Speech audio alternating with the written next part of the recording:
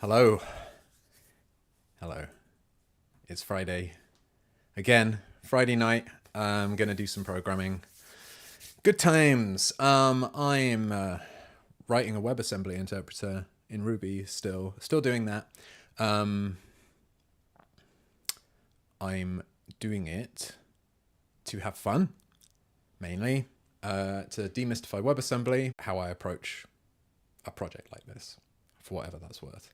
I'm reminding myself now that I'm doing this to have fun, really, not necessarily to build something that works.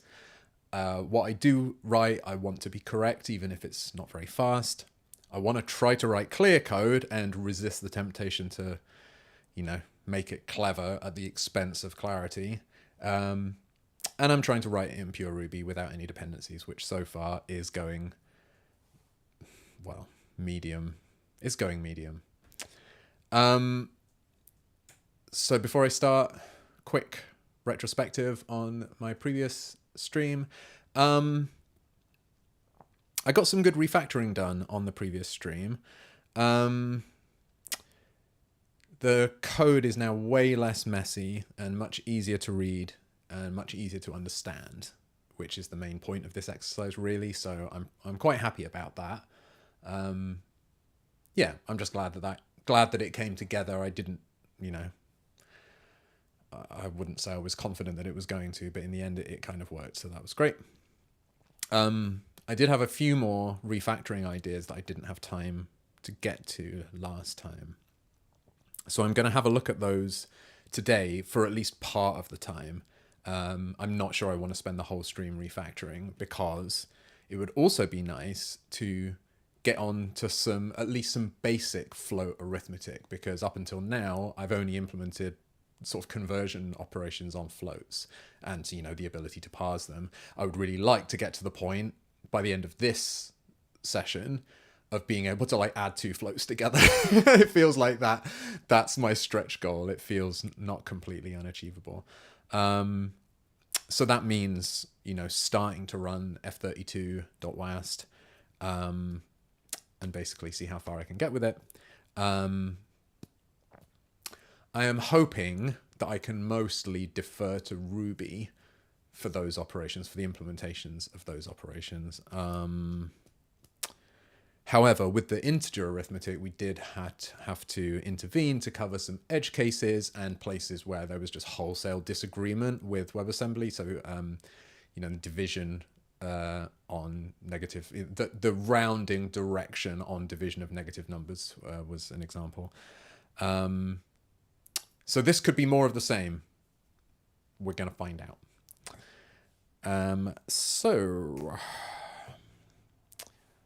I did... Well, firstly, where are we? Test.sh. Okay. So we're successfully running all of the tests. Well, up to conversions. Float.rb.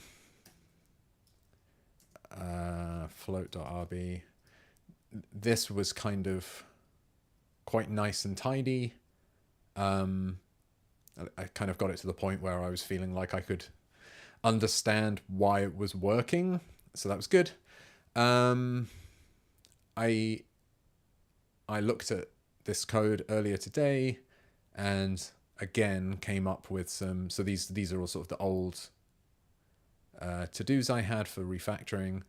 I sort of had a couple of other... Well, firstly, there was some leftover, giving the capture groups better names, improving the indentation of the regular expressions.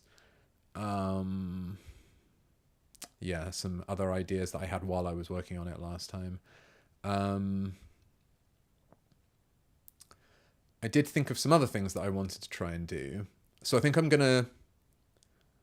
Well, I mean, this is all potentially doable, but I think I'm gonna start with this stuff that I've, since reading the code that came out of the last session, I've sort of thought that there are a few more things that could possibly be improved or clarified here. So I'd like to sort of improve and clarify those if I can.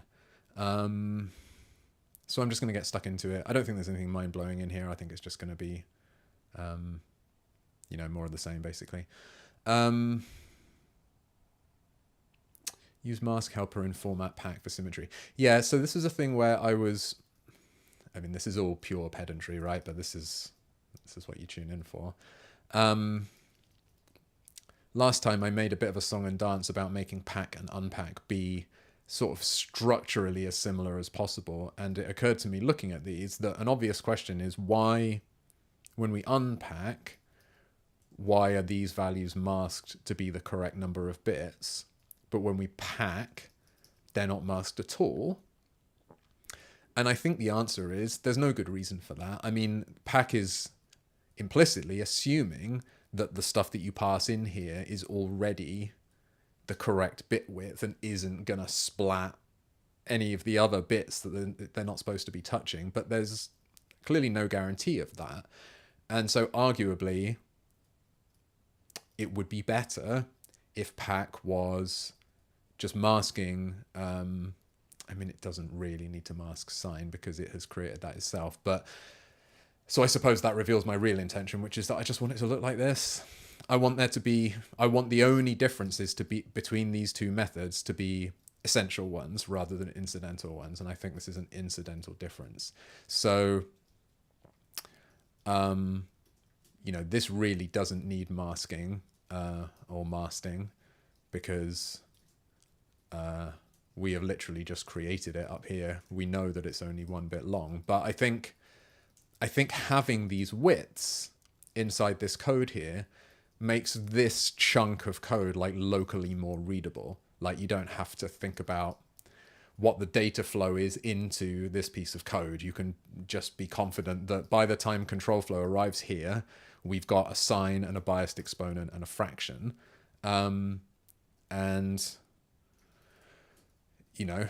We want those to be the right width. So I think this is, sorry, I'm trying to type and I'm trying to speak and type at the same time. I think having this in here just generally makes it a bit more regular. So I like that. I should have done that previously. Test.sh. Right. So that's fine. It's sort of a no-op.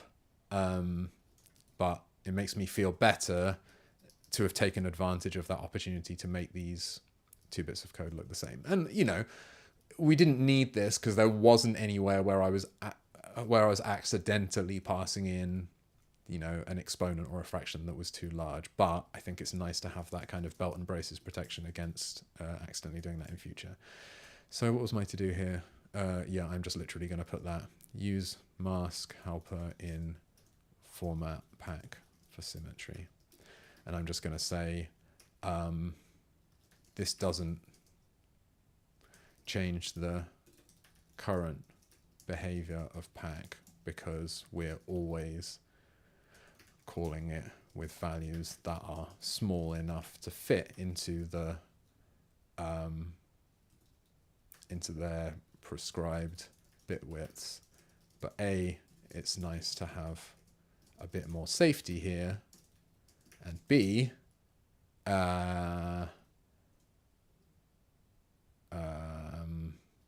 using pack here, using mask here, using mask in pack makes it look more similar to unpack, which hopefully should better highlight the essential differences between the two methods.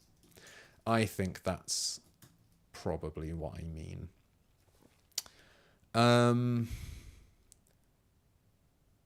Be more disciplined about allowing or removing underscores. Yes, okay. I'm a little bit nervous about, because this is going to involve touching the regular expressions, and I know I've already got this improve indentation. Let's just have a look at those take a look at those regular expressions. I think, although I'm glad I used extended format regular expressions here, I think indenting them out like this is better than just having a car crash of syntax all on one line that looks really forbidding. I also think that the sheer verticality of these regular expressions also makes them a bit intimidating. So I think maybe I could strike a better, like when I was looking at this and, you know, in a terminal this size, I was thinking these two don't even fit in one screen full of code. And yet in some cases, there's only one character per line. So I think this has gone too far. I think it's too compact. So what would this look like? I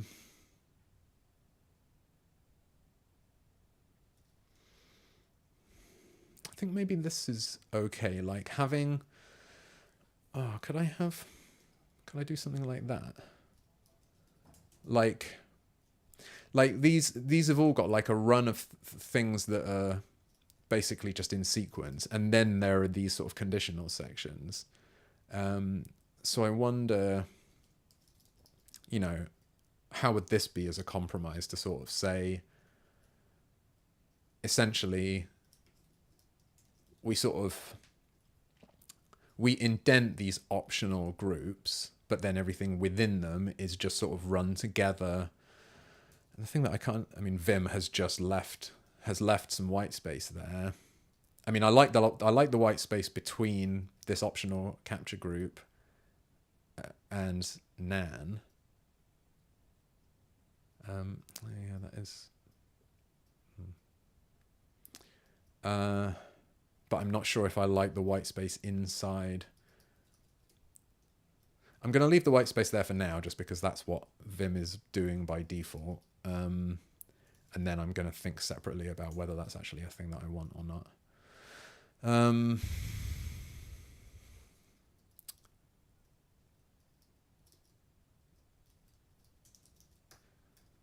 I mean, I think I actually quite like the way these look. I think that's okay. Oh yeah, and so this one would actually go after the 0x like that. You know, so this is saying there's an optional sign, and then there's 0x, and then there's some hex digits, and then there's this sort of separate optional section here, which again, if I wrap this, is like there's a dot followed by 0 or more hex digits. Yeah, and then presumably by that token, I would just make this whole thing just one long run-on of hex exponent separator, then the exponent sign, then the exponent itself. Yeah, I think this is working okay. I wasn't sure that it would, but yeah, I just need to make a decision about the white space inside the thingy.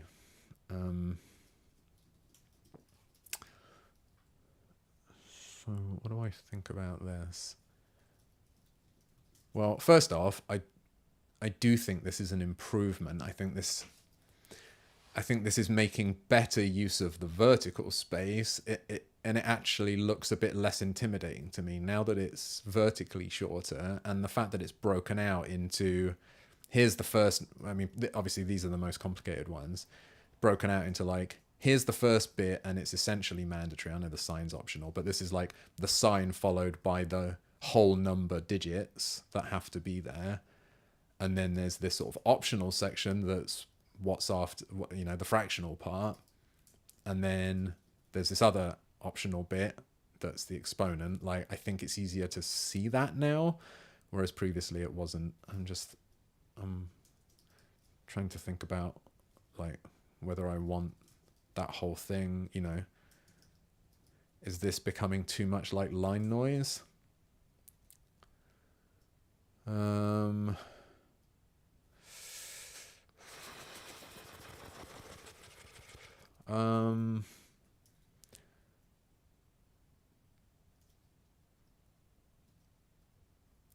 I think maybe that's okay. I mean, I'm a little bit worried about, the brackets within brackets situation, but I think maybe having it broken up, not according to any real discipline, but just sort of by conceptual section, because really, this hex notation, the like finite float notation is really conceptually in three pieces. It's like the whole part, the fractional part, and the exponent, and now that's kind of visible in the layout of this regular expression in a way that it wasn't previously. I guess similarly, this is a similar thing here where it's like, well, you've got the word nan with a optional sign in front of it, and then you've got a completely optional payload.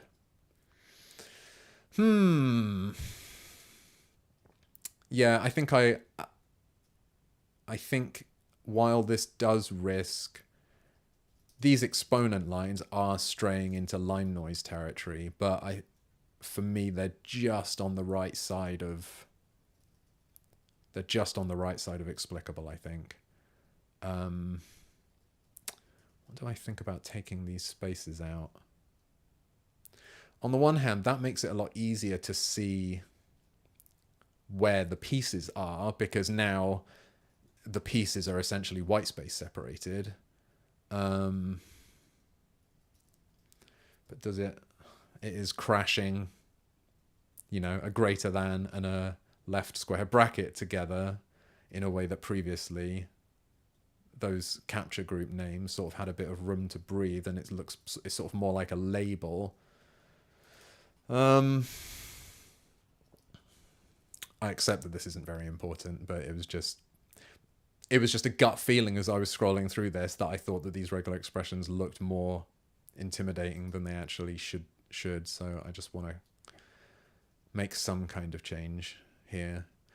I think this is okay. I know this is just a matter of style and everyone will have a different opinion, but I think this is closer to being the correct trade-off, I think, than where it was before, where it was just every single piece was just exploded out vertically, and to me that felt like too much. So I think I'm gonna go with this for now, and then I might wake up in a cold sweat realizing that that having this space after the capture group name is silly or something.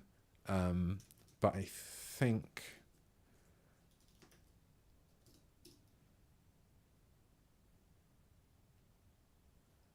I think this is okay. Yeah, I mean, just looking at this diff, I think this is clearly easier to read at a glance. Obviously, well, what I would say is, obviously, if you don't know regular expression syntax, then essentially neither of these is going to be explicable. So it's not like I'm trying to make this readable for someone who has never seen a regular expression before. It's more that I want to make it readable for someone who has seen a regular expression before. And I think when everything is just smashed together with no white space or anything, that it's just so hard to see the boundaries of things. So I hope that this strikes a decent balance between allowing the white space to highlight the boundaries between things while also making it compact enough that it doesn't overwhelm, because I think this previous one I personally found sort of visually overwhelming, and the indentation was so deep and the things being indented were so small that it just felt like it lost all of its structure, whereas now I feel like there is some structure. So I will just say make float regular expressions a bit more compact, and I'll just say I think this strikes a better balance between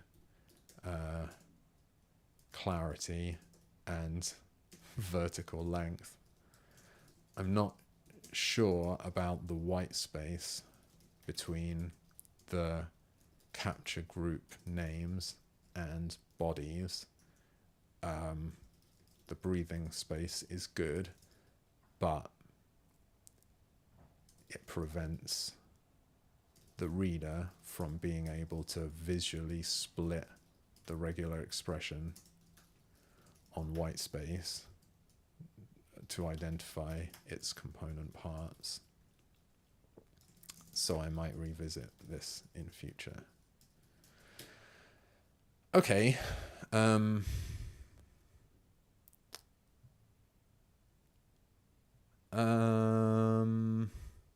mean, I suppose while I'm in here, while I'm messing around with the regular expression, maybe I could just look at the give P, Q, and E better names, because I'm right there. So where is it? So if I look for P with word boundaries, so it's just a coincidence that it's got the less than and greater than around it, that will find me. Okay, so it's just the 4 of them, I think. And that is the... what is it? It's like, well, these 3 pieces... let me bring up a web browser so we can look at where those names came from in the first place. WebAssembly spec core. So I think it's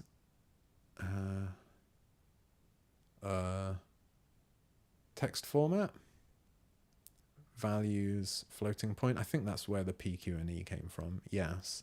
So here in the float notation, P is the bit before the dot, Q is the bit after the dot, and E is the bit after the exponent separator. So I think E is clearly exponent. P and Q are like the 2 parts of the significand. But I'd rather just give them a nice name. I think maybe... I think maybe I'll call them whole. And I don't want to call it fraction, because that's... I mean, it kind of is the fraction. What do I do? What do I do when I'm assembling? Oh, I guess that is... It's like, what do I do when I'm assembling the whole number out of its... out of the whole bit and the fractional bit? It's like, well, that's this. So I can't really copy the name from there, because that's what I'm changing. I think I'm going to call it fractional. I don't know why. I suppose it's because I'm saying it's the whole part and the fractional part of the significand. Yeah, but that's what...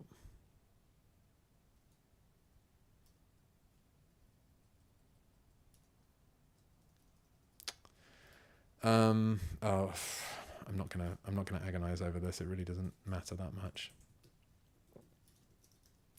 I know that E is exponent, so that's fine.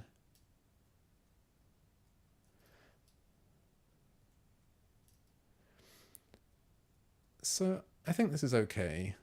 Whole, fractional, exponent, sign, exponent, and then the sign up here. I think that's okay. It does make me realize that perhaps it would be nicer if these were in the order here doesn't matter, of course, but it would sort of be nice if they were in the order that they appear.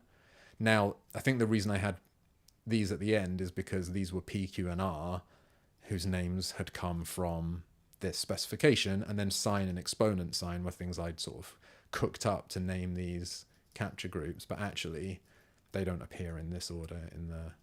And I think that's a small enough change that I'm just gonna do that as part of this. So have I broken anything? I have not. Rather than agonize over this name, I am just going to go with my first instinct and use that, and then I can always change it later. Use descriptive names instead of P, Q, and E. The original names came from the WebAssembly spec. I link to this.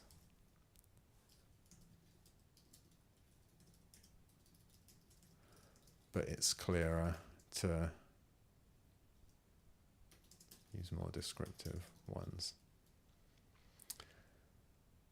I'm not sure that fractional versus fraction is the right choice, but it's easy enough to change my mind later if I develop a stronger opinion. And of course it doesn't really matter. So I think that is, those two changes together constitute a sort of non-trivial readability improvement to that bit of code, I think. And I think if and when I need to maintain these regular expressions, I think I'll be grateful that they're both more compact and more expressive in their syntax now. That it's sort of more self-evident. Oh, I should mention, I also changed the order that the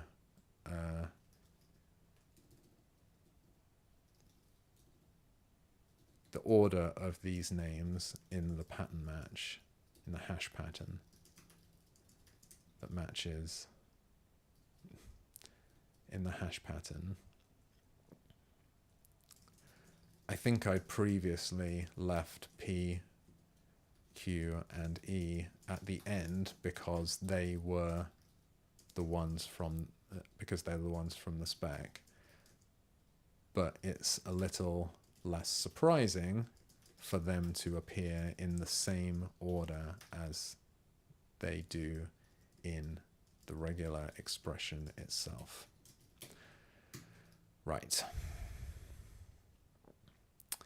Okay, well now I feel more confident doing this thing that I was saying here, which was be more disciplined about allowing or removing underscores. So what I'm talking about here is, this bothers me. Like, I spent some time last time dealing with the... Basically, I don't know if I was very articulate about my motivation for this last time, but like,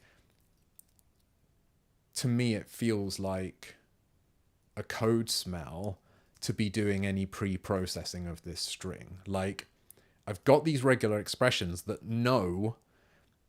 are supposed to be sort of defining what the valid syntax is for floating point literals are. You know, they're really supposed to be effectively a transcription of this part of the specification. And so to be doing something like this, although sometimes you do have to pre-process things to just, you know, get rid of white space or whatever, this feels, firstly, sort of out of place, you know, like, well, if I can deal with all of these other pieces, then why do I need this underscore remover up here? And the other thing is, it's a bit of a blunt instrument because although, well, there may be tests which test this. Actually, let me check. What I was going to say was there aren't any tests that check for invalid uses of underscores, but maybe there are, because I haven't... I'm not actually running the tests that are supposed to check for invalid syntax. I'm only checking the sort of happy path tests.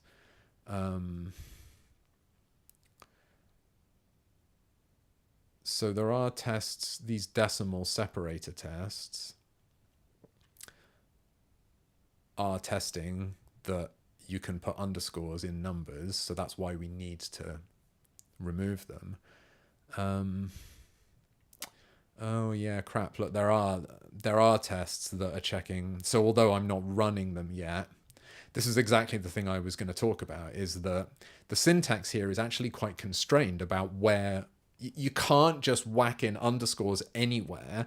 They're only allowed to appear in certain positions. So for example, if you look at this frac production here, well, let's...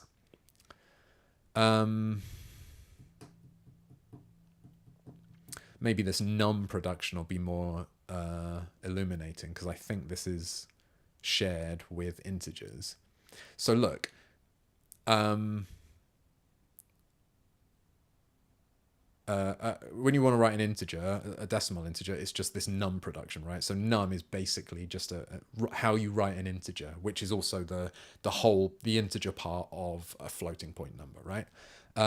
What it says is a num is a digit, a single digit, or it's a num optionally followed by a single underscore and then another digit. So if you want a 3-digit number, you have to recursively use this production, well, essentially 3 times to get these 3 digits. It can't start with an underscore. It can't end with an underscore. It can't have 2 adjacent underscores. Like, this is very strict about where you can put them. What this is saying is you are allowed to use a single underscore optionally as a separator between 2 adjacent digits, and it can't be more than one, and it can't be in a non-separating position, so it can't be at the start or the end. And so in the context of a floating point number, that means that you can have as many, well, within reason, as many digits as you like that are separated by each pairwise, each adjacent pair may be separated by a single underscore, and then you can have a dot, and then the same deal is with these frac and hex frac productions. You know, they've got the same arrangement here.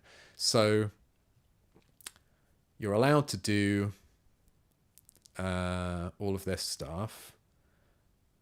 So I mean, essentially, you know, you can use them in whatever positions you like. You know, this is traditional. Most people use them as the sort of where you would put the comma separators every third power of 10 in a large number. But you don't have to do that. You can separate every single digit with an underscore if you want, and you can just stick them in arbitrary positions. There's no I was going to say there's no rules about where you can put them. That's, you know, the point I'm making is that there are rules, but within the rules previously described, you're free to add and remove underscores in any separating position as long as there's not already an underscore there. So you can do all of these, and you can do it in the exponent. You can do it before or after or both the radix point. But yes, I hadn't realized this previously, but I see now that there are tests that are checking. You can't have a leading underscore. You can't put an underscore in between the sign and the first digit. You can't have a trailing underscore. You can't have 2 adjacent underscores. So all of these cases are being checked. Now, it's unfortunate that I have not yet built the machinery to be able to run these. But nonetheless, I think I was already motivated to try to stop doing this, because this feels like too much of a sledgehammer, and it doesn't feel of a piece with the rest of what's going on in this method. So what I would like to do is, what order am I going to do this in?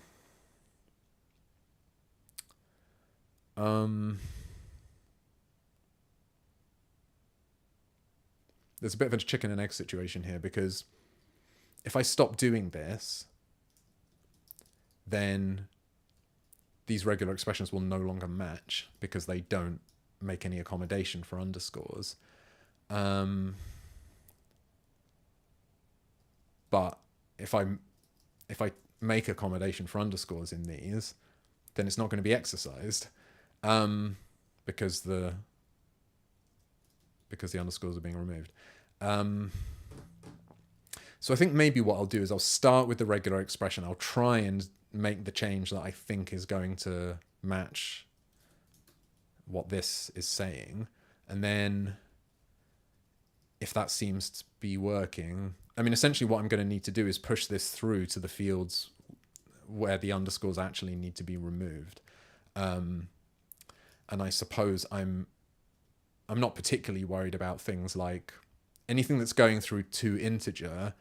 I think Ruby is fine with that anyway. I think, you know, if I do 1, 2, 3, 4 with underscores and then call to integer, it throws them away anyway. So I'm not so worried about that. What I am worried about is this. At the moment, we're using the length of that fractional string as like a slightly ersatz proxy for the logarithm with respect to the base of whatever the radix of this is. What? Sorry, that's a very convoluted way of saying. We're using this to detect how many digits there are in the fractional part, and the problem is just asking for the length of the string is a bit of a clumsy way of doing that. And if there are underscores in the string, then even though toInteger here we'll just ignore them. Length certainly won't. So I think I do need to be assuming that some of these keys here might contain underscores. I think I do need to be diligent about removing the underscores from the ones that are allowed to contain them, and then only in specific places. And then that will preserve the semantics of this bit of code here, because essentially all of the places where you could have legitimately had an underscore anywhere, it will still be removed. It's just we won't have the ability for them to just crop up in random places, which is what this sort of sledgehammer is permitting. So how do I want to, well, firstly, where can I put them? I think they can go here.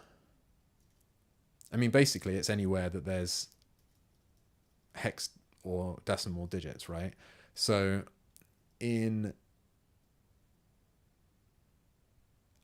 the payload of a nan, you can have underscores, I believe. Is there an example of that?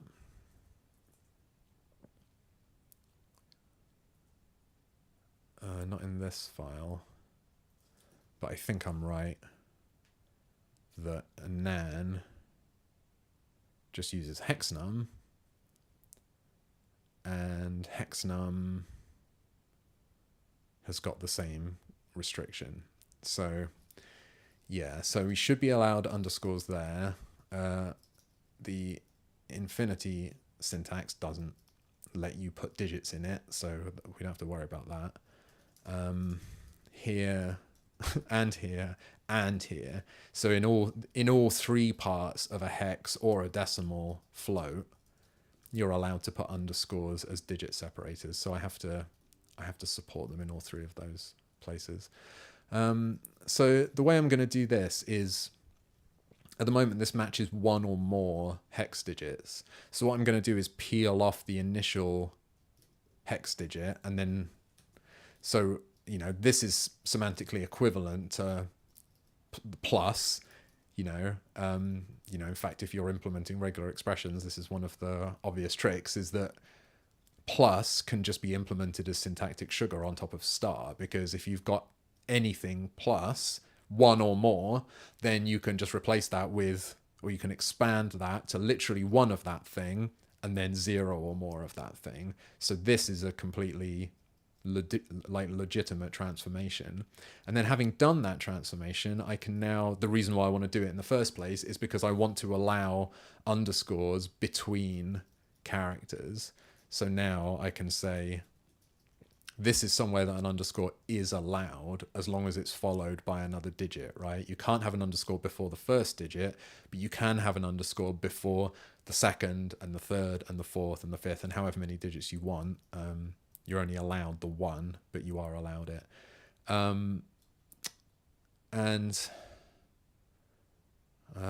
Just think about how this works. The underscore is itself optional. I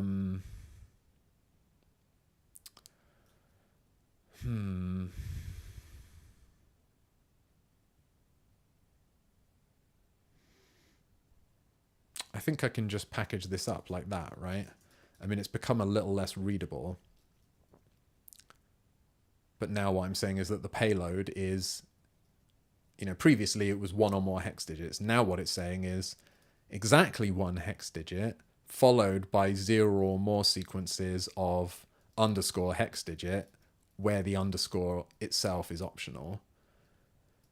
And yeah, I mean, that's now contributing to the sort of syntactic train wreck here, but I think that's okay. Maybe I should just run the tests to confirm that. Okay, so that's all fine. You know, there still aren't any underscores for it to match, but like at the very least, this hasn't broken any of the existing code. So I'll do this a bit more quickly. So this is going to be the same, \h followed by h star. And now we're saying that this whole thing is not just a hex digit, it's an optional underscore and then a hex digit. Oh, here we have to be a little bit more careful because this is 0 or more hex digits. But again, that is equivalent to, you wouldn't ever do this in an implementation of regular expressions because I can't see any reason why you would. But that's the same as a single optional hex digit. Oh, how are we gonna... no, that's not quite right, is it? I was going to say it's the same as a single optional hex digit followed by, 0 or more of these.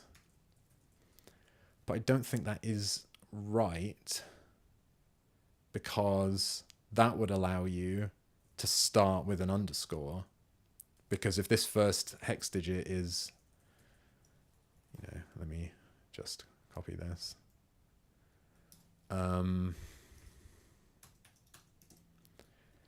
That would allow me to match, this is just the fractional part, so it's supposed to be matching dot ABC.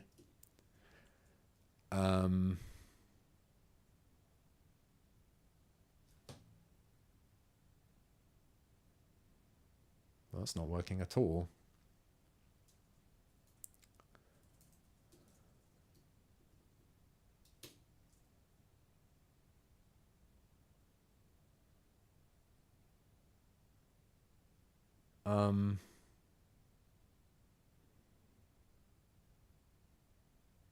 Oh, it's because there's no anchoring. Right, okay. Yeah. You can match the empty string if you don't match anything. What is going on here? Oh, I'm sorry. This is an extended regular expression. Okay. Forget what I said about anchoring. Of course, it will attempt the longest match it can. That was just my brain misfiring. But I'm sorry, I'm not keeping a close enough eye on the live chat, so I missed whatever you said, Johnny. But if you don't want me to see it, then that's fine anyway.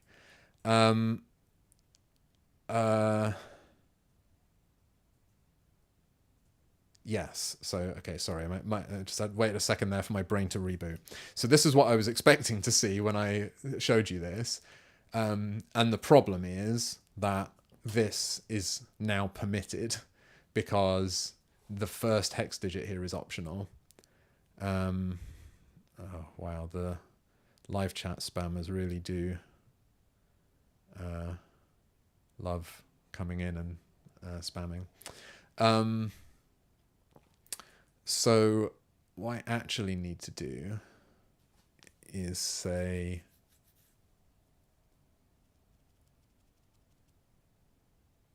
if you want to have a fractional part,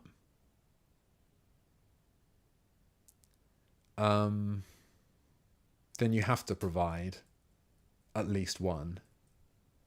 But then that means that we have to make the whole fractional part optional, which previously it wasn't.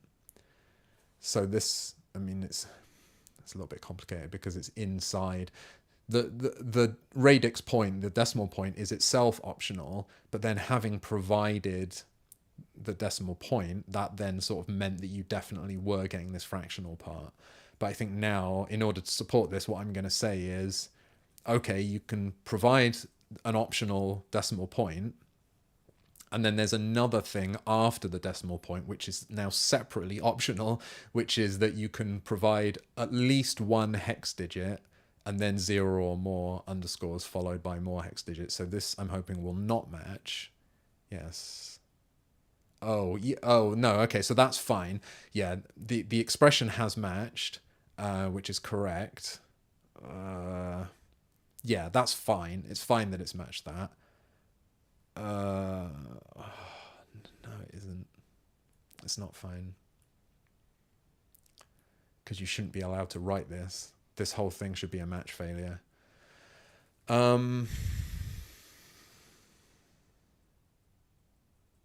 Okay.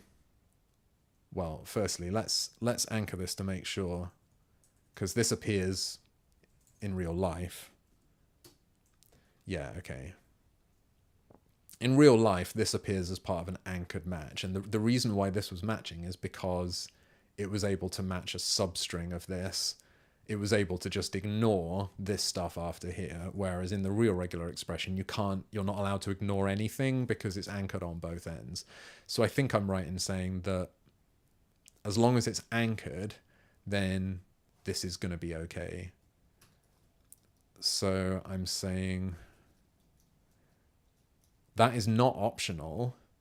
So if you want this fractional named capture group to match, then you have to provide a hex digit, at least one, but we are now making that whole thing optional. Okay, that was a little bit hairy. I was not expecting it to be... Well, there's a little subtlety there that I hadn't really thought about. I sort of thought I was just going to be able to... I thought that the equivalent to unfolding a plus was just going to be...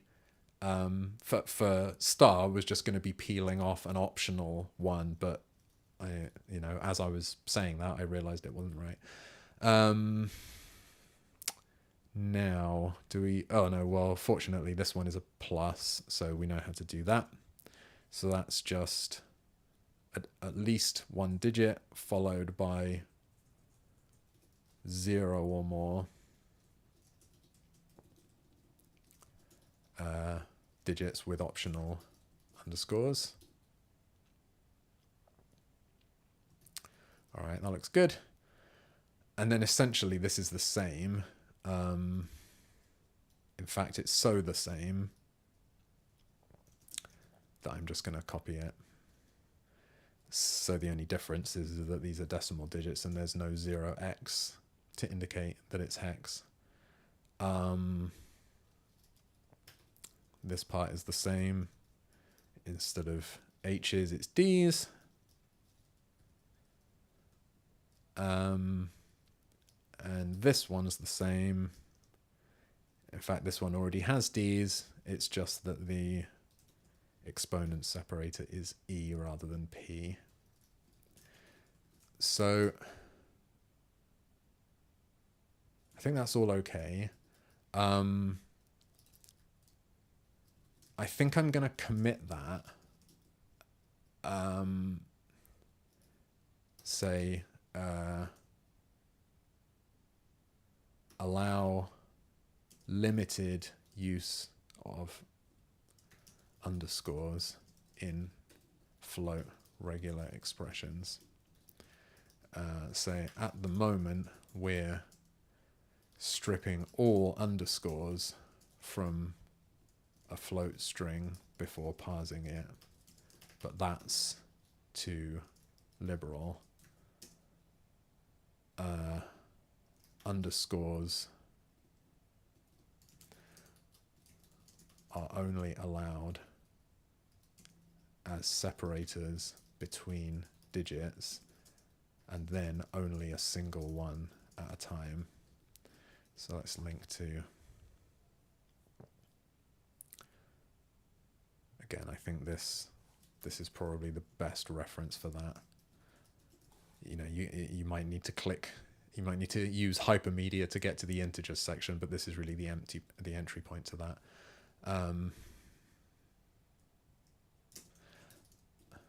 I'd like to stop stripping them wholesale and only remove them once we know that they've been used correctly.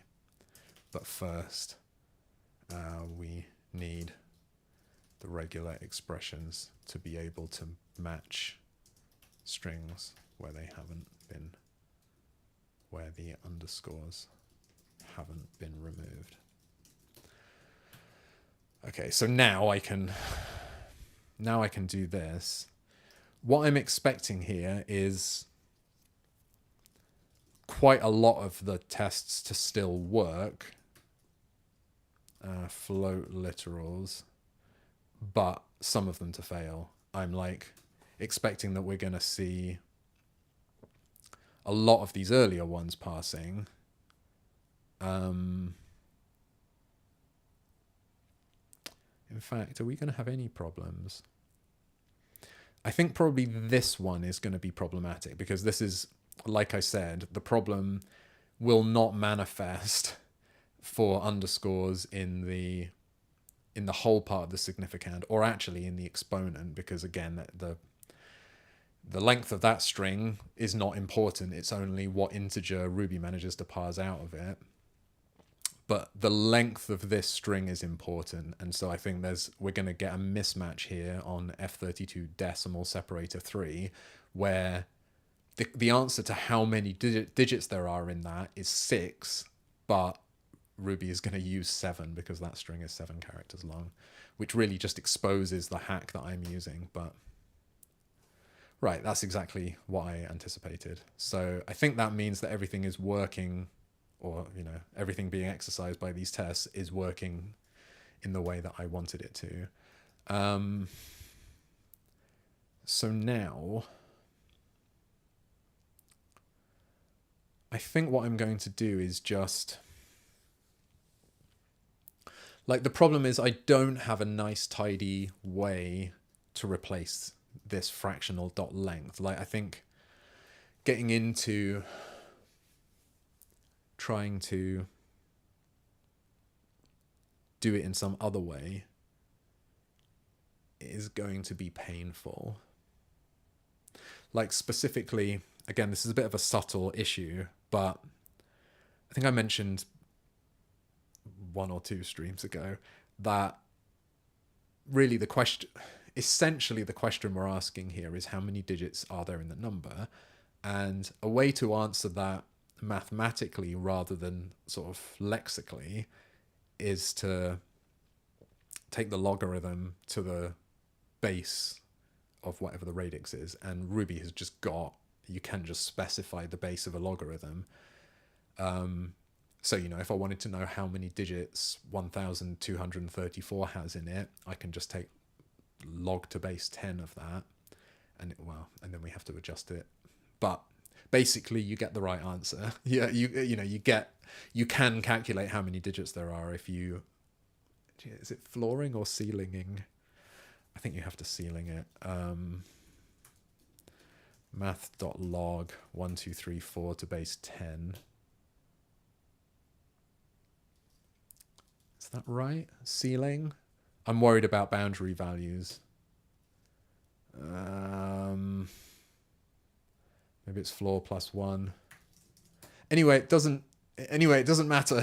The point is, I'm not going to do it that way. The reason why I'm not going to do it that way is because this cannot account for leading zeros. There is a difference between 123.456 and 123.000000456. But when I've got this in a string, if I wanted to turn this into an integer so that I could do some kind of fancy pants math.log on it, these zeros all get thrown away, but they're significant. Like, leading zeros are significant in this fractional part, and so for that reason, I think the only way to do this really is lexically, or like the only way I know how to do it is to actually step through the string and, for example, count all of the digits that you see in the string. And that's really no different from just removing everything that's not a digit and taking the length. So much as I dislike this hack, I sort of feel like this is kind of as good as it gets. Anyway, sorry, I don't know why I'm going off on one here. What I'm saying is I want whole and fractional and exponent to equal whole, fractional, exponent, map, translate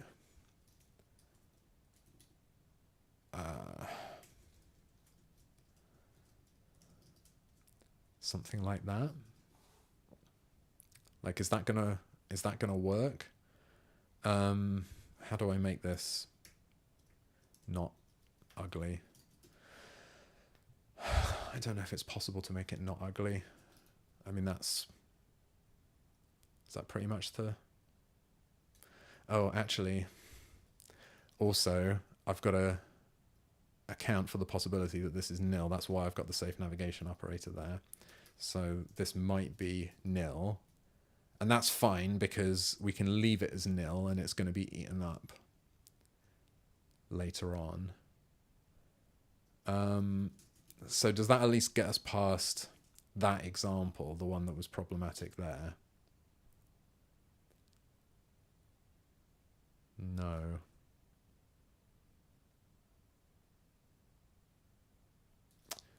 Well, that's because I made a typo. Right. Okay. It's good to... This is why I find it so important to...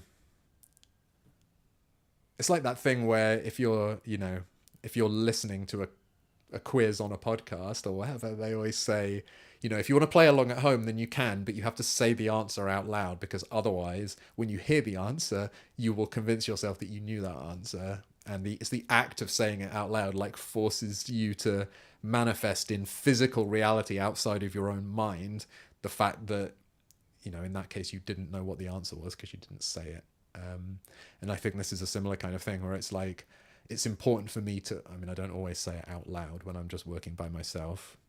But sometimes I do, to just like state what I think is about to happen or what I think the outcome of running the test is, because either that is what happens, in which case I get to retroactively confirm that my understanding was correct, or, as is far more often the case, something else happens and then I notice that something else has happened because I just spoke out loud or in my inside voice that something was going to happen and it didn't.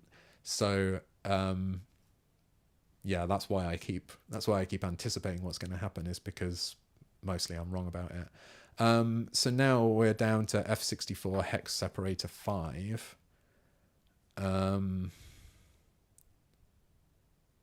Oh no, hold on. Well, I didn't...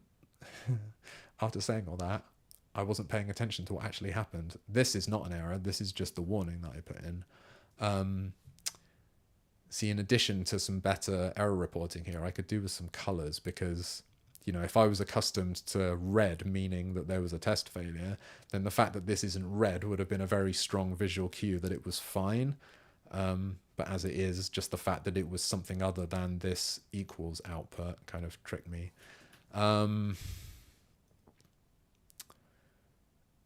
So,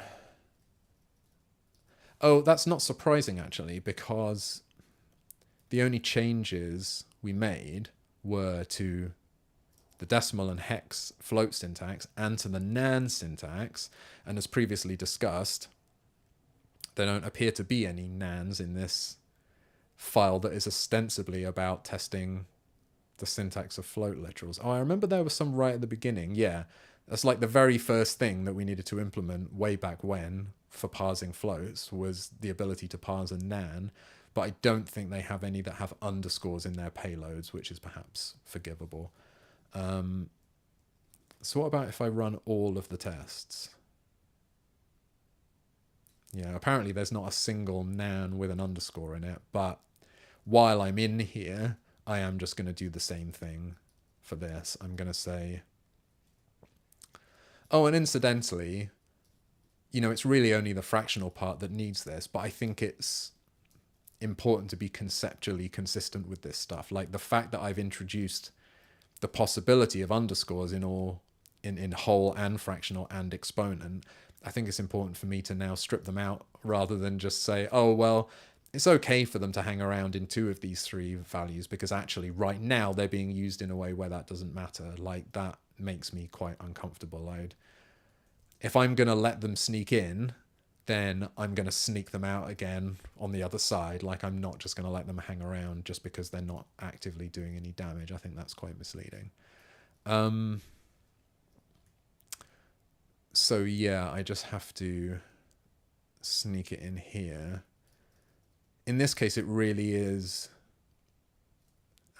where is it? I've gone way too far. Here it is. This is what I was looking for. So right now, we've got this line of code that just takes... This is what happens to the payload string, is it just gets piped through to integer. So I think I can just intervene here and say, I'll remove any underscores before that happens. And again, it's not actually necessary because toInteger will ignore them anyway. But I think, like I say, conceptually, I am the one who put the underscores into that string by allowing them in the regular expression. And I wanted that.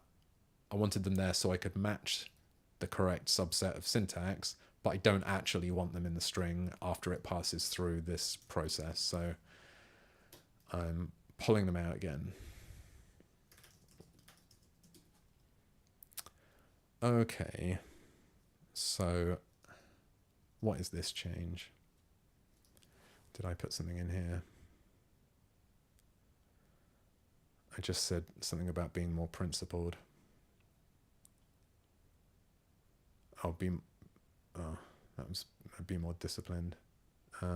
Yeah, be more disciplined about allowing or removing underscores in float.parse. Well, that's maybe the goal that I have achieved by doing this. I'm going to say remove underscores from floats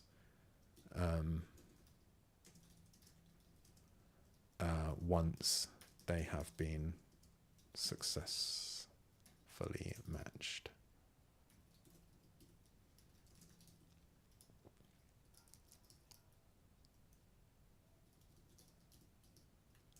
This isn't necessary in all cases because string to I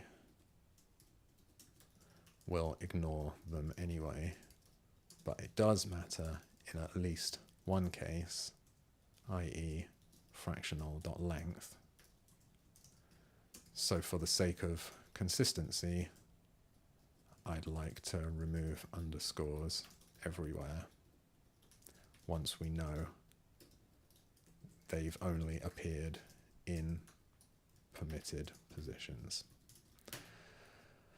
Okay, I think that counts as being more disciplined, perhaps too disciplined, but yeah, it kind of bothered me.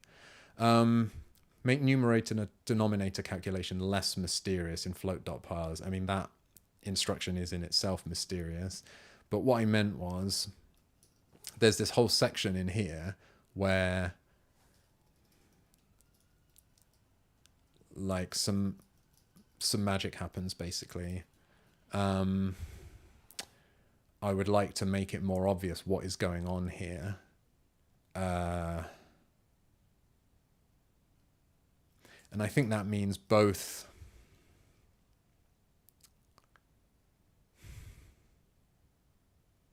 what do I mean by that? I suppose what I'm thinking is I would like for this to not just be... I think this big long expression is a bit hard to understand, and I would like to name parts of it, basically.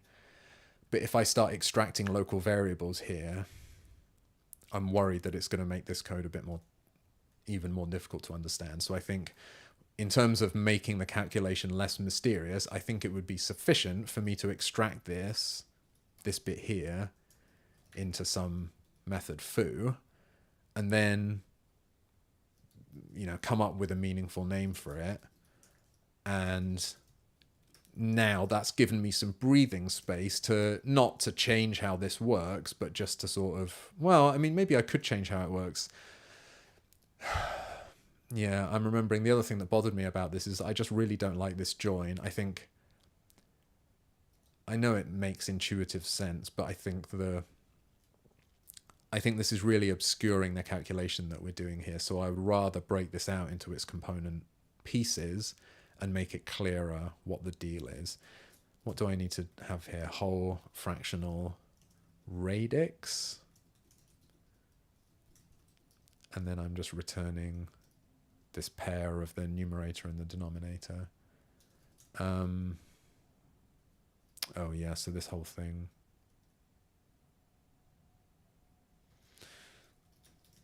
I'm just trying to think how to, I could have just put square brackets around that, but again, I want to make some breathing room here, because what I would like to do is sort of refactor this a little bit to clarify what's going on.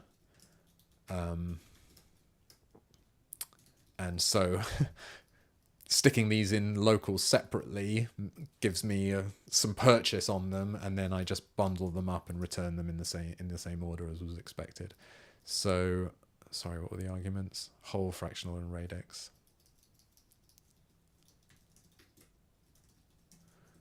This is just a silly little helper. I would like to make this private, but as previously illustrated, module function doesn't play nicely with private, which I didn't realize. Figure out how to make module functions private, e.g. just switch to class self. You know, it's nice to be able to use module function, but at the moment there's no distinction between these little helper methods, which I want to exist, and, you know, the public API of this thing, like parse, and that doesn't matter really, but it just makes me a bit uncomfortable, and I think does make it a little harder to understand, well, what is the public API of this class versus what are just helper methods. So I would like to clarify that if possible. So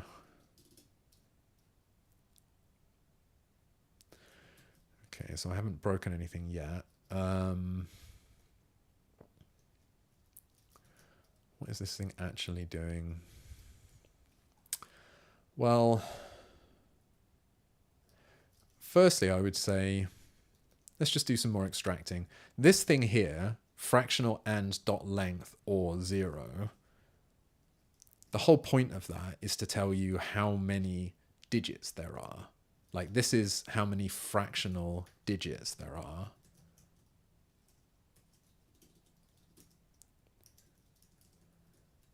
So given that that's what I would do if someone asked me the question of what that number is, I think now that I've got this breathing space in a helper method, I think just allowing myself to name it is a good idea.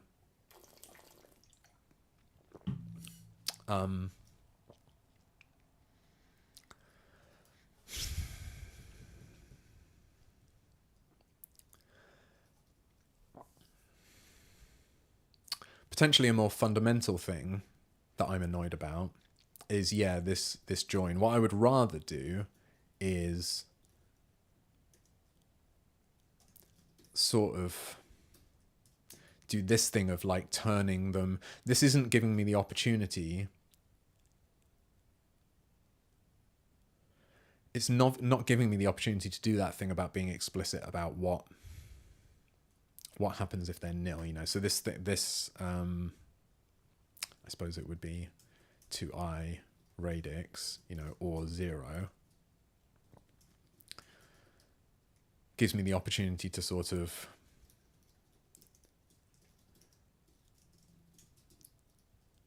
I think what's bothering me is the sort of the various things that are implicit here in terms of coercing into strings. We've already done that, right?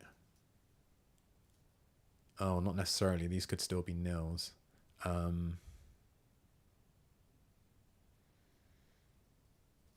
Right, but that's why we're doing safe navigation, right?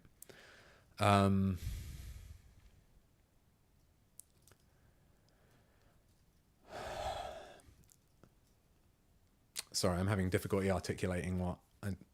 This is always the case that, like, when I look at some code, there's something that's nagging at me, and now I just have to think about what it is that's nagging at me. I think what's nagging at me is this idea of using string concatenation to determine the numerator. I don't like that.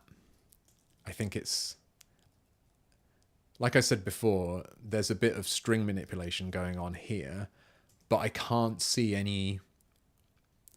I literally don't know a better way than this, apart from the equivalent way of just iterating through all the characters in the string and checking to see which ones of them are, how many of them are digits. And even that's problematic because, well, what does digit mean? It depends on whether this is a decimal or a hex float. So I think, given that this string that we've got is already very refined because it's been squeezed through a pinhole-sized regular expression for us to get it in the first place, I think just stripping out the underscores and then knowing that the only characters that can be in that string are digits, I think asking for the length of the string to decide how many digits there are is actually fine. Whereas here, concatenating two strings together, I think is a bit naughty.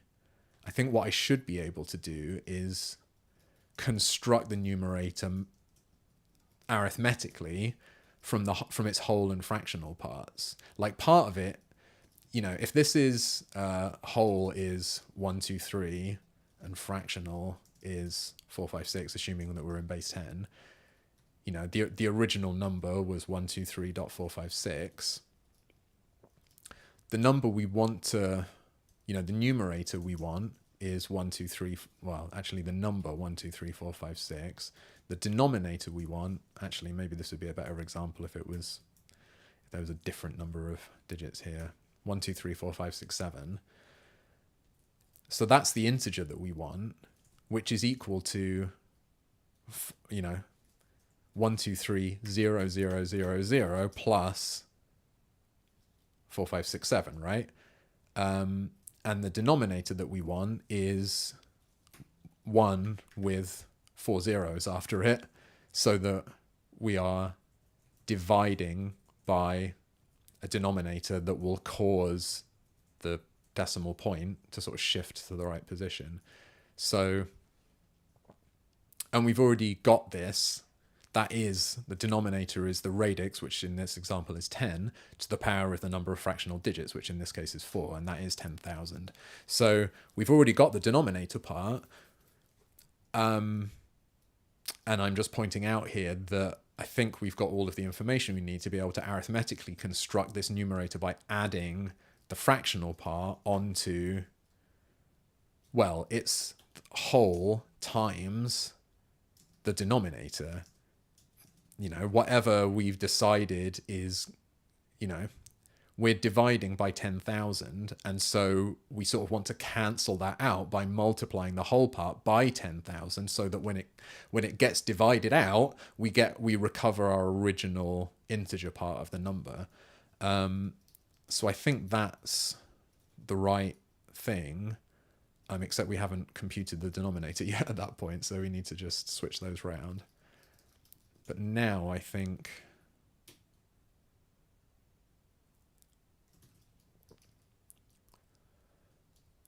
that's way clearer. We are now not relying on stuff that's happening implicitly, because again, an implicit thing that was happening here was that if the fractional part was missing, it was being represented by the empty string here. And yeah, it so happens that joining the empty string on doesn't do anything to the original number, and everything kind of comes out in the wash. But I think having to understand the algebraic structure of strings and concatenation and what the identity for that is and how that relates to what happens when you push it through to integer, like, it's all very, I think it's mathematically complicated. At least when you think about it, it's mathematically complicated. Whereas I think this is much more kind of primary school mathematics territory, which is where I prefer to live, because then I can actually understand stuff. So I think this is good, apart from the not terribly good function name foo.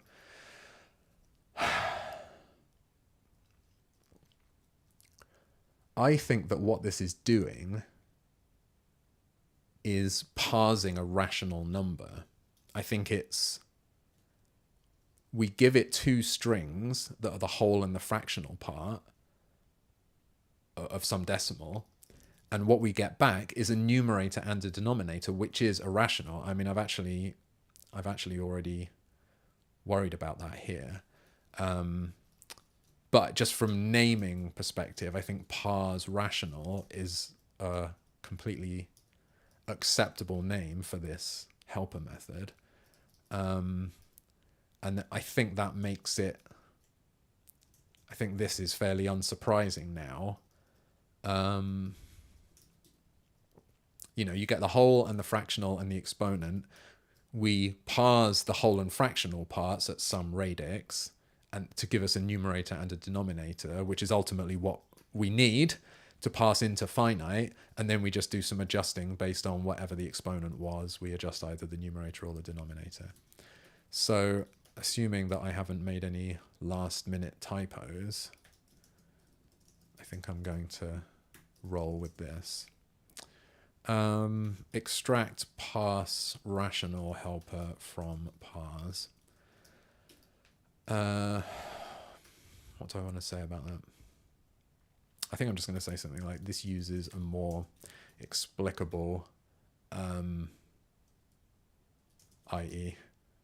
basic arithmetic calculation to turn the strings into a rational number rather than relying on the more subtle semantics of array, join, and string to I with respect to concatenation, the empty string, etc. It's possible that all of that stuff that I'm saying is not meaningful to you, in which case I can only apologize. It's really, just me being strange. But all you need to know is that I feel more relaxed about this code now because it makes more sense to me than it used to. And actually, I think that is kind of, I think that statement is kind of justified by the diff here, where you can see that like this fairly compact line of code has now expanded into a more verbose chunk of code. And I mean, sometimes it's nice when we can write commits whose diffs look the other way around. It's always nice to remove code as much as possible. But in this case, I think what I'm trading off for concision is clarity. I think this code is sort of self-explanatory, or more self-explanatory than this code was. I think, this was pretty mysterious if you weren't the person who wrote it 5 minutes after you wrote it. Whereas this, I think, there's more of it to read, but I think if you step through it one line at a time, hopefully every line of this makes sense on its own terms, and then you can integrate each of those lines into a coherent whole, and it kind of makes sense. So, as always, everything's a trade-off, but I feel like that trade-off is going in the right direction. So I think I've achieved that, making the calculation less mysterious. I mean,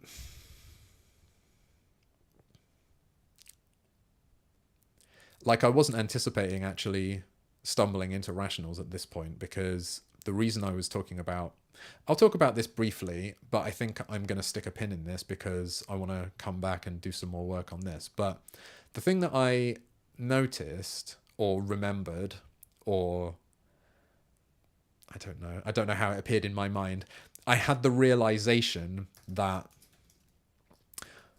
one of the things I was lamenting last time was that I couldn't think of any, I introduced to float here specifically in order to banish pack and unpack from the interpreter, right? And I would have really liked it if there'd been an easy way for me to implement to float here without using pack and unpack. And there actually is an easy way, I think, which is that, well, and I realized this last time, I think I talked about it. Finite already has a numerator and a denominator in it. And so you can recover the Ruby float by just dividing those two numbers by each other. So, if your numerator is that number and your denominator is that number, except it has to be syntactically valid, then you can always just do like numerator to float divided by denominator or something similar. And like, hooray, you've made yourself a float. So that's kind of easy. But the reason why I didn't do that, and maybe this is a cautionary tale, is that I was anticipating that at some point we're going to have to implement the inverse of this operation, that at some point,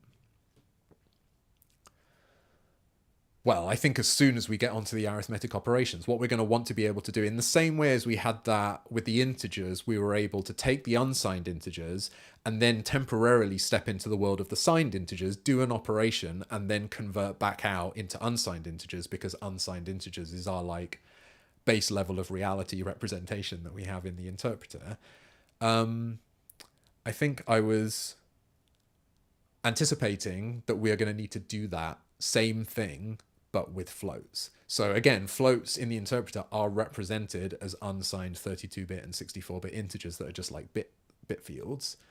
But in order to add two of them together with the semantics of IEEE 754 floats, what we're going to have to do is through our use our float implementation to decode those bit strings into our float implementation, and then do something like this to turn them into Ruby floats, because Ruby floats are the objects that have the implementation of addition or subtraction or multiplication or division or whatever. We do the operation, we smash those values together, and we get the result. And then we're going to need to back out again. We're going to need to say, okay, take that Ruby float, roll it back into one of our floats, and then encode that float into a 32 or a 64-bit integer for representation in the interpreter. And the problem is that I couldn't think of any other way than using pack and unpack to do that reverse operation. So it's fine to say just divide the numerator by the denominator and that gives you a float, but you can't go back the other way, is what I said yesterday.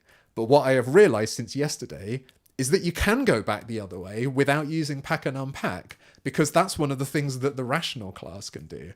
So if I should have just kept this open. So if I do numerator to float divided by denominator, then that gives me some Ruby float. But you can... I don't know why I didn't remember this immediately, but maybe it's because it's not super obvious. This rational method that you use for constructing rational numbers has got this very surprising behavior, which is that you can plug in a float and it will return you a rational. So it will tell you, I mean, I assume that this is derived from the underlying representation that, you know, because IEEE 754 64-bit floats are represented as essentially a numerator and a denominator, although it's done as a significand or a fraction and an exponent, but it's still expressible as a ratio between two integers. I think this is a way to sneak those integers out of it. So we can smuggle the numerator and the denominator out using the rational class. Like, this has the ability, the Maths given ability, to tap into the underlying representation of the float and pull out essentially the fraction and the exponent, but really it exposes them as a numerator and a denominator, which, joy of joys, is what we want anyway. So I was very happy when I remembered that. So let's see.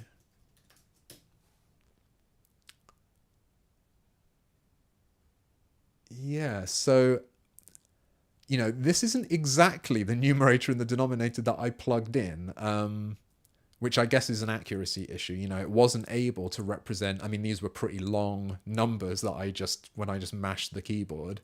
But let's say like float equals 1, 2, 3, 4, 5 to float divided by 6, 7, 8, 9. 6, 7, 8, 9. Is that reasonable? Maybe that's too large.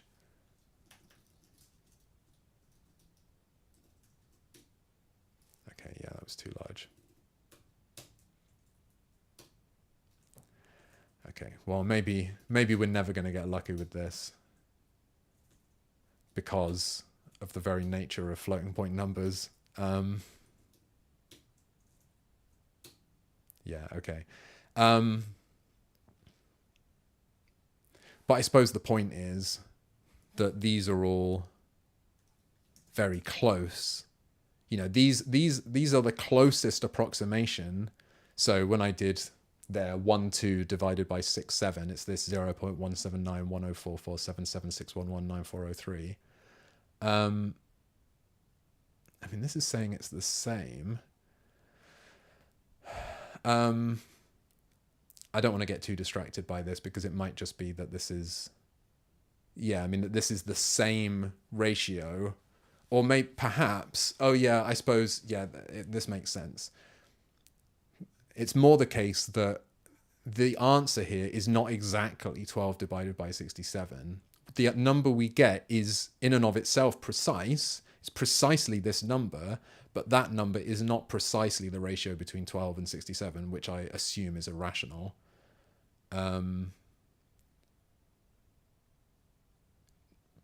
Just because, you know.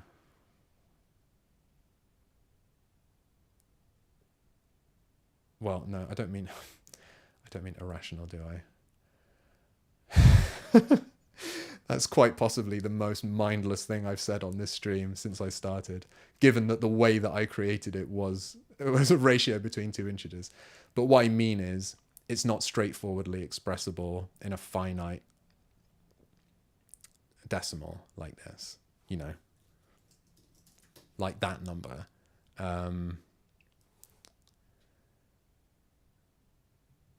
So yes, we got an approximation to the number we wanted, but that approximation was precisely this ratio. So the approximation that's happening here is the same, exactly the same as the approximation that we're doing in our implementation, and this just happens to be what that approximation was. So anyway, the point is, I don't need to use pack and unpack at all.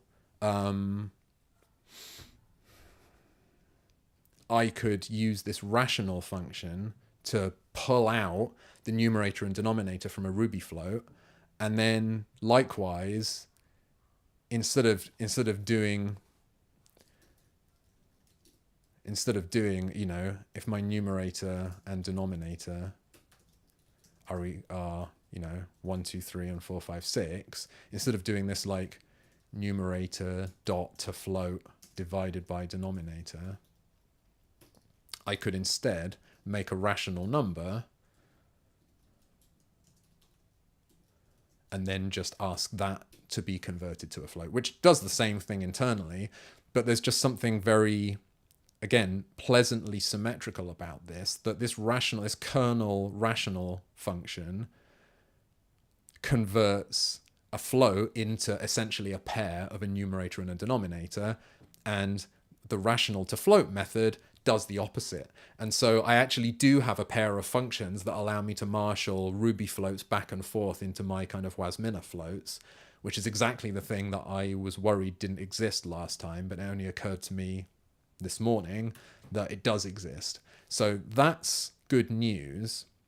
But the reason why I wanted to stick a pin in it was because I don't want to forget about the fact that this parse rational is just returning a numerator and a denominator. And actually, now that I have already convinced myself that the rational class has got an essential role to play in my implementation here, because as far as I know, this really is the only way to reach in and retrieve the numerator and denominator directly from a Ruby float without round tripping it through pack, which is it really feels like you've just given up on life at that point.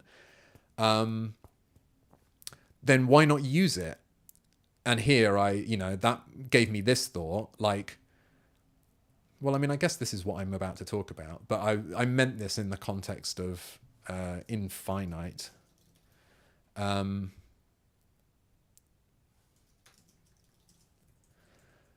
But it applies just as well here. Like basically anywhere, if I'm if I'm going to start using rational for some purposes, then why not just adopt it? Because rational really is just a package of, a rational is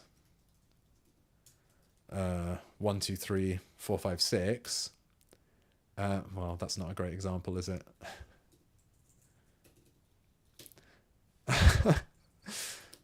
Please let me find two coprime integers. Right.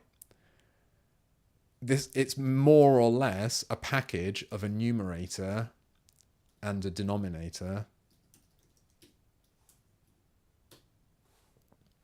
Right? Of course, the subtlety is that it also reduces this to its lowest form. So we have to be careful about this, because there might be... I'm trying to think whether this would ever be a problem. But there might be places where we care about the magnitude of the denominator specifically. It used to be, I think, in Ruby 1.8, you used to be able to... There was this rational.newBang that you could say, oh, I want, the numerator to be 12 and the denominator to be 34, and I want you to remember those and not reduce it to 6/17, which is just half, because these are both even. You can divide both of them by 2 to get 6 and 17 respectively. So this sort of reduced it to its lowest form. You could... newBang meant don't do that. Just always hold on to the original numerator and denominator. But that got taken out of Ruby, so I can't use that. But I would hope that for at least purposes like this, where, here, all I care about, the only reason I have a numerator and denominator is that I want to express a ratio between two quantities. And that is invariant under that kind of cancelling out common factors to get the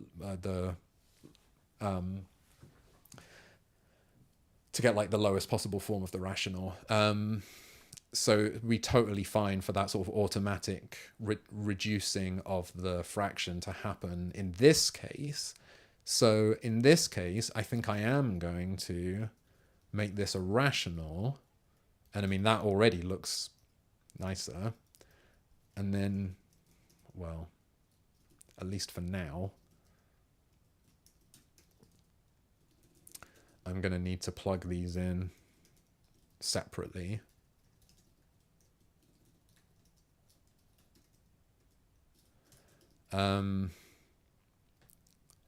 But part of what I'm moving towards here is perhaps, I know this has made the code worse for now. This really isn't an improvement that I've coalesced those two values into a single value, and now I've just got to deconstruct it again to pass it into finite. But I think this is pushing me more in the direction of this thing that I'd already thought I might want to do, which is basically make the finite class use a rational number as its internal representation rather than a separate numerator and denominator. Firstly, because it's really more idiomatic in Ruby. If you've got a numerator and a denominator, then use a rational number. It's like if you've got a real part and an imaginary part, you should use a complex you should use an instance of the complex class. Don't carry them around yourself. And secondly, it's possible that this might help us mathematically as well, because this numerator and denominator, they really are, it's not like we're actually using them as the two-dimensional coordinates of a point in a plane. They really are supposed to represent a coherent quantity that is a ratio between two integers. And so it might be that by using a representation that is more authentically represents the domain that we're working in, it's quite likely that we'll get some advantage from that. I mean, the sort of reduction to the lowest possible fraction, I don't think is an advantage for us. And like I said, I am a little concerned that is not that that's not always going to be a good thing. I won't go down that rabbit hole right now, but I don't think we can just wholesale replace numerator and denominator with rational everywhere, but I think this is a place where we probably could. So this whole thing just becomes what? Rational? Like, is that okay? I think it is. I don't see any reason why I can't do that.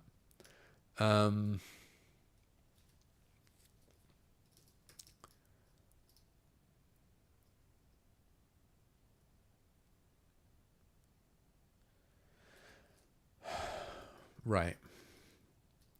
So I've got to modify either the denominator or the numerator. I don't think you can do that directly.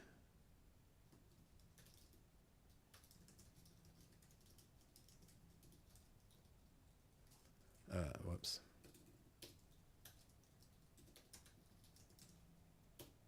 Right. So you can't just assign it. So we've got to make a new rational that's got the right size.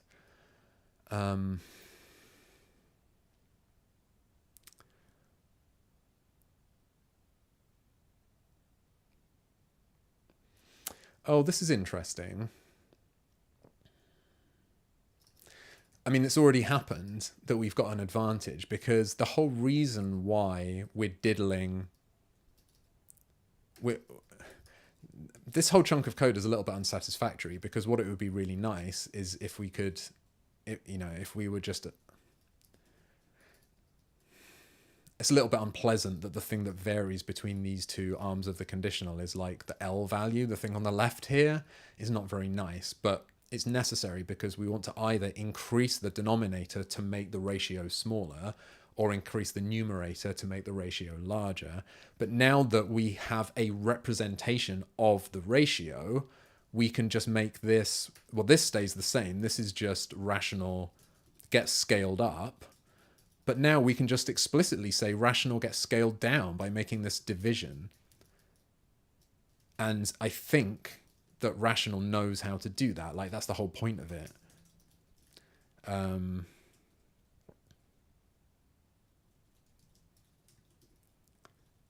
I've got my ratio there. If I divide it by 2, then it's doubled the denominator, right? Because that's what makes it half the size. Whereas if I multiply it by 2, well, what it's done is doubled the numerator, and then it's reduced this fraction. So that has had the eventual result of actually halving the denominator, but that was only possible because the denominator is even. So this has taken care of all the details for us, so I just need to say make it smaller or make it larger. And like I said, if there's going to be an assignment, I would rather that assignment happens outside. So I would rather say here, we are reassigning rational. So that's why I like it being outside, is that you can see, like reading a newspaper story that's been written in that sort of pyramid style, you can see from the very first line that what we're doing here is we're reassigning some value to this rational. What is the value that we are assigning? Well, it's the rational either scaled down or scaled up by this kind of scale factor. So I think that, firstly, I think this is actually much nicer. I think this code is easier to understand. You don't have to think about, well, what does it mean to be multiplying the numerator or the denominator? Because now that detail has been pushed down into the implementation of rational. At this level, we're just saying we want to make it smaller or we want to make it larger, depending on whether the exponent was positive or negative, which is hopefully easier to understand. Does this all still work, though? That's the question. Yeah, that seems fine. Okay. Return actual rational instance from parse rational. This isn't yet API compatible with finite, but it does allow us to more straightforwardly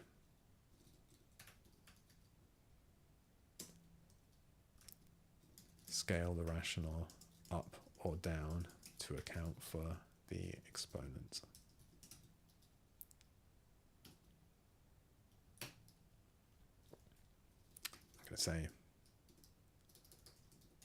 so it's already worth doing. I think I'm convinced of that.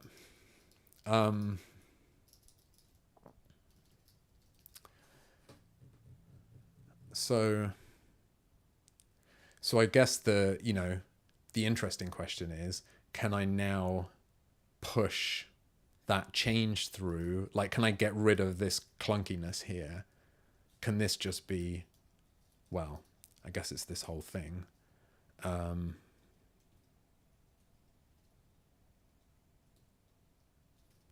this just be rational? Given that this finite really just needs its numerator and its denominator, can we just pass them in the form of a rational?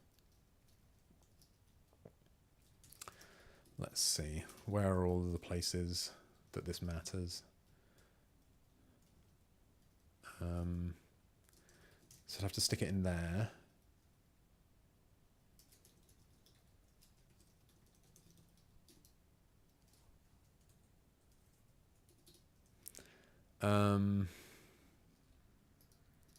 So the rational goes in there. We don't directly use the numerator or the denominator inside encode here, because I think that's pushed down into approximate within.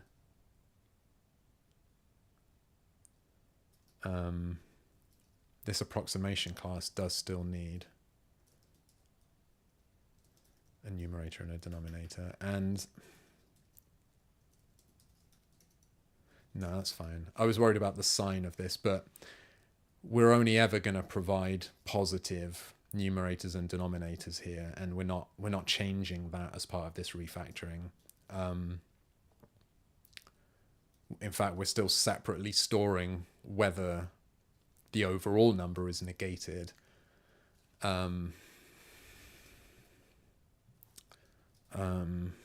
Combine negated with rational in finite. Like, it might be possible for us to fold that in, and if we do, then we need to worry at this point about whether this we'd have to take the absolute value of the numerator and the denominator here to make sure that we weren't passing negative numbers into this approximation class, which is not designed to work with negative numbers. It assumes that it's being given two positive integers. But for now, I don't need to worry about that.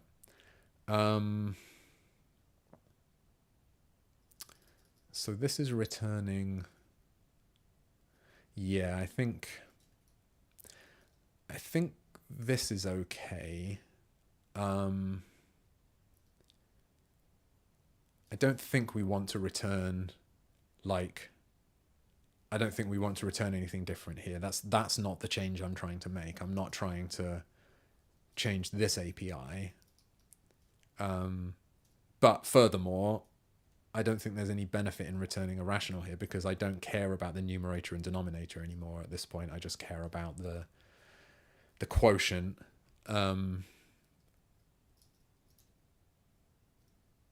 Yeah, which becomes the significand on this side. So I think that's okay. So I haven't changed, the change doesn't propagate into this approximation class, so I don't need to worry about that. Okay, so back up to the top here. Oh, this is quite sweet, because we can just use rational to convert that to it. So we don't need to specify a denominator. If this is an integer, rational will just give us, it just gives us 123 over 1. So that's actually saved us a little bit of, well, it's removed a magic number from the code, which is always kind of nice. So yeah, I think this shows quite clearly that when we've been given an arbitrary signed integer, for now, we're splitting that apart into its two ingredients. It's got a magnitude here, which we're going to store as a rational, and then it's got a sign that we're going to store as a Boolean. In reality, I can't think of a good reason why we couldn't just store it as a signed rational here and not take the absolute value of that integer. But that's a separate change, obviously. So what's going on here in the... What are we doing here? Oh, this is decode. Yeah, okay. So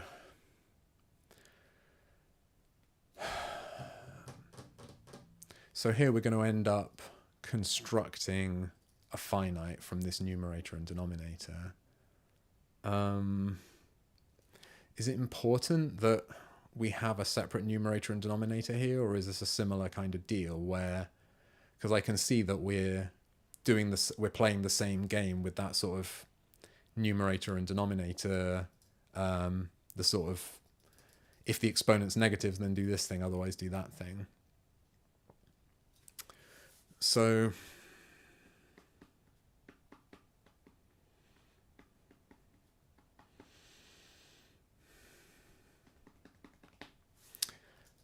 firstly, well, we're going to end up with a rational here, right? Like that's the goal. So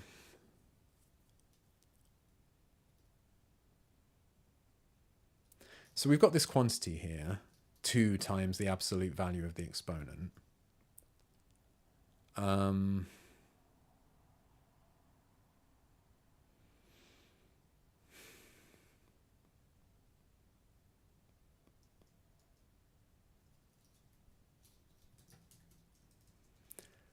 Previously, I called that scale in that other method we were just looking at, parse. This was called scale, like the thing that we're going to multiply the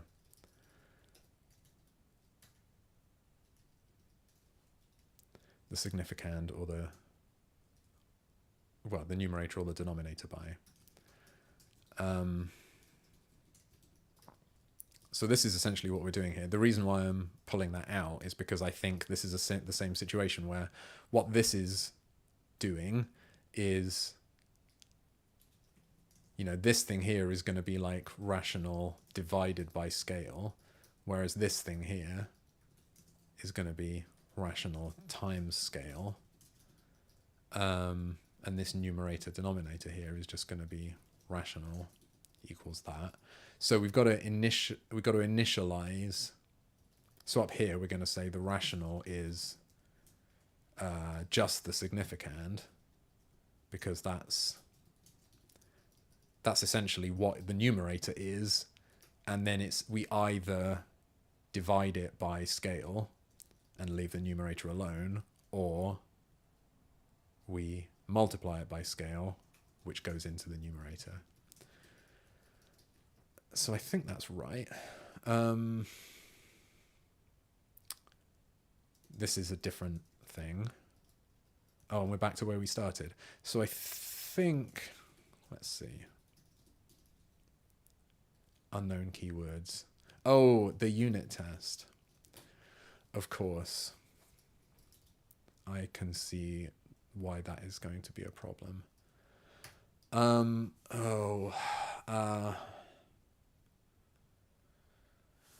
do I want to do this?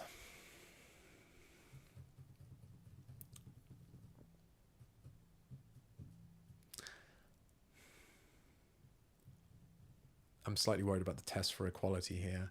I think maybe the easiest way to do this is to just make this instead of taking a numerator and a denominator, make it take a rational.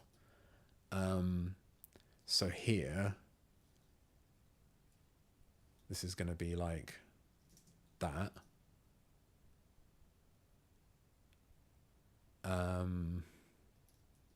That's just going to be a rational. This is going to be like that. This is just going to be a rational.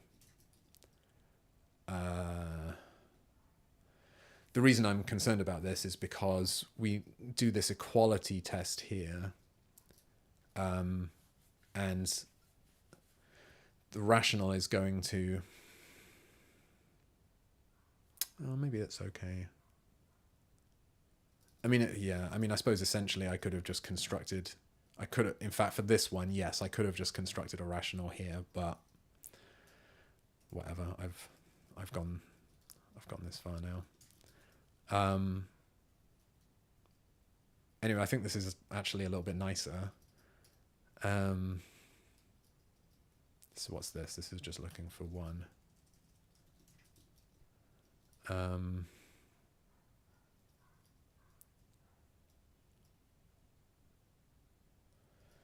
How does it work the other way? I think this is what I'm essentially more worried about, is making sure that the equality check works right. I think we need to... Is this right? Oh, this is cute. I remember last time I had to come in and change this exponent here to be 2 to the power of 149 just to make the implementation easier without breaking the test. But now I realize that, well, the reason why I said that didn't matter is because the denominator here doesn't matter. But if we're writing this as a rational, it really doesn't matter. We can just write 0r, and that will be equal to any, rational 1, 2, 3, rational with a denominator of 1 is equal to rational with a denominator of 1, 2, 3, 4, 5. So it literally doesn't matter, because this is the expected. We don't need to... Oh, but we still need the... Yeah, okay, we still need the expected negated. Because that's still part of the... yeah, so this is going to have to be expected rational. Unless... Yeah, I guess I'm just replacing numerator and denominator with rational at this stage. Yeah, this is another reason why having them negated separately is actually a little bit inconvenient, but hopefully that's enough to make the unit test pass. Yeah, great. Okay, so I sort of feel like that probably has...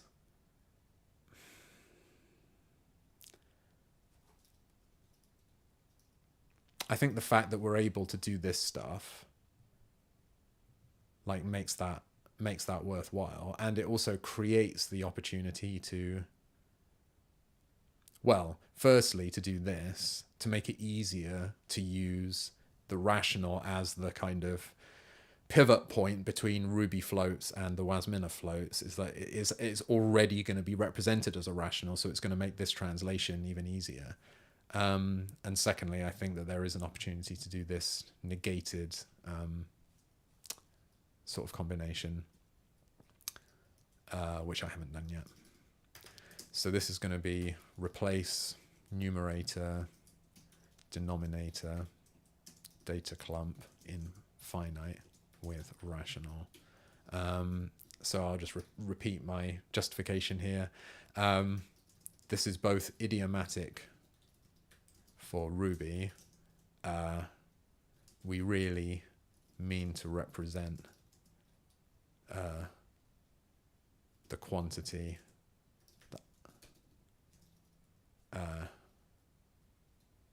that is the ratio between these two numbers, and convenient for us, we can pass one object around instead of two, and we get access to cool features like rational divide that we had otherwise needed to implement more manually. Nice. Okay. So I think I am, well, firstly, I've done this.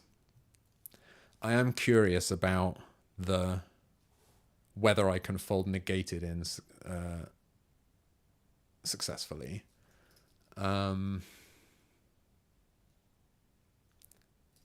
let's see, what would that entail?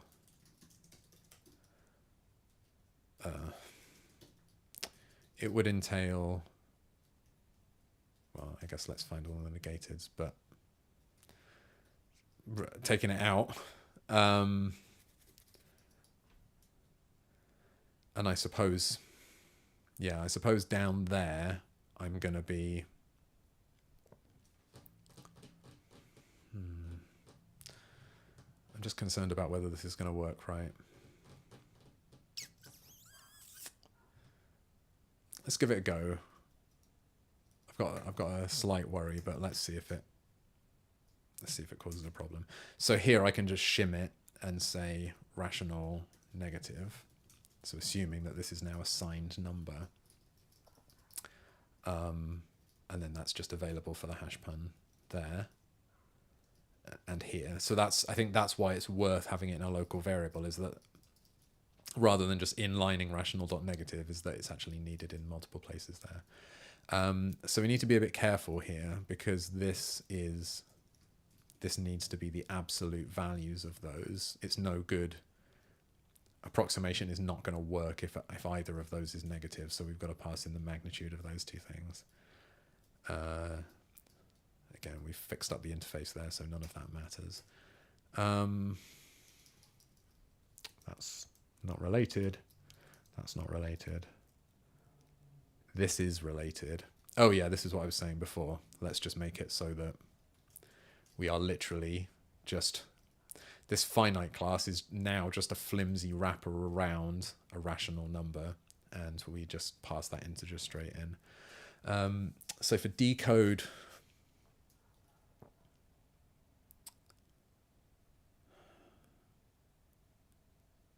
So what happens here? Where does the sign go? Oh, we just get passed in the sign. Right, so I guess we just need to...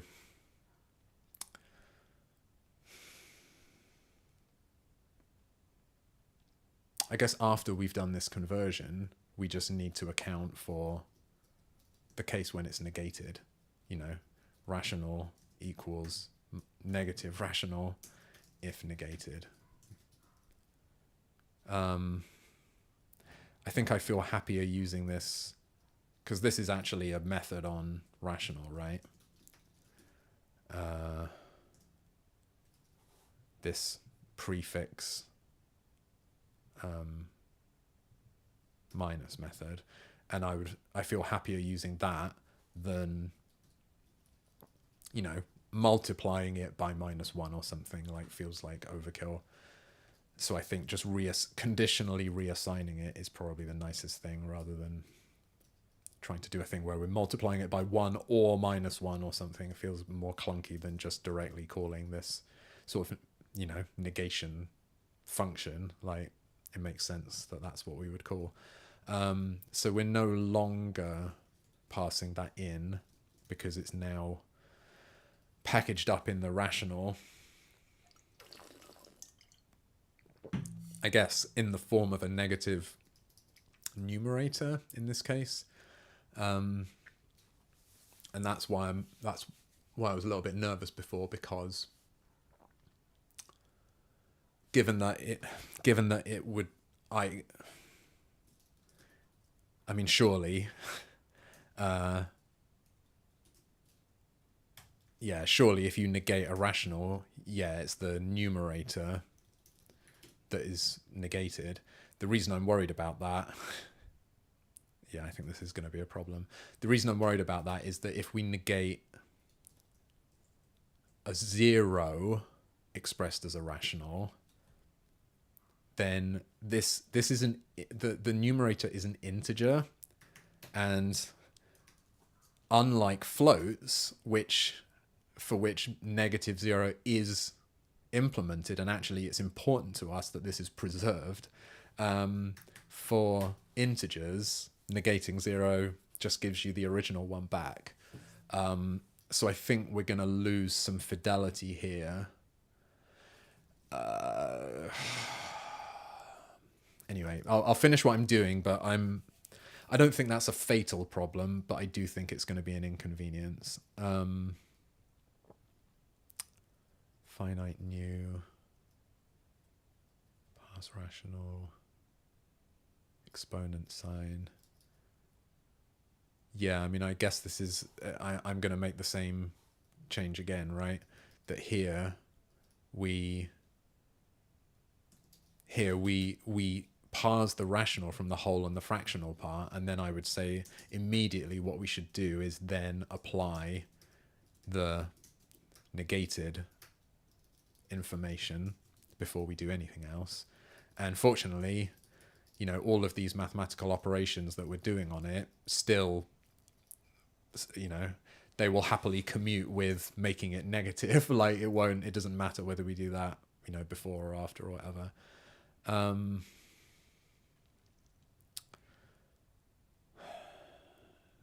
So where else?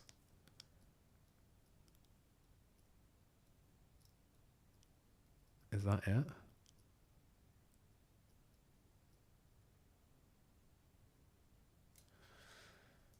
I think so. Rational, rational, rational. Yeah. I assume the unit test is not going to be happy before I even run those tests. Yeah, so this is... Oh, well, this is a little bit easier because I'm the one who's providing the input here. So actually, it doesn't appear that we were ever passing in a negative number here. So that's fine. And then down here, this was a positional argument to the assertion, but we can just get rid of that because that's now packaged up in the argument itself. So this finally now can just be expected. And then this can be, well, actual equals expected. In fact, maybe we can make this a bit more helpful. Expected, got actual, unless actual equals expected. So this is, I mean, this isn't an important advantage, but you can see now is greatly regularized these complementary assertions about the encoding and the decoding. So I think that's another, it's not important, but it's another nice kind of micro signal that this decision is regularizing our implementation. You know, here, this is just calling encode. This is just calling decode. There's one argument here. There's one argument here. Well, you know, there's an argument for the thing to encode. There's an argument here that's the thing to decode. And then we just compare them for equality. So like, whereas these two assertions were originally pretty divergent because of the way that because of the lopsidedness of like how the representations work on both sides. You know, on one side we just have an integer, and on the other side we had a numerator and a denominator and a Boolean that says whether it's positive or negative. Like now it's become much more balanced in that there's just one object on each side, and you know, one of them is sort of got more structure than the other one, at least superficially. But from Ruby's point of view, they're just, each of them is just one object, and it means writing code like this is now there's just much less hassle involved. So I think that's a good thing. So, okay, well, it's already gone horribly wrong. All right, well, what I said was nonsense because we need to get the rational out of this, I suppose. Is that right? Yeah, I think so. Like, I'm just thinking, what test do we actually want to write here?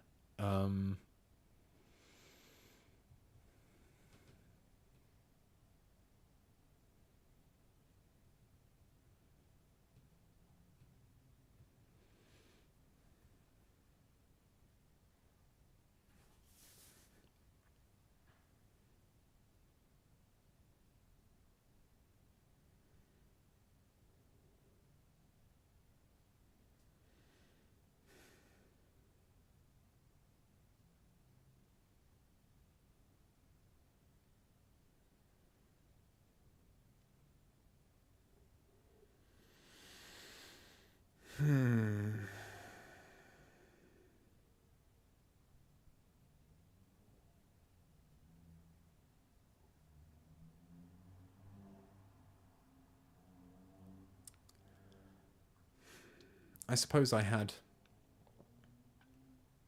The reason I'm pausing here is because I suppose I sort of had a choice about... I had a choice about what type of value I put up here, and I just decided to make this a rational.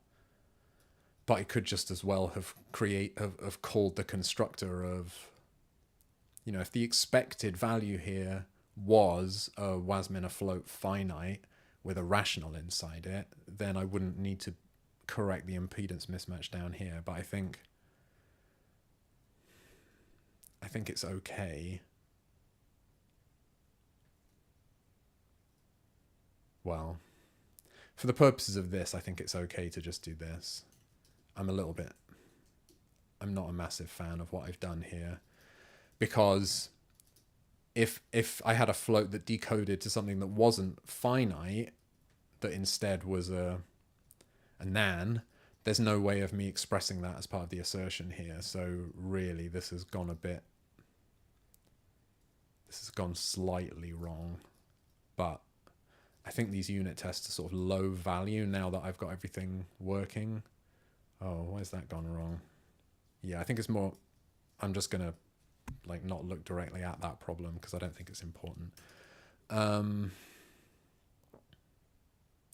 Right. This was a silly thing for me to type because there is no negated. What we just have is sine. So what I can do is that.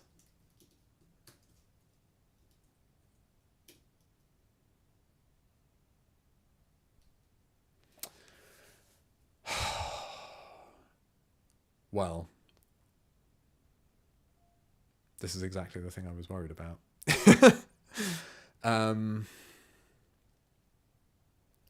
So this is a case where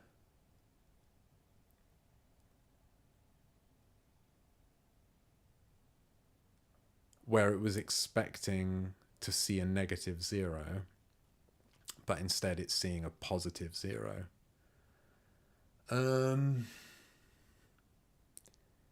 And I don't think there's any way to represent that as a rational. So I don't think this is a fatal problem, but I think the way to make this work is to represent 0 explicitly, which at the moment 0 is just one of the possible values of a finite float, but I think that we probably want to make it its own thing, and then it doesn't matter what we do inside the finite class because we're not using it to represent 0 anymore. So unfortunately, I think I'm going to need to stash all of that work I just did. Hopefully it will come back, but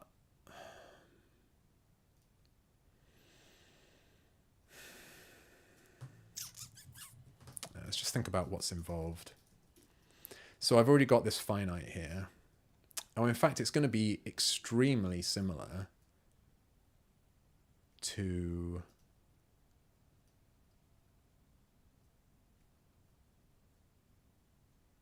I mean, it's basically the same as infinite, isn't it?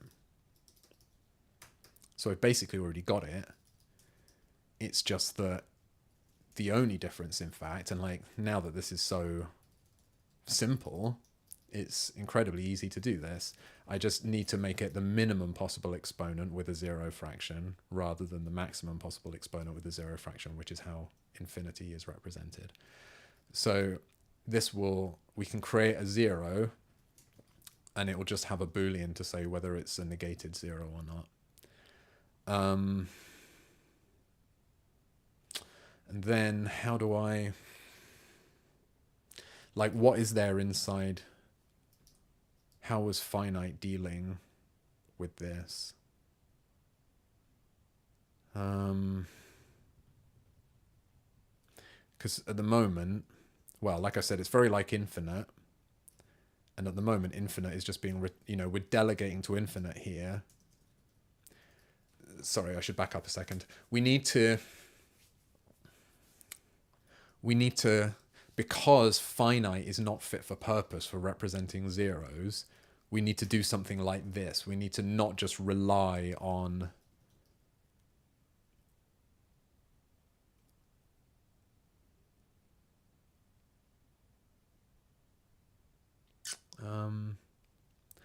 actually, maybe it wouldn't be a huge problem here. Yeah, it wouldn't, because actually we'd still get the same format out. But like, at least conceptually, we decided to delegate to the infinite class here when we knew that we wanted to encode an infinity, and then it's not our problem anymore. And I think I would, given that we're trying to extricate zeros from finite, I would kind of want to do the same thing here. But right now it's being caught by this. This is, if the significand is too small, then set the exponent to be the minimum exponent, which is fine, but this covers both subnormal numbers and zeros. Like, the significand being too small is true in both of those cases. So I think we need to, before we check for that, we need to check for the more specific case that the significand is actually 0. And then if it is, we want to return a 0.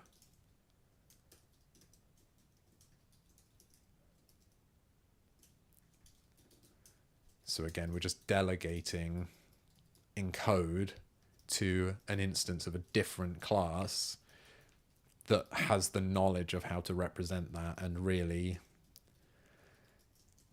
you know, you can imagine taking this to a ludicrous extreme and having a sort of a subnormal, you know, this, instead of finite, this could be normal, and then here this could be subnormal, a subnormal class that we delegate to. But actually the representation of subnormal numbers is basically exactly the same as for normal numbers. It's just that we set the exponent appropriately, so it feels like we're not getting any bang for the buck there at all. Whereas here, yeah, even though it's actually not a problem in this specific case, because the same bits would end up in this being packed into the integer by format.pack anyway, I think conceptually, having separated out 0 as a concept, I think it's probably important to sort of follow through on that, to sort of have the courage of that conviction and follow through and make sure that we are in fact delegating to it. Oh, I just realized that this is actually going to force my hand with respect to the tests, I think, because this is an example of the thing I was talking about.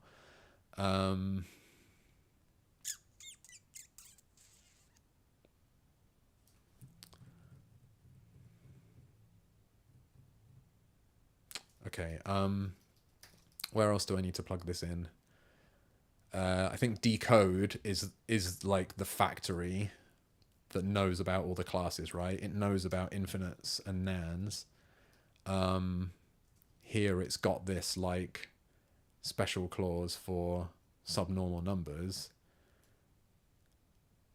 And yeah, when we hit this clause, we sort of bail out, and, well, actually we always bail out when we've hit the maximum exponent. Here, I think we need to bail out, so sort of return 0.new negated if fraction is 0. And otherwise we fall through to the rest of this, which is the handling for finite, for normal and subnormal numbers. But this is our escape hatch for like, well, we actually want an instance of 0 there.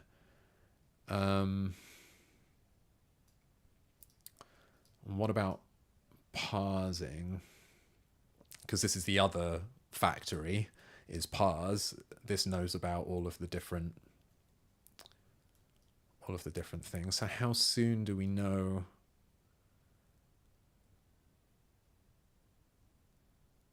I guess we know at this point. Once we've parsed the rational, yeah, there's a sort of, there are two ways it can go here. We can fall through, but if whole is, oh, well, in fact, no, it's the rational itself, isn't it? If the rational is 0, then we want to return 0.new negated. But again, we don't have negated, so why don't I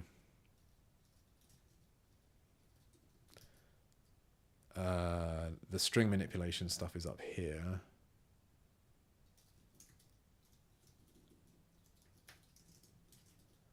So now we get, again, it's needed in two places.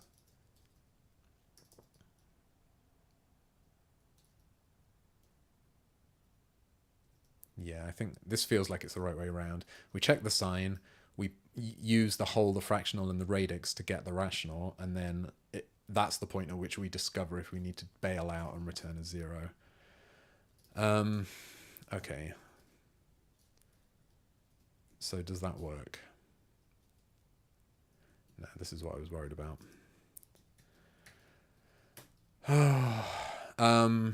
This is exactly what I was talking about. Now we've got different classes of things here. You know, this is no longer a 0R. This is a Wasminer float 0 that is not negated, which is what that false means. Whereas this, oh, well, yes. At the moment, sorry, I'm trying to get my head straight. At the moment, this is a finite with this rational and this signed.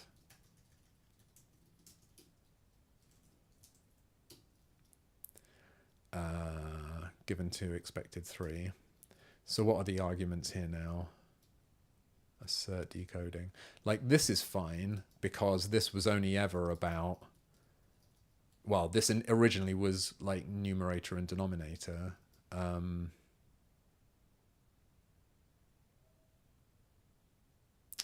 Yeah, this is kind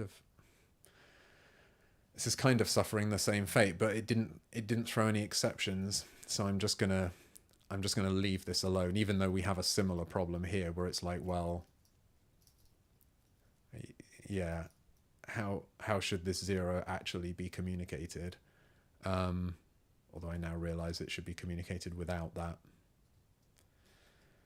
Yeah, that shouldn't be there.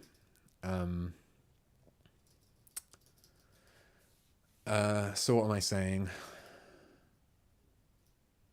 It's not expected rational. It is just expected now.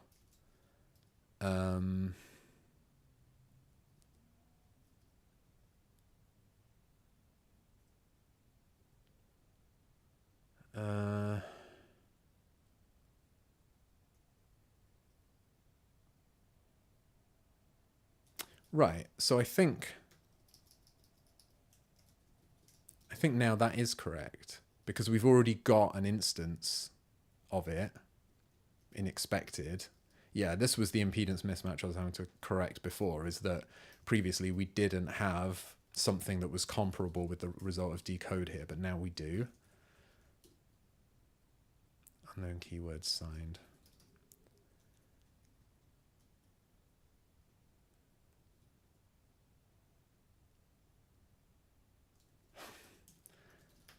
Sorry, it's called negated. Okay. Well, I mean, that's turned out to be more of a digression than I expected it to be. I didn't realize it was going to be such a pain. But I suppose that's what we discover by trying stuff. So this is now introduce explicit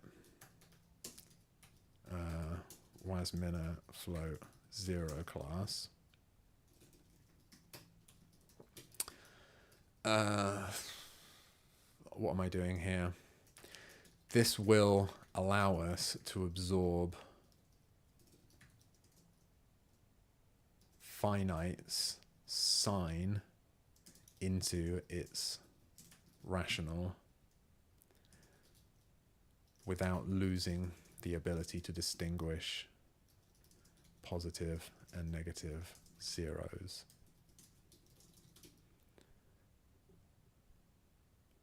Yes, that is why we're doing it. We'll do that in the next commit. Actually,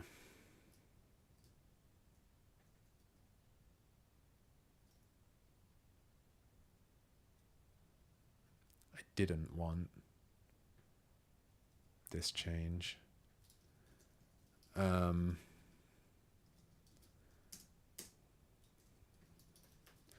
Where did I do that originally?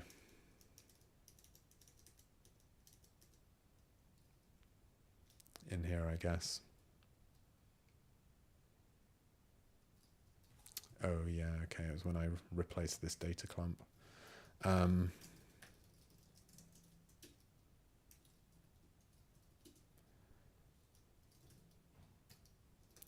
So let me just fix that, because that was an oversight.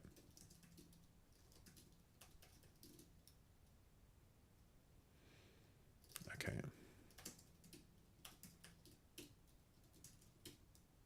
All right. Awesome.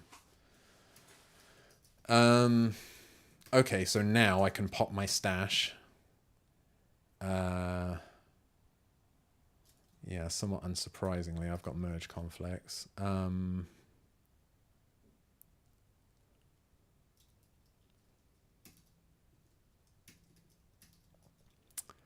So for this one, it's just, we no longer, this is now implicitly positive because we're passing in a positive rational. And yeah, I think this was correct. We don't want to pull out the rational because we actually don't know whether it's finite or zero. I mean,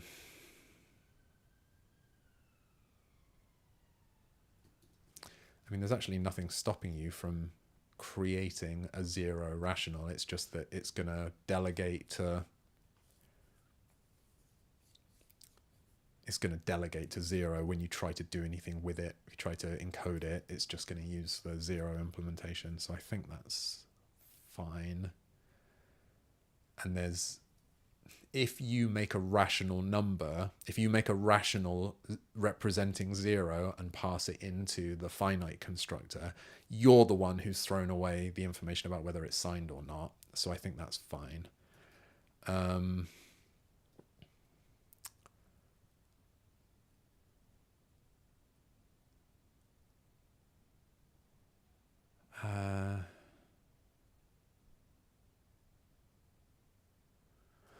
Okay, yeah. So I guess there's a question here of like, where do I want to...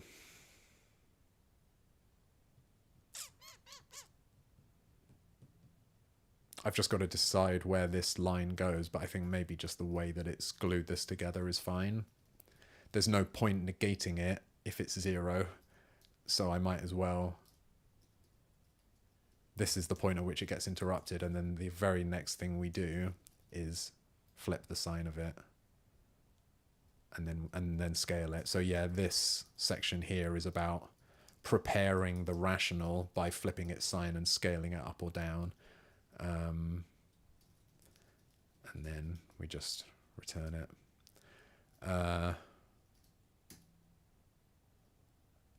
Right.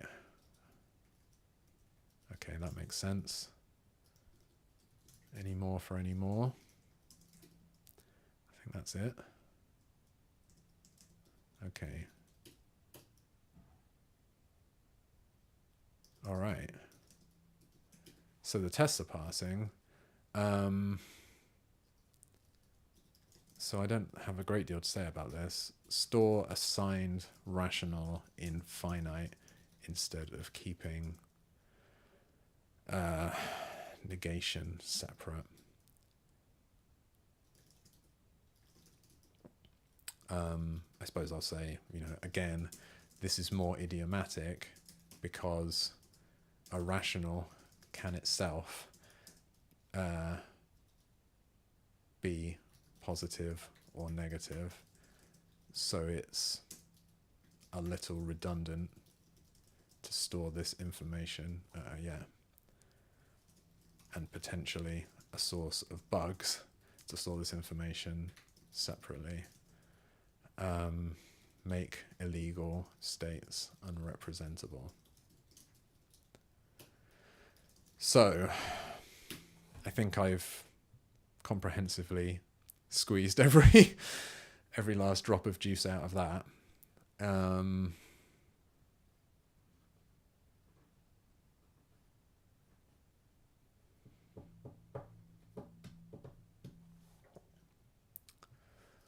Well, now I've done that, I mean, I realized that I've spent more than half of the time I was expecting to spend in this session just doing some of this refactoring, but this stuff was sort of playing on my mind. I'm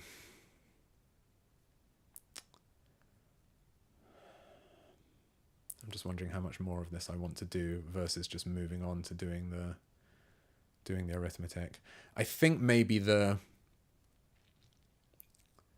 original motivation here, and potentially the ultimate payoff, is using the rational as that sort of conversion interface, like I said, because even though right now we only need it in the one direction, like I said, because the thing I was going to do was move on to implementing float arithmetic, which is really what I wanted to spend this session doing, and I've been working my way up to it because I needed that inverse function that allow us not only to step into the world of Ruby floats and do an operation, but also step back out of that world into the world of Wasmina floats. And that's why I've been doing all of this massaging with rationals and stuff. And so it feels like now I just need to put the sort of the capstone on, which is actually use that rational. Oops, I've focused the wrong window. Actually use that rational for the stated purpose. So I think what that means is getting rid of this mix-in and instead doing a custom implementation of to float for each of these classes, which should be easy. For infinite, well, I think this is going to be the general shape of things. If it's a negated infinite, then we do negated float. Oh, Vim doesn't know about infinity. Else float infinity. You know, like this is just pulling out the Ruby infinity and then just making sure that I either give it the negative or the positive one. And again, I guess I could, there are other ways of doing this, but I think that's a problem to worry about another day, I think, because this is fine. Nan, is this? Yeah, so we don't have, although prefix negation is implemented, it doesn't actually do anything. So there's no point in me checking this. There is only one nan in Ruby. So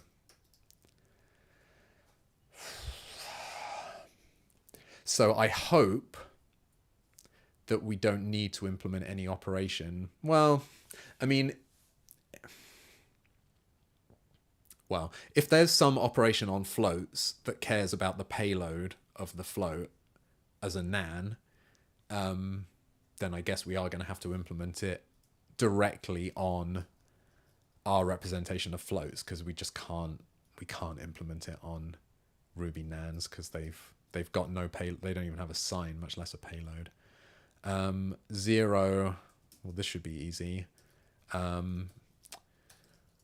Ruby does sort of have negated zeros as floats, so I mean, they're pretty useless, but we can do a faithful conversion to a 0. And then, yeah, this was the one that I was working my way up to. This is just rational to float, I think. Like, that's why we wanted the rational in the first place. There we go. That all works. So this is just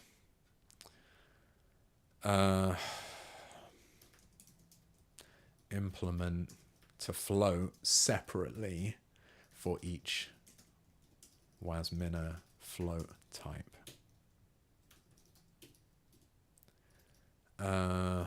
Now that we have a rational stored inside finite, we can just use rational to float.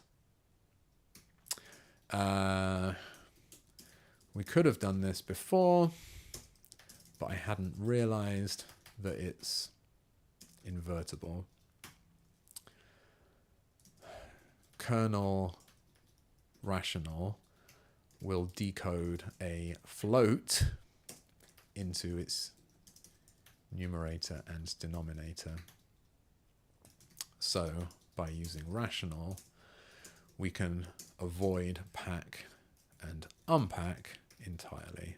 Oh.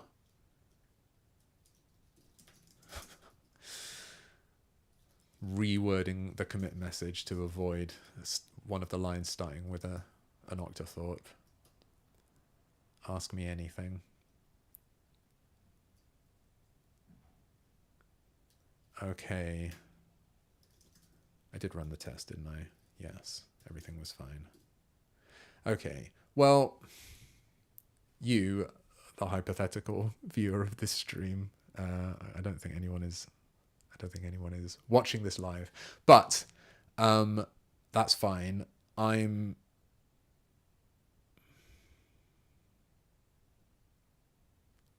Where was the...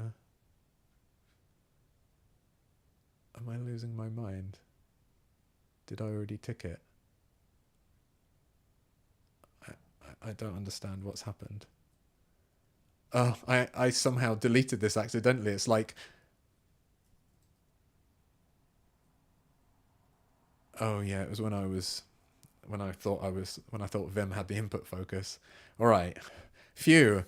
Ticking this off was the whole payoff of the last 2.5 hours of my life, so I would have been upset had I not been able to do that. Consider rational float, rational to F as conversion interface. Right. Oh, excuse me.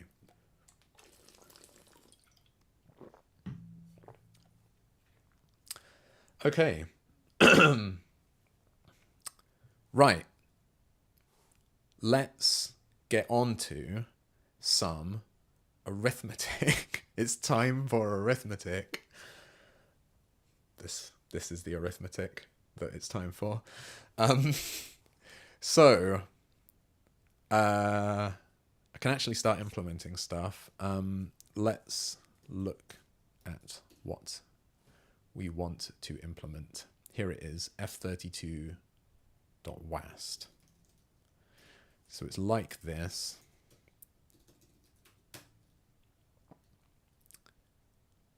Yes, we have fallen at the first hurdle. We have got no add. So I really just want to start implementing that.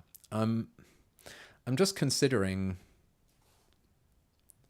I'm sorry, I'm not trying to delay gratification here, but I think this would be, every time I've started on one of these new files, I've always wanted this, run pending tests. And so I think I'm just going to do it because I think it'll only take me a second. So what I want is a section down here that basically runs a script like this. In this case, it's going to be f32.wast. But what I'm going to do is say if that, then error pending test passed, and I'm going to exit with a non-zero error code. Else I'm going to say pending test failed successfully. So the idea of this is that when I run this test script, this is asserting that f32.wast is going to fail. In fact, maybe do I want to do this? For pending. Well, yeah, let's do that. For pending, because I think it makes it a little... Next time I open up this file, I'm going to want to be able to tell the difference between these two things. So for pending in f32, do done. And then here, instead of a literal F32, I'm just going to do pending.wast. So I think that makes it a little bit easier for me to see visually the difference between these two things. And the whole purpose of this is so that I can run that test. It will run all of the ones that are supposed to pass, and then it will watch this one fail, and then it will say pending test failed successfully. And if I look at the exit code, it's exited with 0 to indicate success. Whereas if I spec test core f32.wast, if just for lols I delete all of the assertions from this so that all it does is define a bunch of functions and then doesn't assert anything, I would expect to see, quite rightly, a failure here. Error, pending test passed, and now I've got a non-zero exit code which will make the GitHub Actions workflow fail. So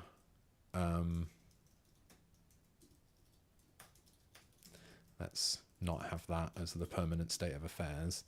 But yeah, I just wanted to, I've been meaning to do that for a while. And this is the first opportunity I've had since I put that on my to-do list to actually do it at a time that was relevant. So I won't tick that box yet. That would be premature. Run pending tests in test script.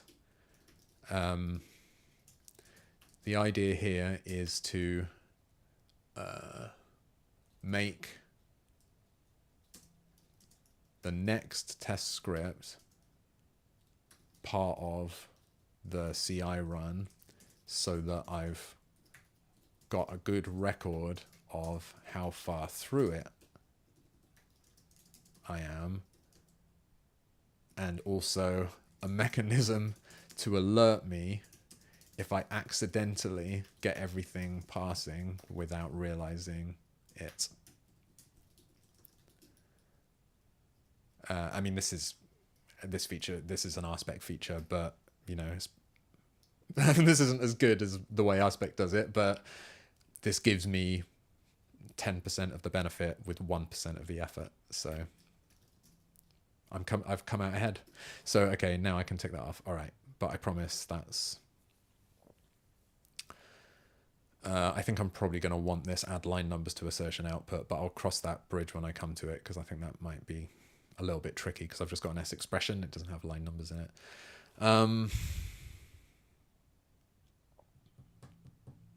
So what's the code I want to write?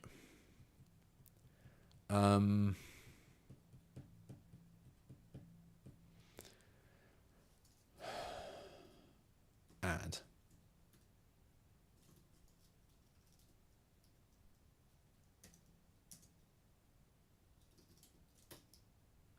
So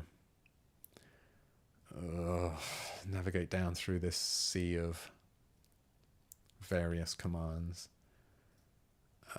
Are we at the floats yet? Have I gone too far? No, here we are.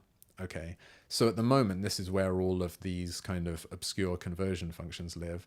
I think with the integers, I implemented all of the conversion functions after I'd done all of the arithmetic stuff. And so I think, just for the sake of consistency, and because an instruction like add is less obscure than something like convert i32s, I think I'm going to put add at the top here, like start building the arithmetic instructions from the top. Well, what I want to do here is something like left plus right, but that's not correct, because left and right are unsigned. Well, let's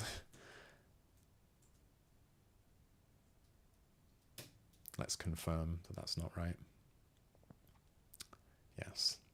So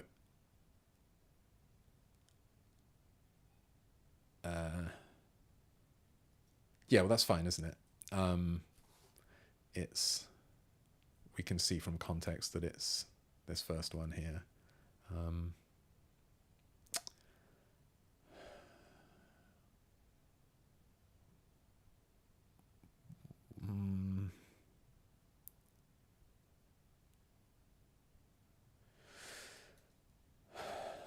I'm just thinking about making this debug output better, but let me just see if there's something I can do quickly, because I feel like I was talking to Tekken about this today. I think I've wasted a lot of my time because this output is bad. So is there something simple I can do? Like at the moment, it just raises this. But the name of the function it's calling, in this case add, is not instructive because there are loads of them here. However, I think if I said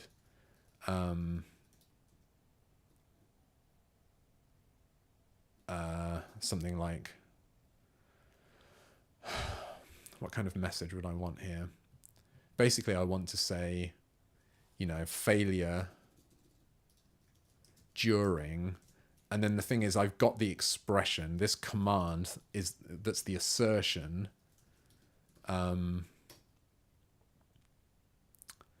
So this is a little bit better because it not only says that we're invoking add, it also shows me the arguments. And so now I can, just by looking at this, I can confirm visually that what it's saying is -0 plus -0 is -0, which is indeed this first example. So it's not quite as good as a line number, but it's sort of better than what I had before. That's not going to help when we get an exception raised by evaluate, but I'll cross that bridge when I come to it. So here, oh, hold on. What am I doing?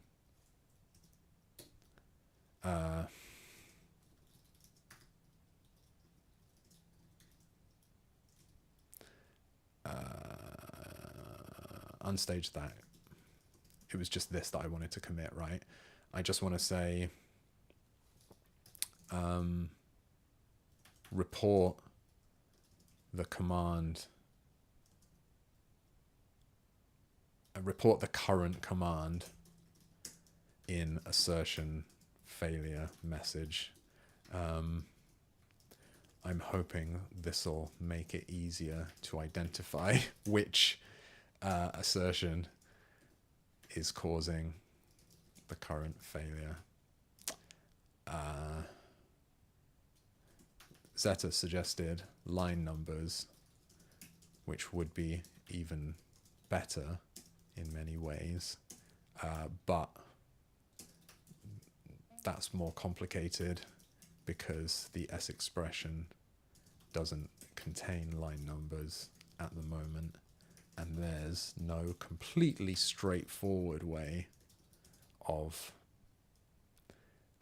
providing them.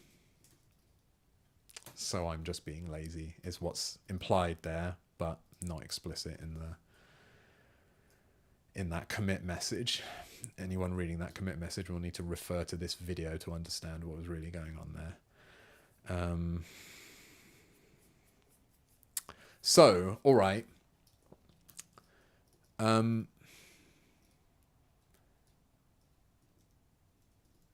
So like I said, what I want to do here is, you know, convert left and right from unsigned ints to floats, or rather decode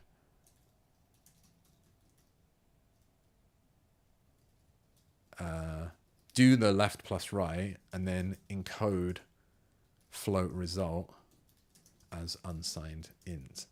And that reminds me already very much of that with signed helper that I wrote. So this thing lets me do this. With signed left right do divide. With signs do modulo. With signs do a shift. So I've already got something very like that. So if I had with float, which I'm not going to implement yet, then this would just be with float left right do left plus right end. That's what I want to be able to write here. Seems unreasonable to expect anything simpler than that. I mean, I guess that this could actually just be, instead of providing the block there, I could just do a symbol to proc shenanigans, but I don't think that's going to win me any friends, if I'm honest.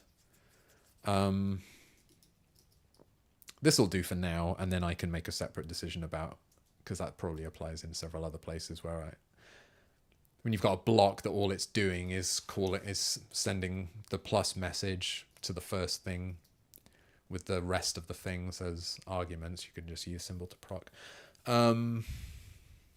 instead of writing out the block.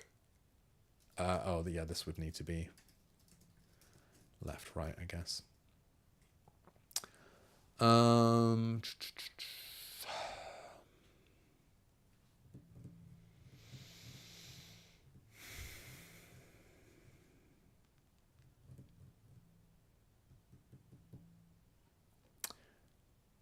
So really the question is, how do I implement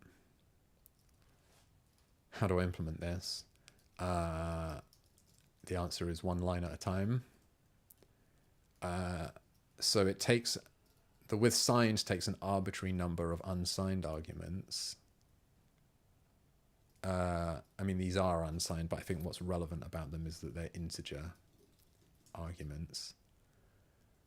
They're unsigned integer arguments, but in this case, it's the fact that they're integers that's relevant. Oh, yeah.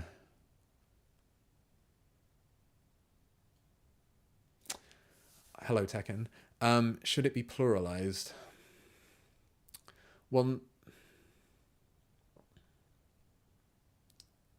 I didn't pluralize it here because what this method name means is like, it's almost like with signed numbers, you know, with the concept of something being signed, and this is sort of with the concept of something being a float. I mean, the other problem is we actually don't know how many arguments there are going to be. You know, if we were doing square root, then there's only one. I'm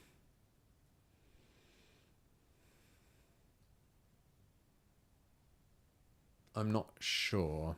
It's a good question. I'm going to write that down.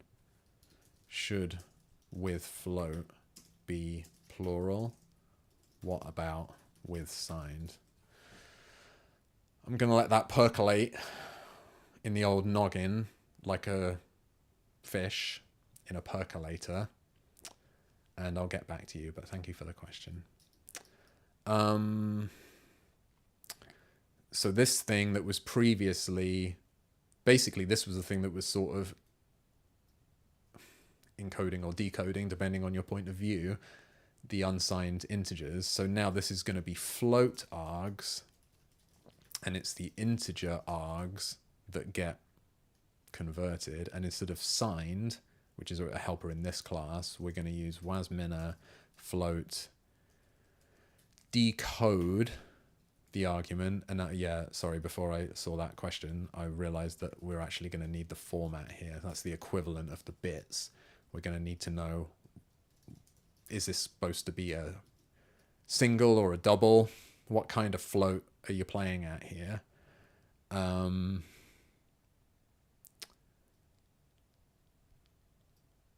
And then we're converting it to a Ruby float, right?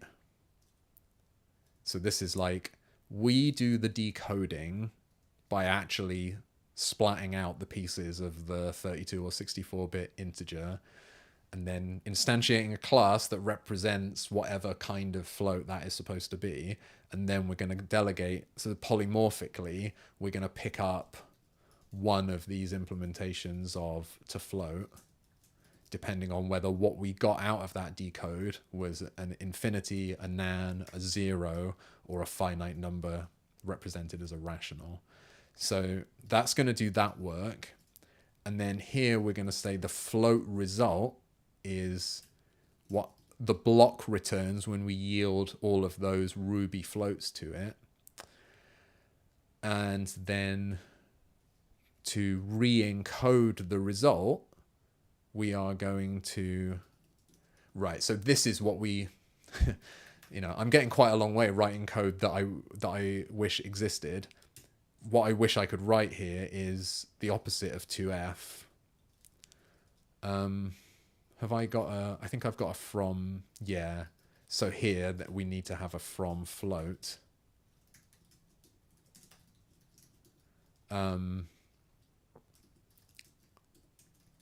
That can do the conversion in the opposite direction. So I've got the float result. Now that gives me a wasmina float, but now I need to re-encode that as an integer according to the format that was specified. So I think that's what I would like to be able to do. Sadly, I do not have from float, but I wish I did. So obviously this isn't going to work because it depends on code that I don't have. So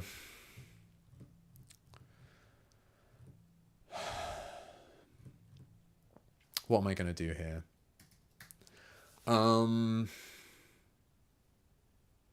Well, this is another kind of factory, isn't it? I mean, what I could do is that, which would be extremely naughty. I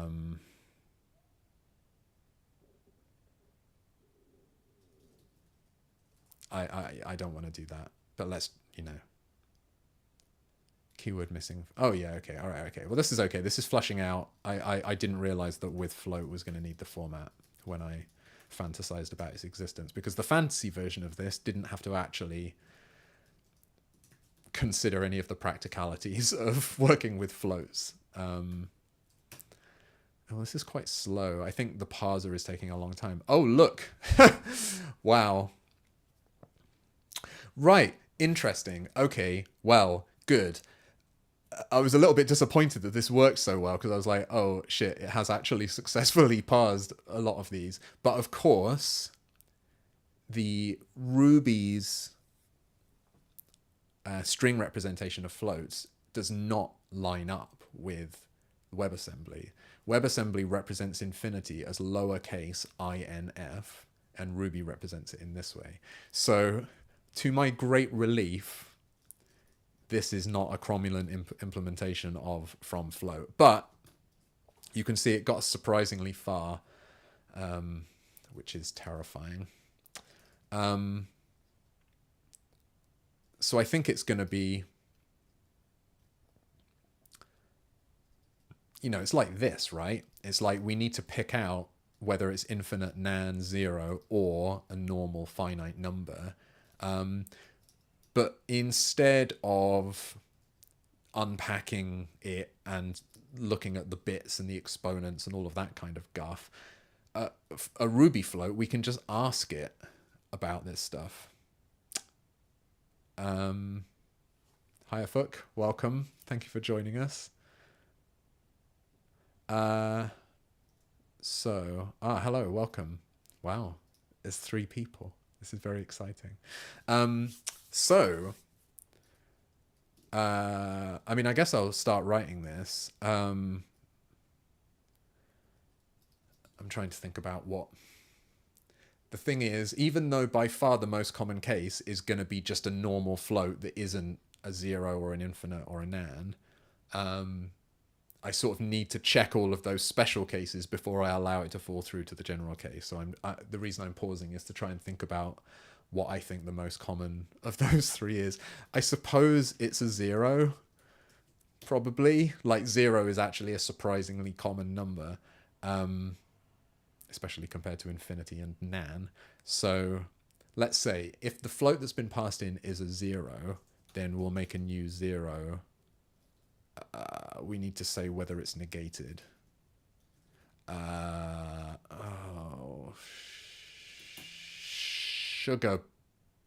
Sugar balls, coffee balls.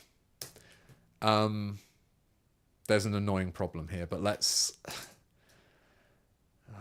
why do I always find the annoying bit straight away? Like, at least give me 30 seconds of not being annoyed by something. Sorry, it's called negative. Here's the annoying thing, by the way. I'm doing 0 specifically, and that returns false for -0, which is extremely annoying. Mathematically justifiable, because, you know, the other 0 is also not positive, you know.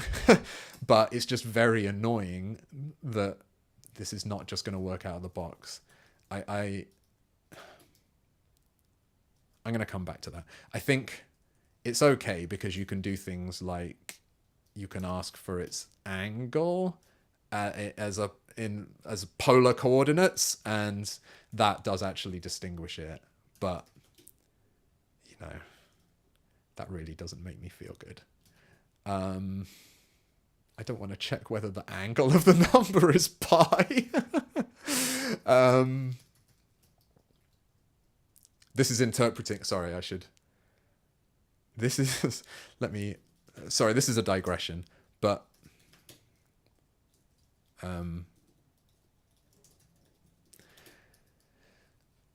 This is thinking about it as a complex number, but a float only has a real component. It doesn't have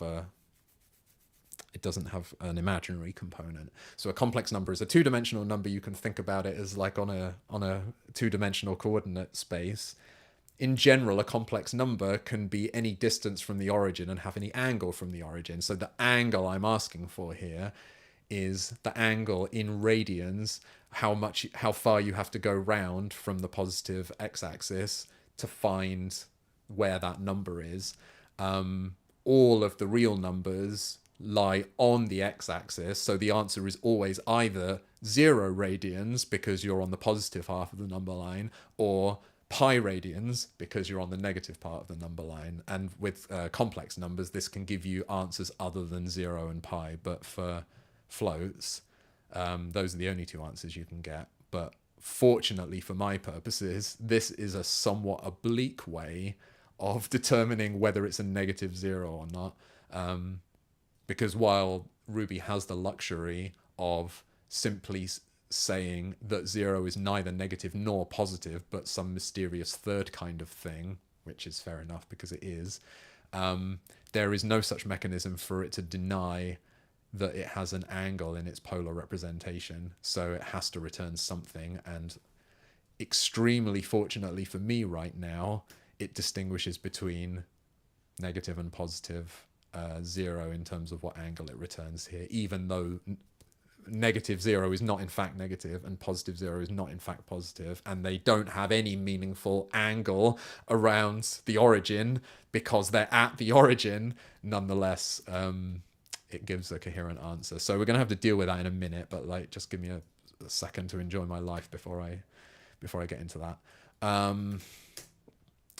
So I already know I'm screwed, but let's see how far we can get. I can also check if it's infinite.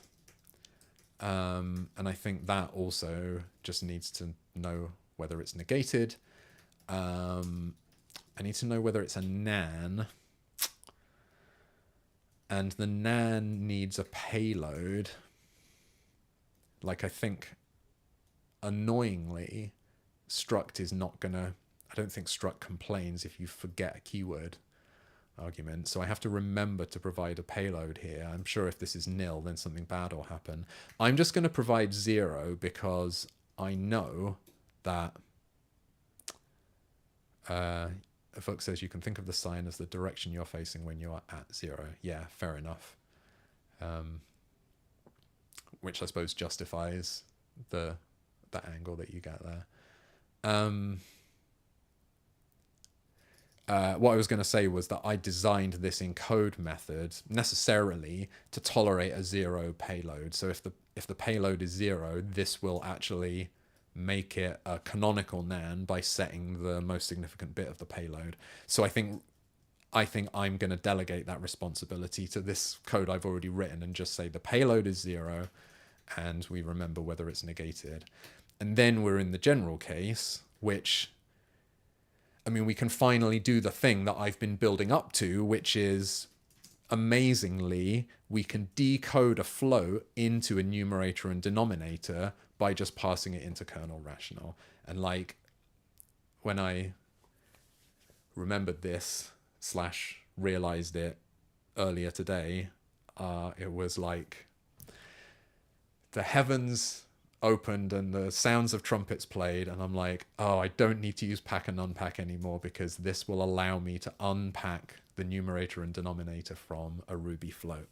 So this is by far the most satisfying line of code I've written in this implementation so far, because I am so relieved that there's a way to do this that doesn't involve serializing it into a sequence of bytes that's stored as a string, just so I can round trip it back into another representation that I can then decode. Like, it's ridiculous. So this is actually rather beautiful. Thank you, Mats. So I think I've done so much of writing the code that I wish I had, that I think I've written all the code that I need. Again, I haven't written any unit tests for this from float thing, but like, we've got a crap load of unit tests right here that we're executing. So please indulge me as I execute these tests. I need to make my parser faster, clearly. Okay, well, of course, thank you, the gods of WebAssembly. Of course, the very first example in this file is the only case that is problematic, which is adding -0 to -0. Because I don't know that it's -0.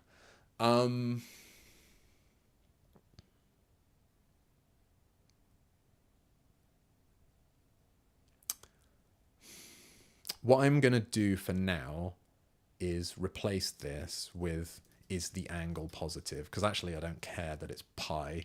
I just care that it's not 0.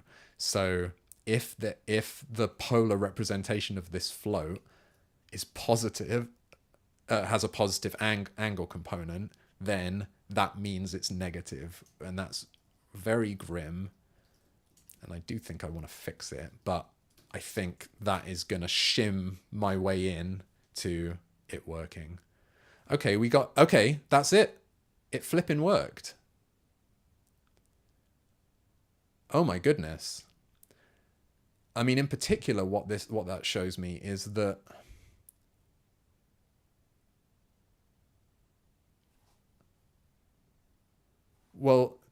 Afuk says you can check if the number is equal to its abs. Well, but that doesn't solve, the whole thing that I'm trying to test here is it's -0 that's screwing me up, and that doesn't that is not amenable to that hack. Anyway, look, add is working, and what I wasn't necessarily expecting is that whatever Ruby does with not a number is fine. So clearly, I didn't know what was going to happen here in terms of propagation or exceptions or whatever. But here it says that adding 0 to negative not a number should give me a canonical nan. There we go. So I've sort of got lucky there that what Ruby is doing, I mean, I assume this is all part of IEEE 754, so it's not like it's an earth-shattering coincidence, but it's definitely a relief for me that it just works out of the box. So all of that is now working. Okay, so I've done several things here, so I feel like I should add them in some kind of sensible order. This is the first thing. Implement wasminer float from float. I just got to say something about the, annoyingly, checking the angle part of polar coordinates when considered as a complex number. is the only decent way to decide whether a 0 is negative. It's not really negative, but you know what I mean.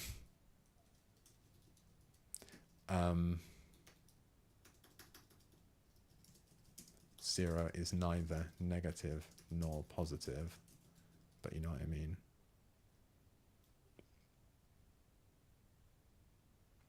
So Fuchs says, are you sure this works properly? Since my understanding was that nan arithmetic meant a nan with a non-zero payload. I don't think we're actually checking that. No, you're correct. We are not checking that. So I'm not sure that it's right. As I said before, well, I mean, I guess it depends on what you mean by payload, right? Certainly the fraction has to be non-zero in order for it to be a nan in the first place, but I think what you mean is the part of the fraction that is not the most significant bit in the fraction. Yeah, we are not currently checking this. What does it actually mean? Execution, numerics, representations. Although I'm not really learning anything at all about WebAssembly as part of this project, I am learning my way around the specification, so I'm at least getting that out of it.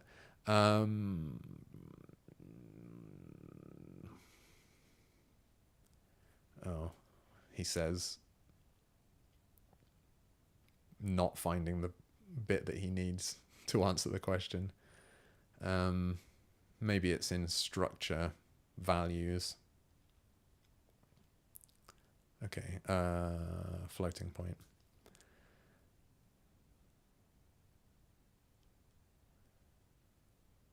So a canonical nan is a floating point value plus or minus nan canon, where canon is a payload whose most significant bit is 1, while all others are 0. Right, so this is using payload in the sense that I was, which is like the fraction of the IEEE 754 float.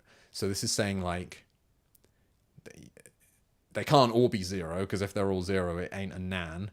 So this canonical nan is one where only the most significant bit is 1.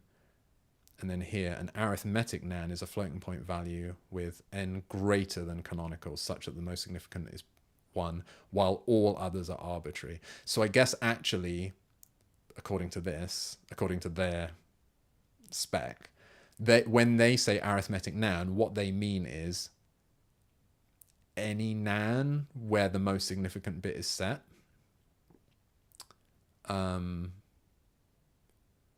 Whereas here, a canonical nan is one specifically where all of the bits apart from the most significant one are 0. And that doesn't cover the space of all nans, right? Because you can also have nans where the most significant bit is not set. You know, you've got the least significant bit set. That's still a valid nan.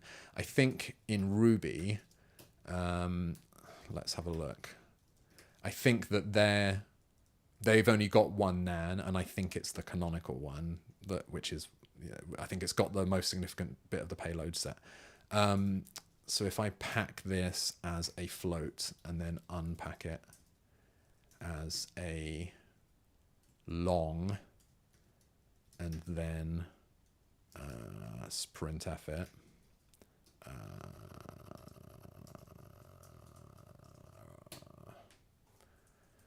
I hate this. Okay, so yeah, so there's the 8 bits of the exponent, and that's the payload with the most significant bit set. So given that I think this is the only nan that you can get, I think I remember experimenting with this before and trying to pack a different, nan equals this, nan or equals, 1 shifted left by 8, sprintf, 32b nan, like, hooray, we've got we've got our own custom nan. But then I think, hold on, what am I trying to do? What I'm trying to do is take that nan and pack it as a long, and then unpack one it. Oh, I could have just unpacked it normally, couldn't I? That's why it returns an array as a float. So when you round trip it, so take this bit pattern, turn it into a Ruby float, and then pack it back as a long. You've lost you've lost that information. So this is a long-winded way of saying that I don't think there's any point in checking anything more than whether it's a nan, because there is only one unique singleton nan in Ruby anyway. So I think the best we can hope for is that we get a nan, and that's currently what I'm checking.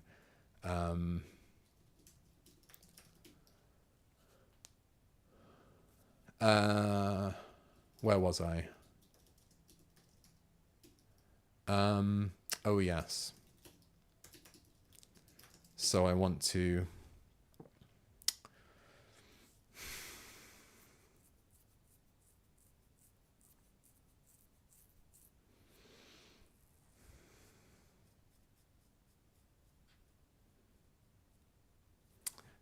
yeah.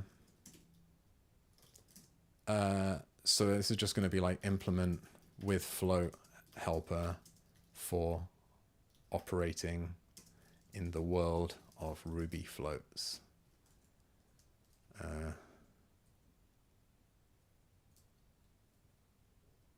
Calculating. So like with signed, this helper allows us to easily convert back and forth between the interpreter's internal representation of floats, i.e. unsigned integers, and Ruby's representation of floats, i.e. instances of float. Okay, so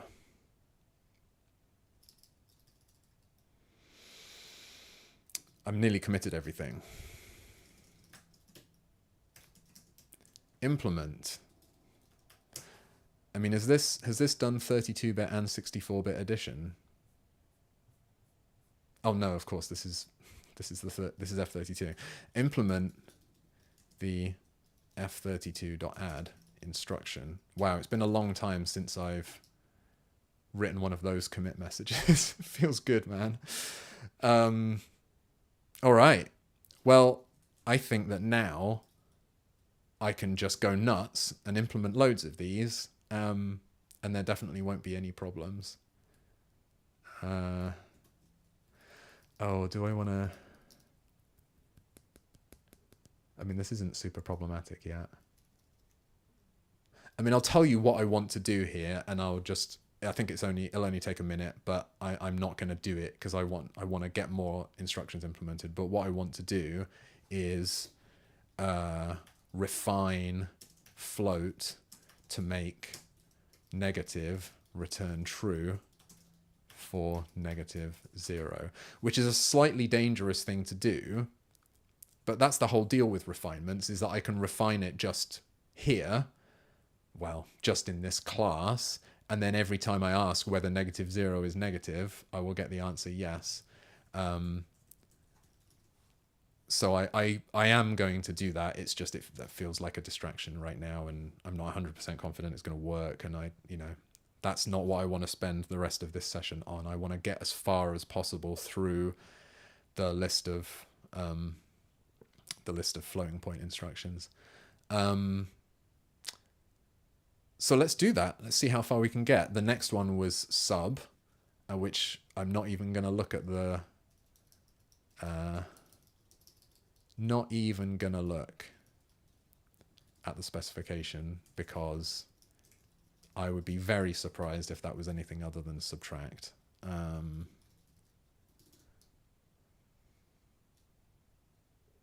Boom!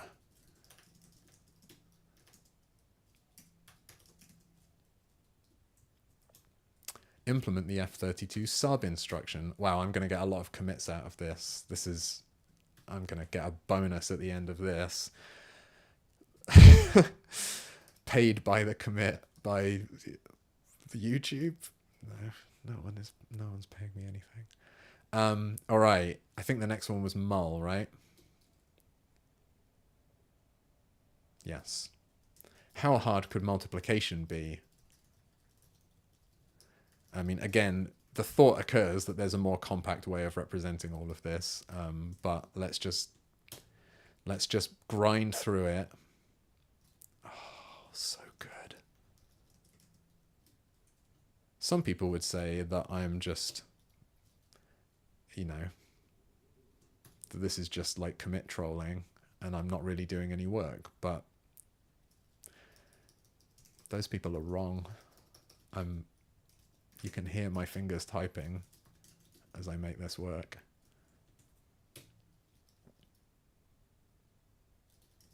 Oh, yeah. Oh, we're cooking now. They're definitely all going to be this easy. Okay, what's the next one? Oh, was it min? Ah, crap. Well, this is definitely not going to be straightforward. So here,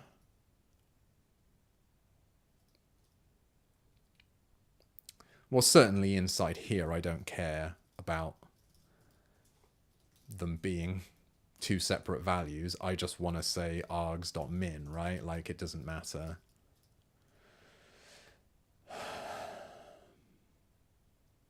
That there's two of them. I guess I could splat the args here. I think it's a bit more useful to be able to see in this pattern specifically that it is a binary operation, but actually when it comes to Rubyland, there is no such binary operation of two arguments. So as I step across the boundary here from WebAssembly land into Rubyland, I lose the distinction about their two positional arguments, and it just becomes a big soupy array of numbers which happens to have a length of 2. All right, so this is the kind of thing that I was expecting. So yeah, I mean, I don't know why I was looking for it in here, because now I've actually got the information I need. So this is saying that the minimum of +0 and -0 should be -0. So effectively, this is saying that when we're taking the minimum, we need to pay attention to, if we're breaking a tie between +0 and -0, -0 has to win that tie because it's notionally negative. So I think that's only a problem if all of the arguments are 0, right? So this is fine.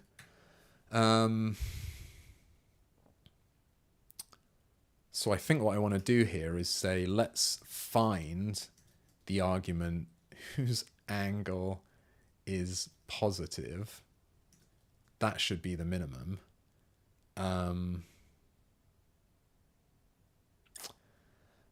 Oh, but of course there might not be one, because they might all be +0, in which case this is fine. I mean, you can pick any, this could be first or last, but it's appealing to say args min here, because then I can hoist this out of the conditional, I think.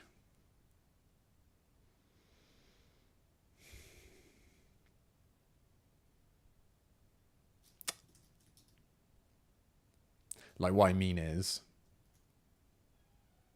Yeah, what I mean is we don't need an else clause there. We can just let this return nil if needed. Like this this conditional can return nil in two ways. It can return nil if the args aren't all 0, or it can return nil if it does the detect and it doesn't find any negative zeros in the array, and either way it's going to fall through to the default implementation of min. So I think that's what I want. Okay, that got us much further, but now what? Oh no, nan. Okay, and this is a place where, because an exception has been raised inside evaluate, I can't see the current example. So now this is my motivation to go in and say, I mean, I'm not sure, I guess it was the expected value.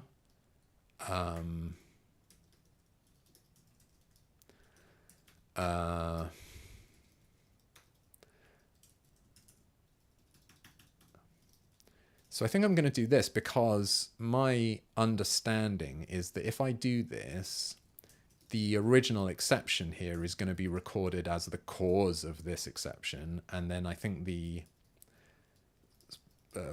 backtrace is going to include both this very terse exception message and also the backtrace of the actual exception.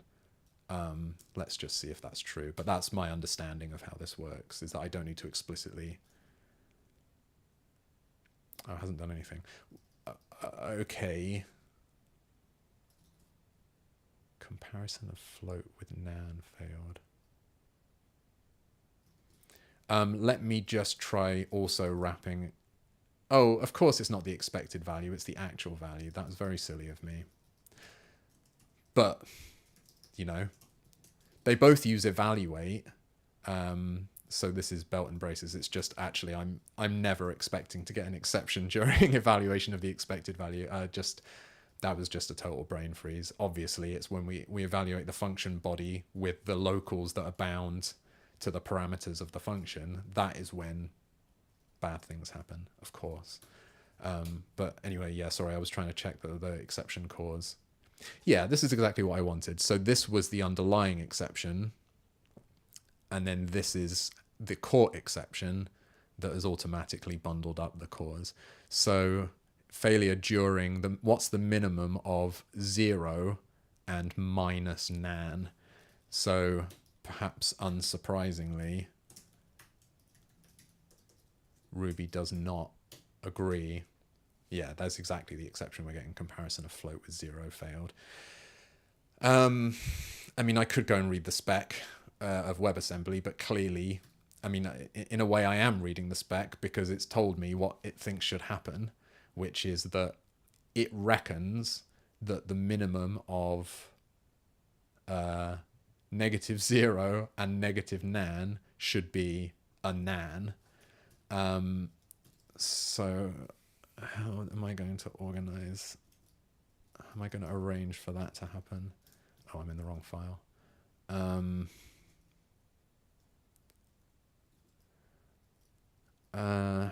So if args...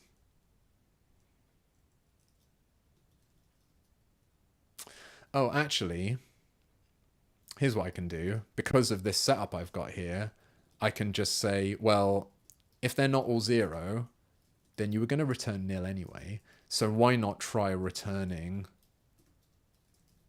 are any of these nans? So if any of these values, well, if either of them, I suppose I should say, are nans, then that will get returned as the result by this else clause. And if they're also, so it's like, if either this doesn't find any negative zeros or this doesn't find any nans, so those are the two problematic cases, right? So it's sort of like, try all your problems, and if you don't have any, then just return, then just use the, use the real operation, now that we've excluded all of the weird edge cases. Great. that is min. Whether there are more cases than that, I don't know, because there aren't any tests for any other cases. So I'm going to assume that that's all the weird shit that can happen when you're taking a min. I'm going to, for fun, try to guess what the behavior here is supposed to be. I think nan preservation probably works the same. I think you're supposed to get a nan if you try to compare, if you take the maximum and either of the arguments are a nan, I think you're supposed to get a nan. For this, I would say it's the sort of the opposite of this. You know. Or I suppose here I can say the angle is 0.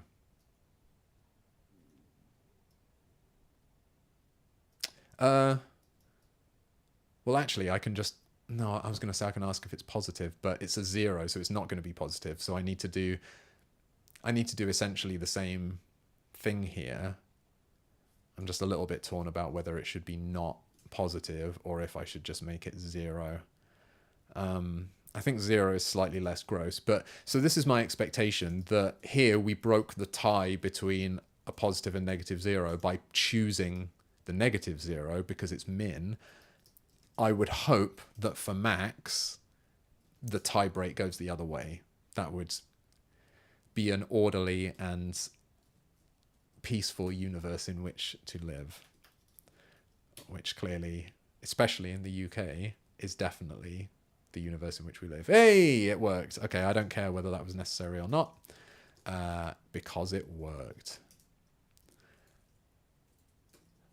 I mean, let's just see.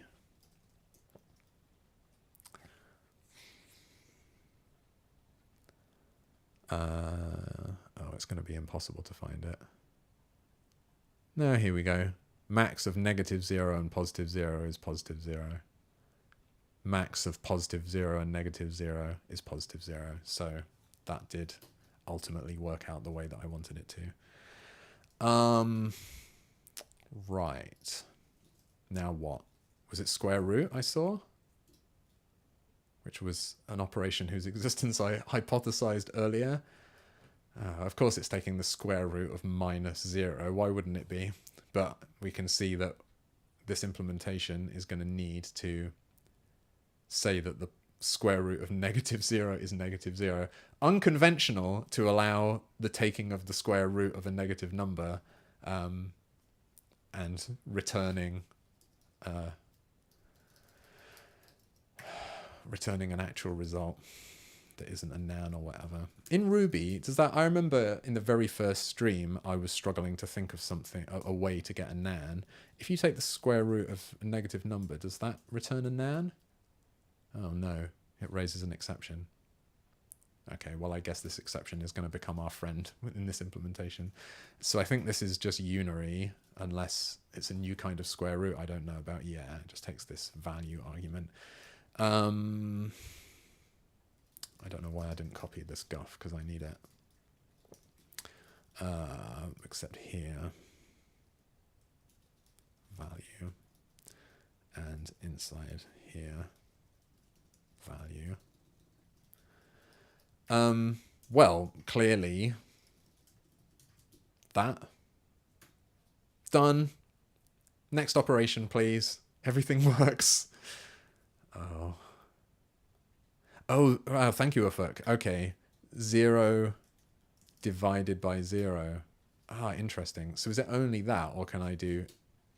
Ah, right. Because I remember I tried division by 0. I think that was the one thing that I tried to produce a nan, and I was like, oh no, duh, it's infinity. But yeah, 0 divided by 0. Ah, that's excellent. Thank you. I don't think I ever knew that. I could pretend that I'd forgotten it, but I just think that was never even in my brain. So,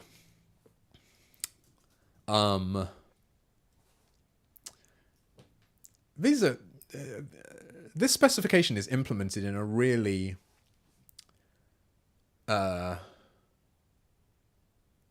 sadistic style where you could at least, like, why aren't you testing that the square root of 9 is 3? Like, just give me one up front, you know, to kick the tires of the whole concept of square roots. And then you can ask me what the square root of a flipping nan is. But, you know, they have to lead with the square root of -0. So Afuk says infinity is the reciprocal of 0 and nan is its own reciprocal, kinda. Yeah. Okay, I think that's right. I'm not going to say that makes sense because it doesn't really make sense, but I understand what you're saying.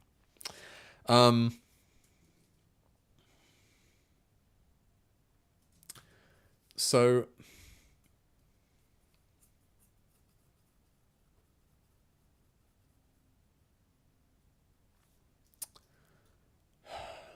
right. Well, I'm just going to have to check, aren't I?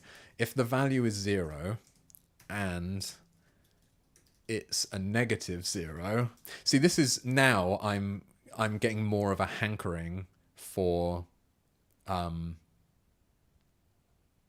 getting more of a hankering for my refinement, because it was when there was just one instance of this in a conversion function, it was easy to shrug that off and say, like, well, that's just, you know, that's administrative detail that no one is ever going to need to see. But here I'm constantly bumping up against it. I would much rather write if value.0 and value.negative here, even if that's not in agreement with Ruby's semantics. So I think I do want to refine flow. I might do that after this, because it's now become sufficiently urgent. So here I need to return, like actual -0,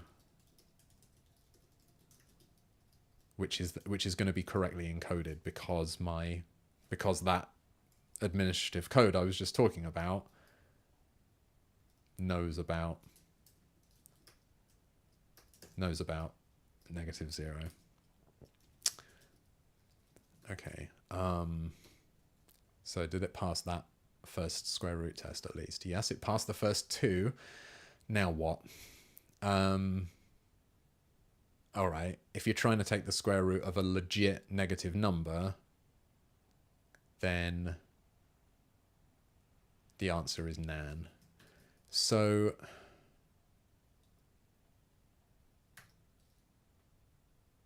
I think this is fine. Else if value is legit negative. I was just pausing for a second there about, like, oh, what happens if I have refined this? But that's okay as long as I do this check first. So if it's a -0, then do this. Otherwise, if it's any other kind of negative value, then return nan. Is that what it wanted? Yes. Okay, and now... Oh, okay, now we're doing floor. Okay, well, that wasn't too bad. Yeah, I think I was expecting it to be more painful than that, but that was actually not bad at all. Okay.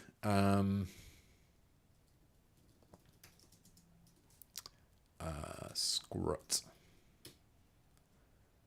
Okay.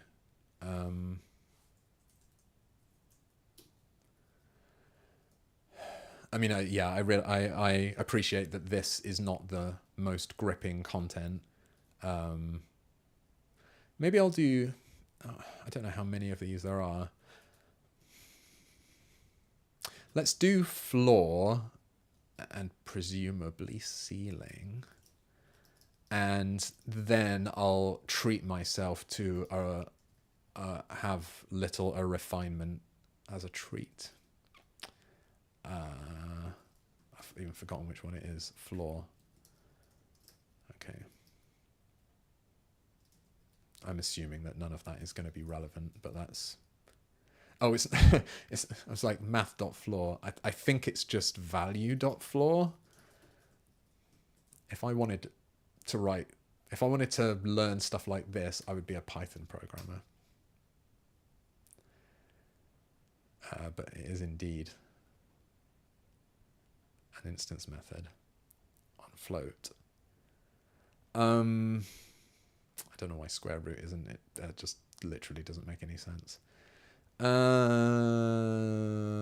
Okay. So it's saying that floor of -0 must be -0, which I'm pretty sure it won't be. -0 dot floor +0.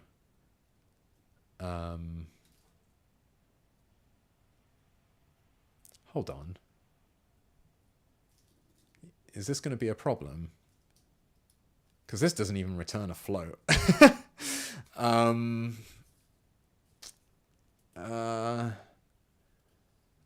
I think that's okay though.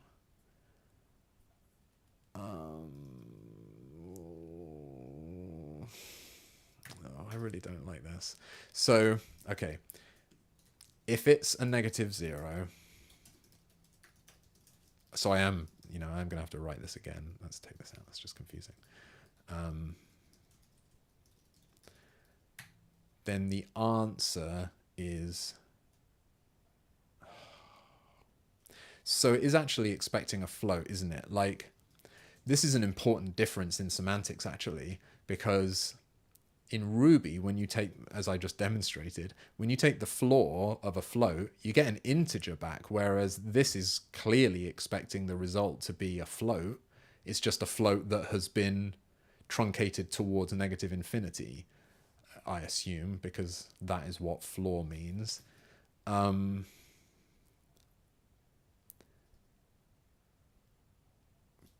But it remains to be seen, I suppose, whether it's problematic that we're returning an integer here rather than a float.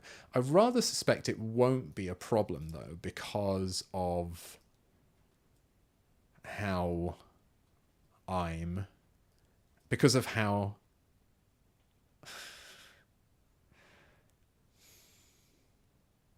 What am I trying to say?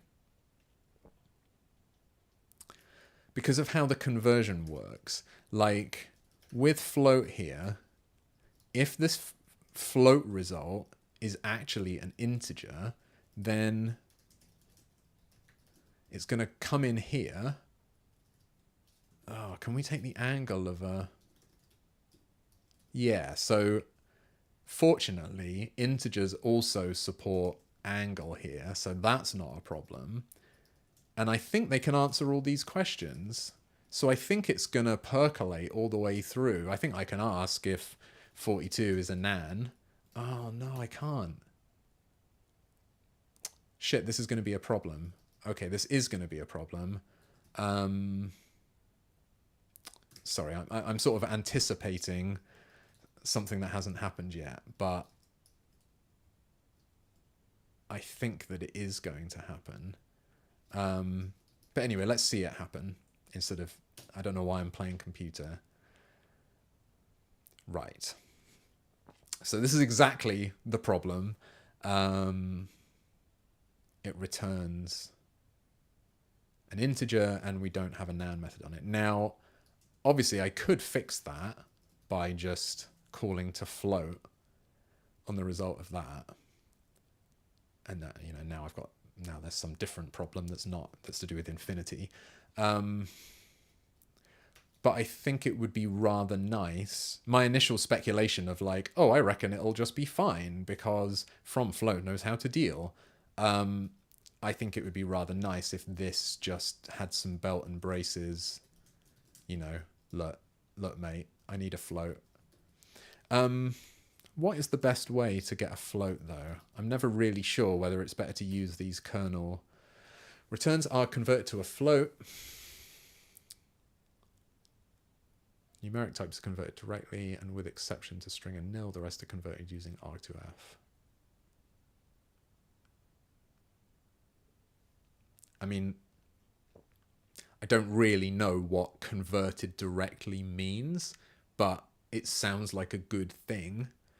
I mean, it sounds like something that belongs in part in this function that is designed to sort of take something and treat it as a float and then represent it. So I think I'm going to go with that. If anyone in the chat knows that there's some important subtlety that means it's better to call 2f on this thing, then I'm willing to do that. But I think if nothing else, this is slightly nicer. Oh, I should be clear about what float class I'm talking about, because that ain't it. So yes, I'm gonna give myself the luxury of being able to return an integer here. Yeah, this is real programming, Leo. Welcome to Rebel Program Central. Okay. What? Why are you saying that? Hold on. Yeah, I don't mean... Hold on. Oh, hold on. That's not a problem, is it? Oh, I hate this about Ruby. Well, no, I don't. That's unfair. But whenever I write this, I always think this is a class. But of course it isn't. This is just a function in kernel. So it doesn't matter that this lives in a different dimension of names than this thing. I've otherwise been sort of very anxious about the fact that I'm inside a module called float here. And so every time I'm tempted to type float, I'm like, oh, better fully qualify it. But Mats has bested me there, because that's, like I said, it's in a different dimension of namespaces. It's like, the city and the city are just passing silently by each other. Okay, look. Floor worked a bunch. That's good. Okay, yeah, this is the failure we saw before. Floor of negative infinity is negative infinity. All right, then.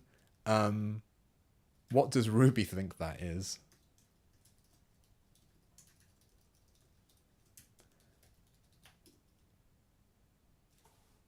Oh, it thinks it's a float domain error. All right, well, we better not try to do that then. Else if value is infinite? I can only assume that there's also going to be a positive infinity. Though what the heck is the floor of positive infinity? Oh, it's positive infinity. Today I learned. Okay, well, okay, let's kill two birds with one stone then.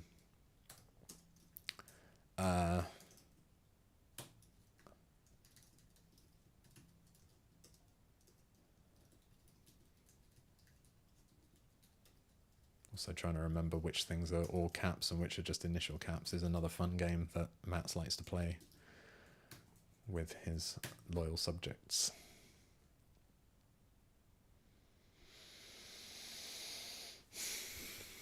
Floor of negative nan is nan. Okay. Else if value is nan, then you're getting a nan.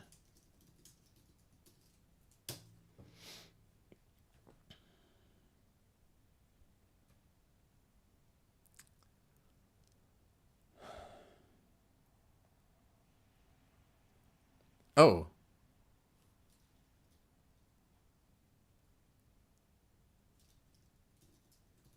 Oh, yeah, fuck, you're saying that I could just return value here.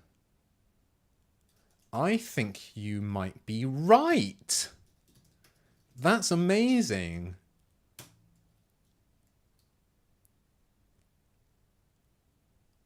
Oh, that's awesome. Thank you. Yeah, what good spot. And I guess here, is that true? Or does it have to be a different... Oh, there is no different flavor of nan. There is only one flavor of nan. There is no... there is no Peshwari nan here. Oh, this is... Oh, look at this. Look at me go. Oh, wow. What? That was a searing insight. Oh, fuck. Thank you. My brain is way past being able to have that quality of thought emerge from it at this stage. Oh, holy crap, is it true for this as well? If this is a -0, then return -0. Oh my goodness me! Yes. I've just seen, yeah, Fook just said in the chat, same for -0s too, by the way. So yes, I am making the same series of realizations, but just time traveling. Oh, this is amazing. Oh, I don't know why I thought that was an appropriate thing to do.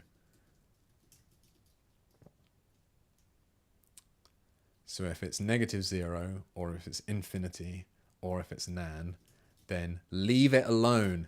Leave it. Oh, right. What? Oh, yeah, okay, all right. Well, that's...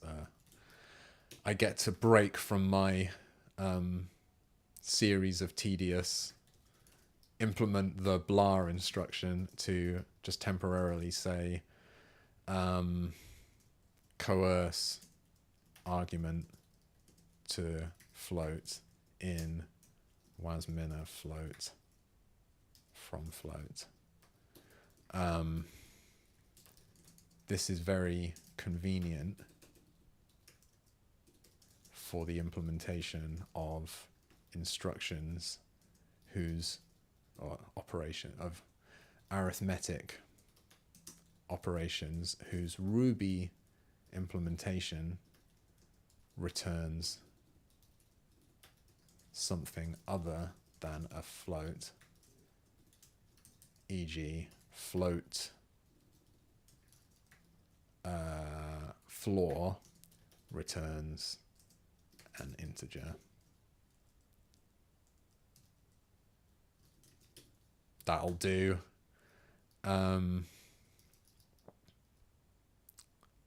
Okay, so now it's time for a tedious commit. Implement the F32 floor instruction,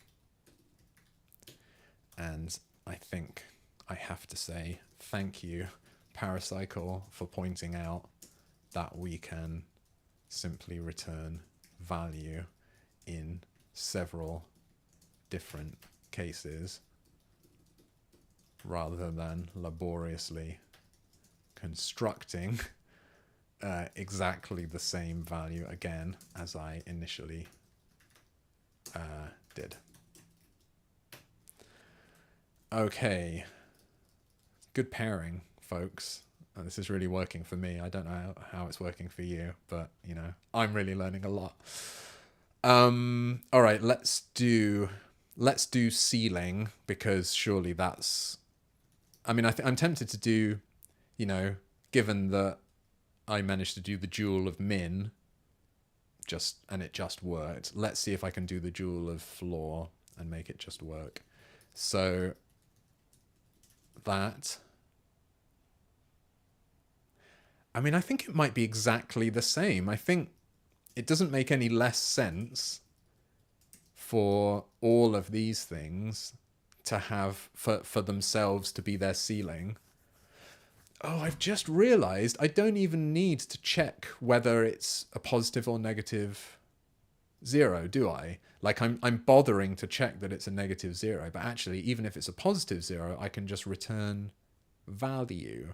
So, well, let me take this one step at a time. I think that this is probably a correct implementation of seal, but then I think I can actually amend my previous commit to have even more Ufuk power.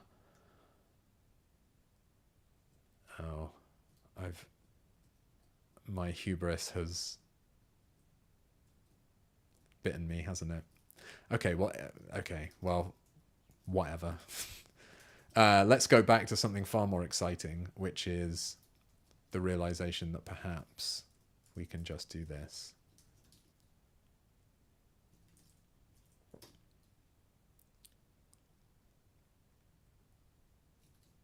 Yes.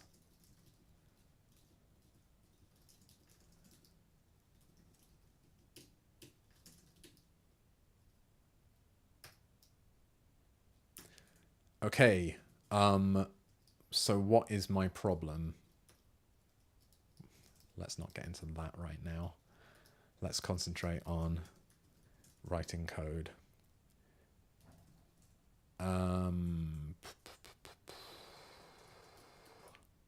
I mean, I'm very sad that it's not just symmetric. Because why on earth isn't it? I'm very angry about that. What? Oh. Okay, no, that's fair enough. That's fair enough. So what this is saying is, if you take the ceiling of a negative number that is between -1 and 0, so it's on the negative, a small negative number whose magnitude is less than 1, then this wants the ceiling of that number to be -0. So I'm going to have a slightly annoying clause here that says else if value.ceil, if the value is negative and its ceiling is 0, then the answer is -0. I know I could check the magnitude of it, but that's what this is doing, and I would rather use the inherent properties of the operation here rather than connect it to the semantics of another operation like total ordering on the integers, or indeed on the floats. Is that enough?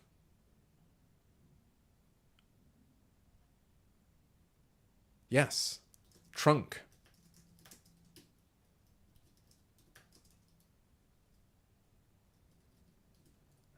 Ceil. Let's just say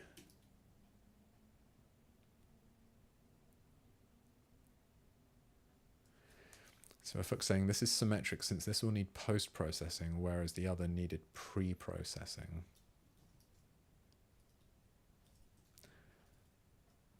What pre-processing does it require?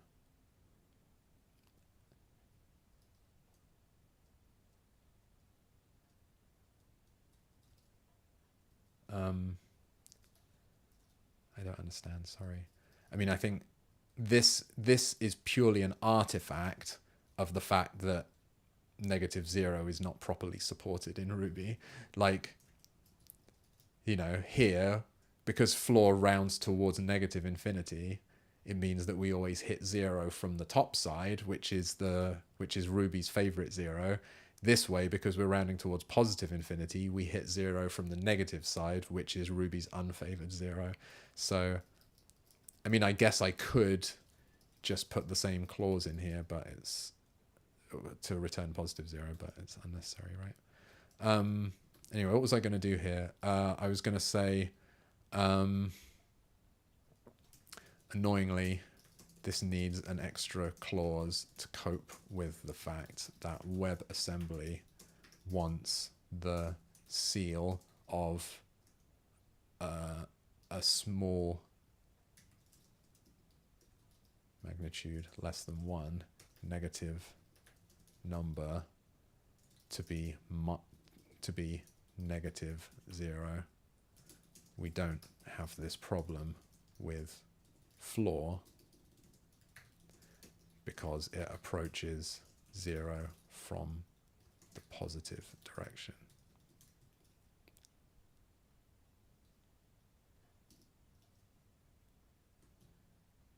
You processed before taking the floor, and now you need to check the value after taking the ceil in at least one case.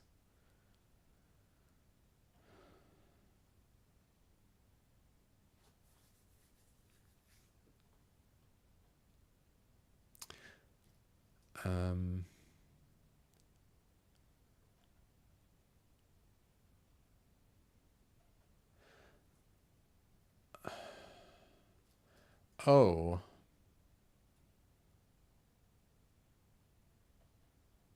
So hold on.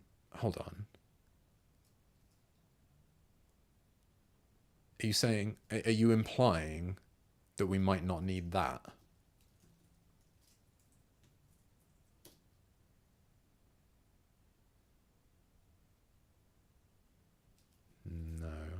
It's overreaching.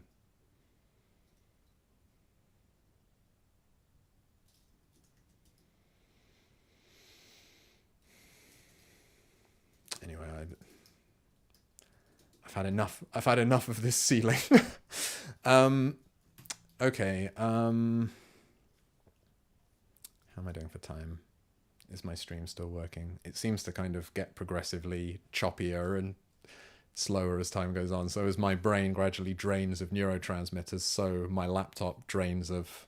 It's not draining of electrons, it's plugged in, but obviously some, you know, phlogistical resource is being depleted as I stream. I think I'm sufficiently annoyed that I'm going to do a refinement.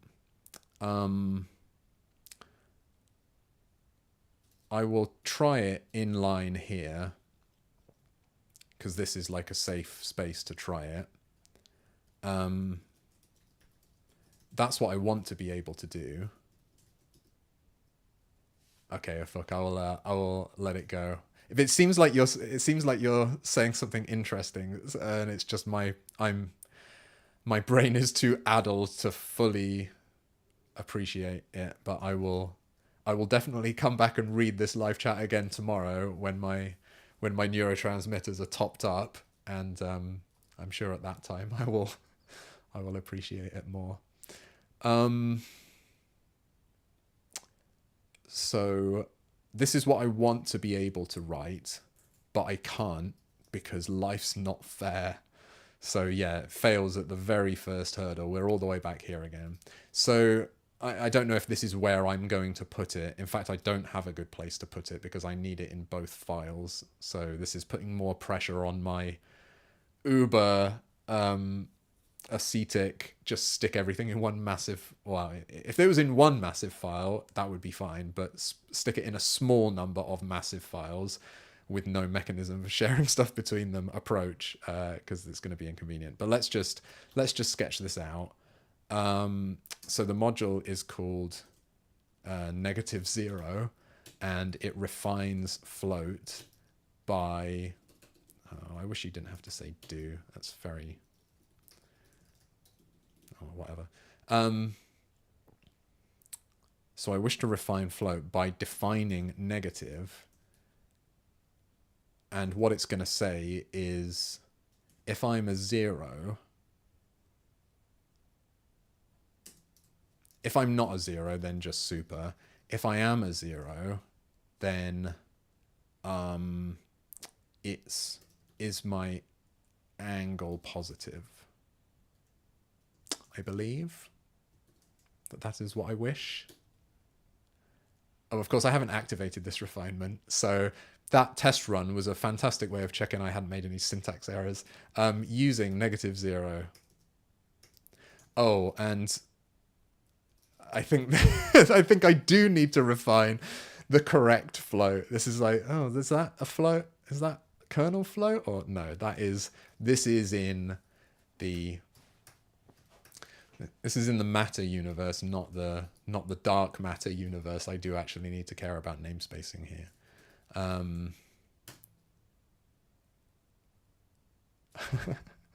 I mean, that's pretty sweet, isn't it? So hold on. Yeah, I don't want to get sucked into a nightmarish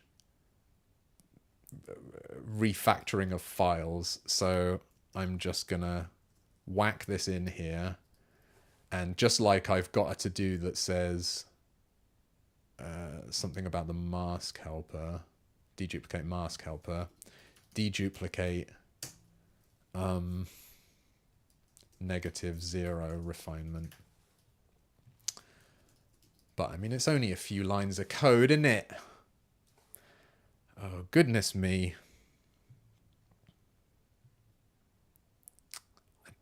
I assume that the reason why all of the spammers are joining the live chat is because some YouTube algorithm has identified that this is a fantastic place to reach a large and valuable audience.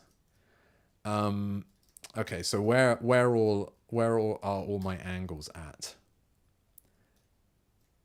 So I'm going to take this slowly because there's quite a lot of potential for me to mess it up.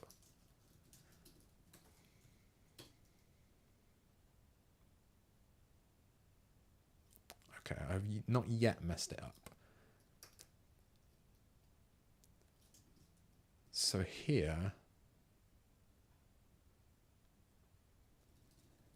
I think it's probably quite important that I use not negative here.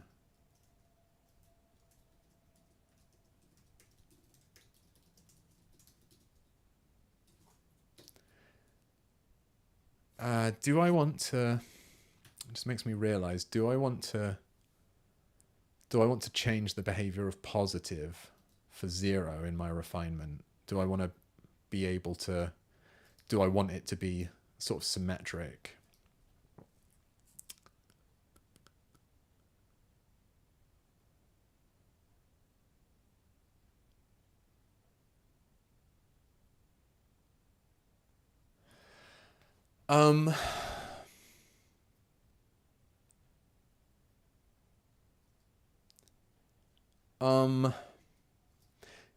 It would be sort of nice, wouldn't it? Like I feel like I'm straying further from the concept of negative and positive numbers, but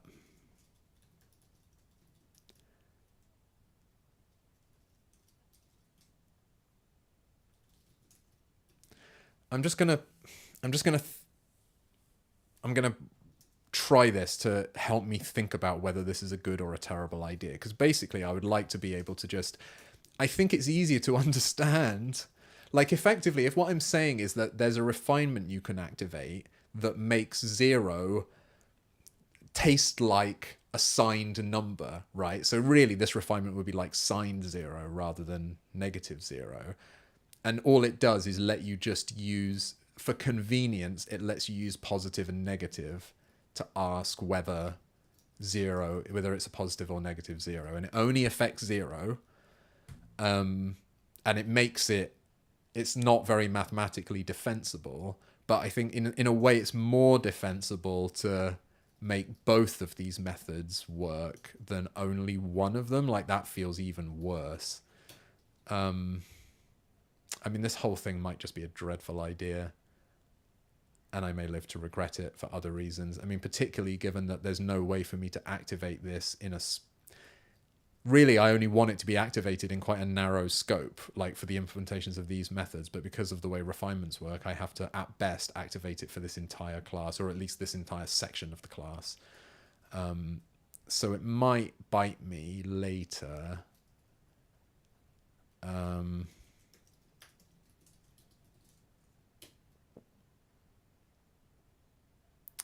I've spotted another... This is another Ufuk opportunity, isn't it? If it's negative 0, then we're returning self here, or, returning the value.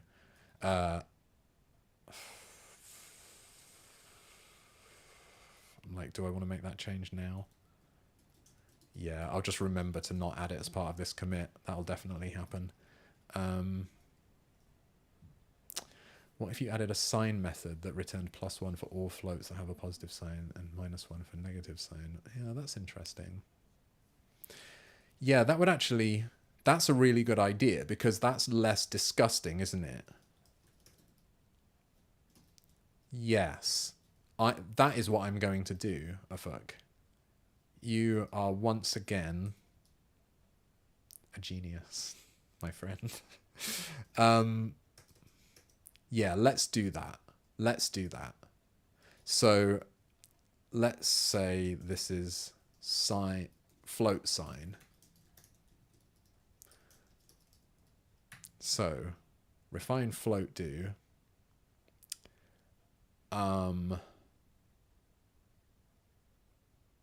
It's kind of amazing that numeric doesn't have this.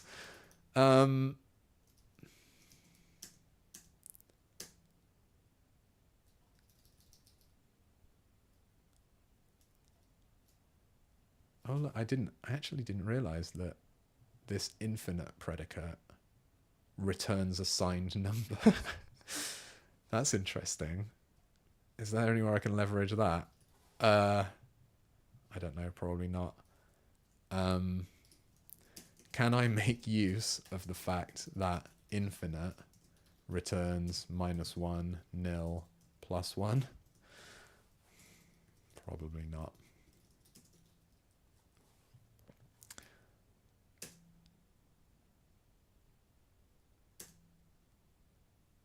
I don't know why I'm reading this. Just because I can't believe that there is no method that does what you just suggested, Ufuk, but yeah, there sure isn't. Okay, but here it comes.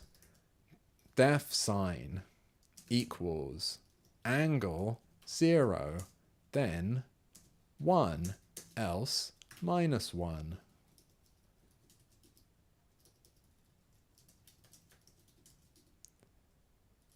Okay, well now I've got to now I've made things more difficult for myself. Args detect.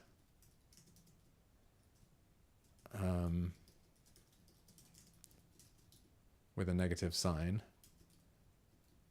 Args detect with a positive sign.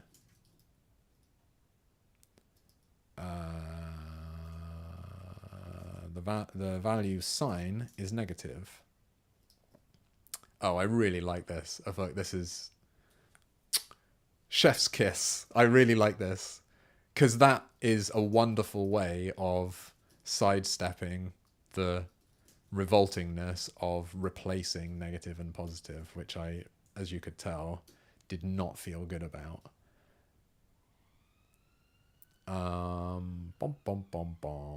Okay, that is trunk again, which I still haven't implemented. Okay, I think that's good. So let's go back and use it here.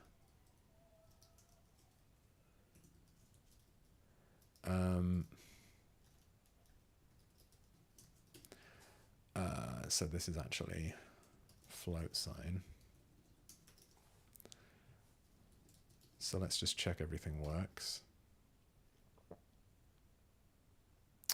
Let's furthermore remember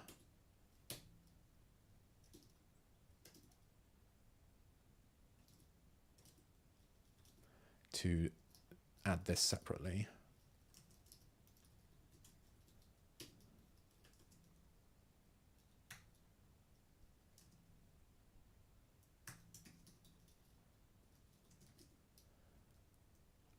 So this goes in here.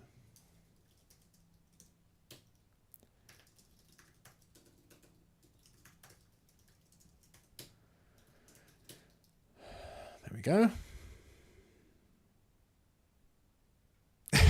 Yeah, Ufuk, it would be really great if you could get that in by Christmas so that I mean, really, of course, the reason I'm doing this stream is to nerd snipe you into getting more and more features put into Ruby that allow me to delete code from this, so that on Christmas Day, I can bump my Ruby version file to say Ruby 3.2 and then have another commit that removes 500 lines of code from this because you've got them all integrated. But, I mean, joking aside, I think it's weird that that numeric doesn't have this.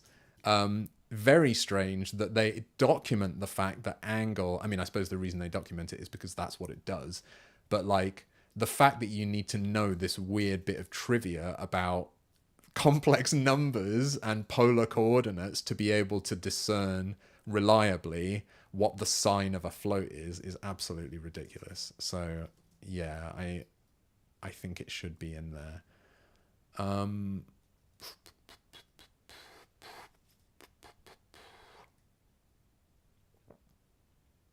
Okay, so this is it. So now that should be the only occurrence of angle. Yeah. I flipping love that. Okay. Refine float to report its sign and use it to detect -0. This was, I initially wanted to replace positive, well, negative for zeros, but Paracycle suggested the much more sensible idea of adding sign, which we can then call positive, or, well, which we can then call negative on without compromising the existing and not entirely unreasonable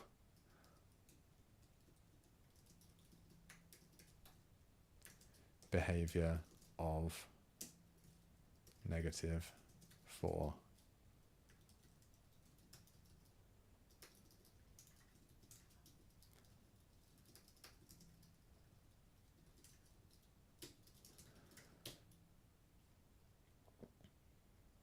yeah, fair enough. It's not necessarily appropriate to have this on everything that's numeric. So yeah, that's fair enough. But it would be nice to have it on float, wouldn't it? Because float is what gives you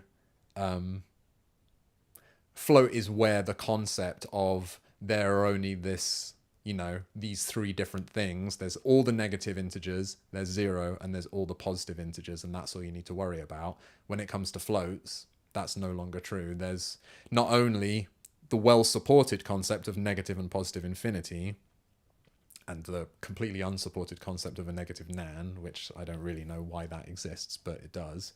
But if the concept you're introducing is going to bring in -0 as a representable thing, then it feels like you should accommodate it better than just, you can get the polar coordinates of it and maybe use that to guess. Or, you can call to string on it and ask whether it starts with a hyphen. Like, nah, mate.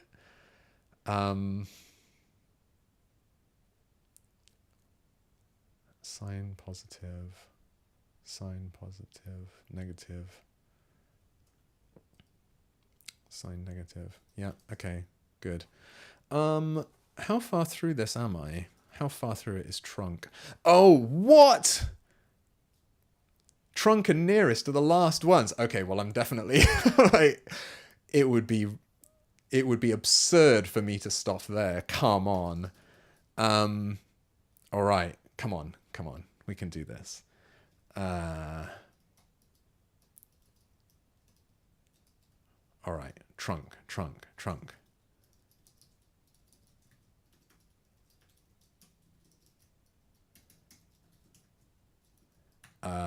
What does Ruby have? I mean, what's trunk even going to do here? I assume it's going to be like truncate, which is, throw away the fractional part. So I hope, yeah, I mean, we're going to have to deal with infinities and nans, as is traditional.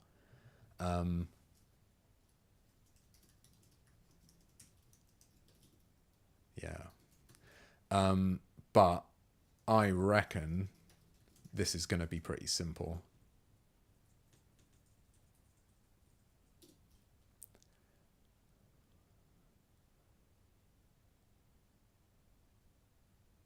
Why did I say that? Flipping very first one is the truncation of -0. Classic nonsense. Okay. If value is 0 and value sign is negative, then the answer is value. Else, we truncate it. I'm learning.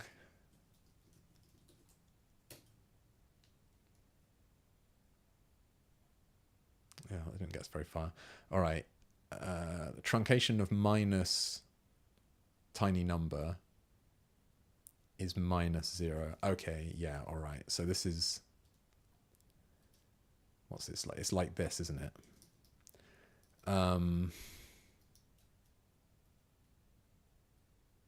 Yes.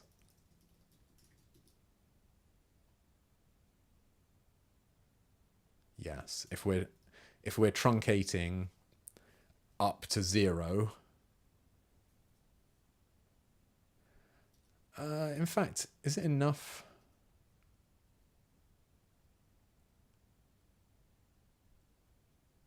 No, because we could be truncating from above. We could be truncating down to 0, in which case we don't want to return -0. So you don't need the sign check since positive is also value. Oh, you genius. So we've hit the infinities. Are we still there? Yes. You are so right. So yeah, if it's 0, then it's pre-truncated. Yeah, I guess it's the same realization I had for this, right? Well, we both had at different points in space-time, and light cones and internet latency and things like that. Relativity diagrams. What am I? My brain is. I'm just losing my grip on reality. Infinity. Else if value infinite. Ooh, is it going to be like this? Yeah, it is, isn't it? And I bet you £1,000,000 that we're also going to want to stick nan on the end of that. There we go. £1,000,000, please. That's $100 US.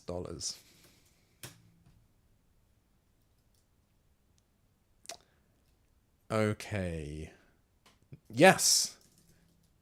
Time for another one of my classic commits. Trunk.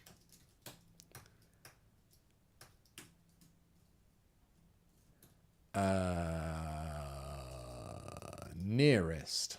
Is that going to be round? That would be my guess. So, whereas 5.9 truncate is 5, 5.9 round is 6. However, minus 5.9 truncate, oh, it works the same both ways. Yes. Okay, fine. I think that's probably what this is going to be. In fact, I'm so suspicious of that I'm going to leave this commented in line, because these are extremely similar operations, and I think the exceptions are going to be extremely similar. Of course, the very first one, -0.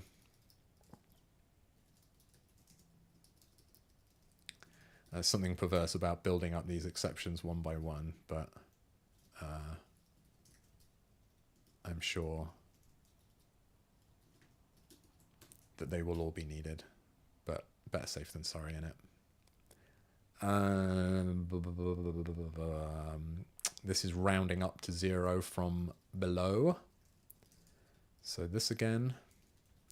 I mean, there's a lot of duplication because a lot of these have similar kinds of problems. So I wonder if there are some helpers that can just absorb, sort of be a sacrificial anode to just sort of absorb all of the psychic pain from this specific set of problems and make it so that the actual inline code here doesn't need to deal with these exceptions every time. For example, you can easily imagine a sort of a wraparound helper like with float that just intervenes if you've been called with something that's 0, infinite, or nan, and just returns that value, and then you don't need to worry about the rest of this. And then you only need to worry about the rest of this, not that boring detail. What? What does this mean? So this is a small negative number, although not very small. Rounding to... Why is that not being caught by this? Minus 0. So like minus 1 to the power of...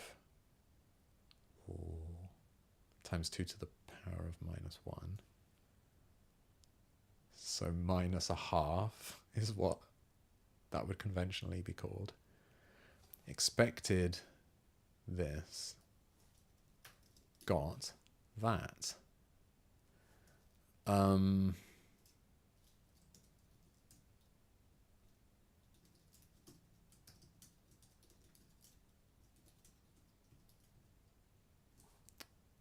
This is a double, isn't it? Oh no, it's not. It's not. These are only single precision. Good.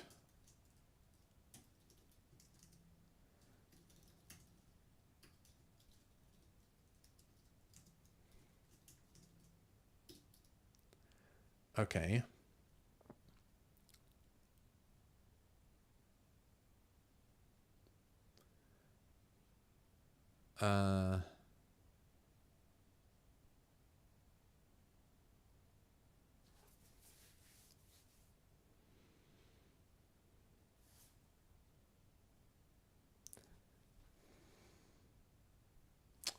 Well, I mean, this is completely wrong.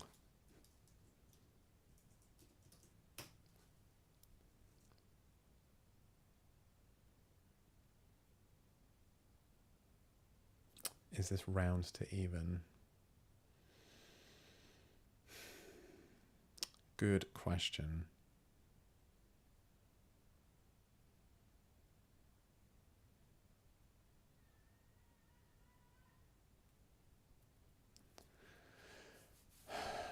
So it was expecting...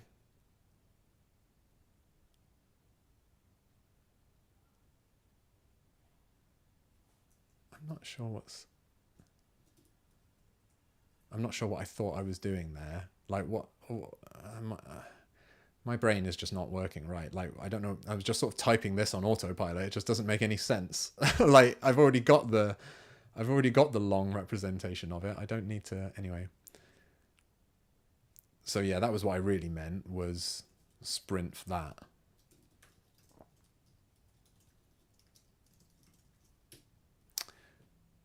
Right, that's negative 0. Right, so it was expecting negative 0. Right, that all makes sense. What did it in fact get?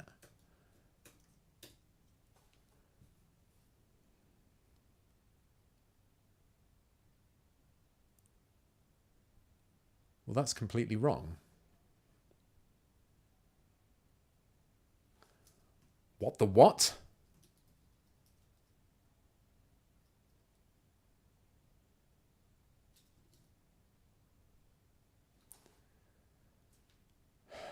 Wow.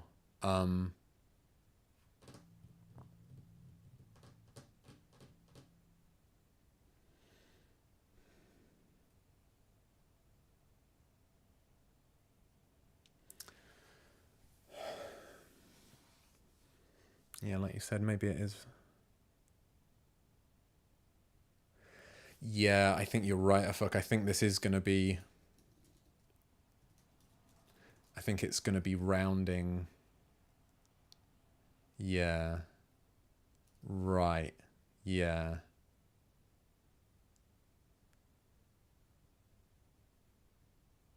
Minus 1.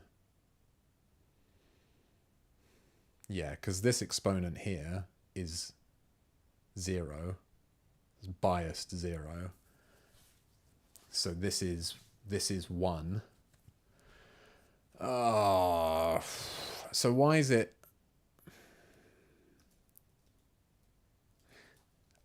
I'm gonna... I know I haven't done this for any of these out of some kind of completely pointless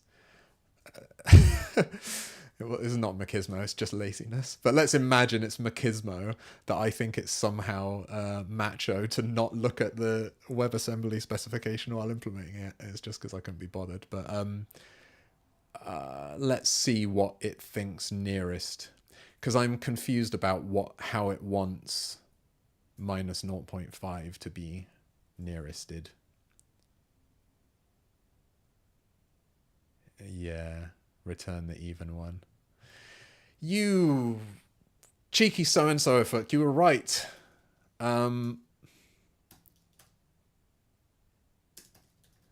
Please let round have a parameter that lets me control. Yes! Does that take even as a parameter? Yes, it does. Oh, thanks, Mats. It was probably someone else who'd done that. Well, let's see if that even works.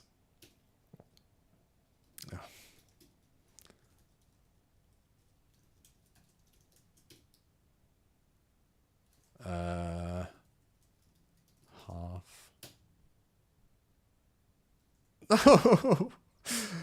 What?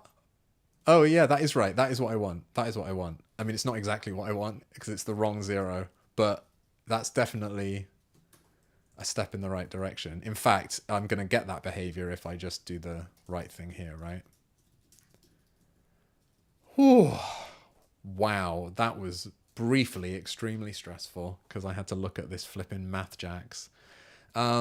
Infinities, yes, I can cope with that. I eat infinities for lunch, my friend.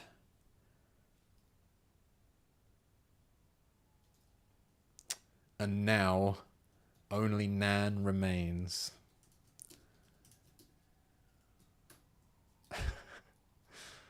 Look ye upon my floats. Okay. Well, I think this is going to pass. Oh yeah, you are telling me in the past what I need to do, but I already. Yes. Sorry, I guess it's weird because it doesn't. I can't see anything bad happening on this end, but it seems to get progressively laggy as time goes on. So, but anyway, yes, I need to do it in the other place. Whew. Okay, so now, oh, who wrote this stupid test script that needs an environment variable to be set? It's ridiculous. All right. So really, technically, I also need to remove this.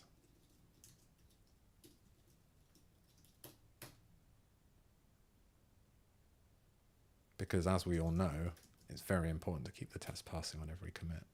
So implement the F32 round instruction. Thank you again, Paracycle, for noticing that the spec wants F32 round to round to even, but Ruby rounds, I think, to 0 by default. Oh, yeah. Thanks, Tekin. You're right. I don't want to just remove it from pending, do I? I want to move it. Yes, thank you. Thank you.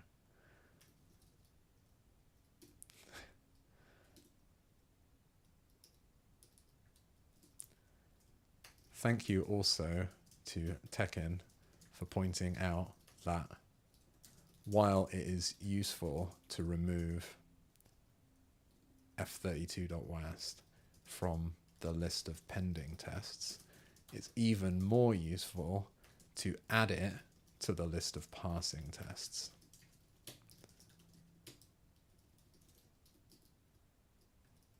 I am quite sleepy. Right, so now does this do its thing? It sure does. That's very exciting. Okay. Well, that feels like a great place to leave it. Although actually an even greater place to leave it would be to employ the Murray-Steele maneuver, which is to leave myself with a failing test. So I think what I'm going to do is make a decision about where I want to continue next time. I think it's going to be one of these. Bitwise... I mean, basically what I'm doing is looking to see which one's shorter. Oh, yeah, we're definitely doing bitwise next because that's shorter. So let's make F32 bitwise pending.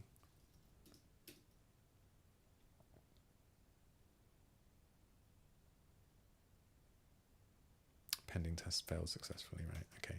I'm just going to say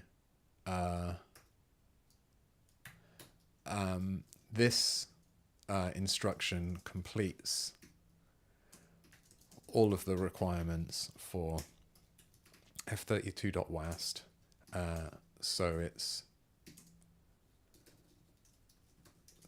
So I've moved it from the pending tests to the passing ones.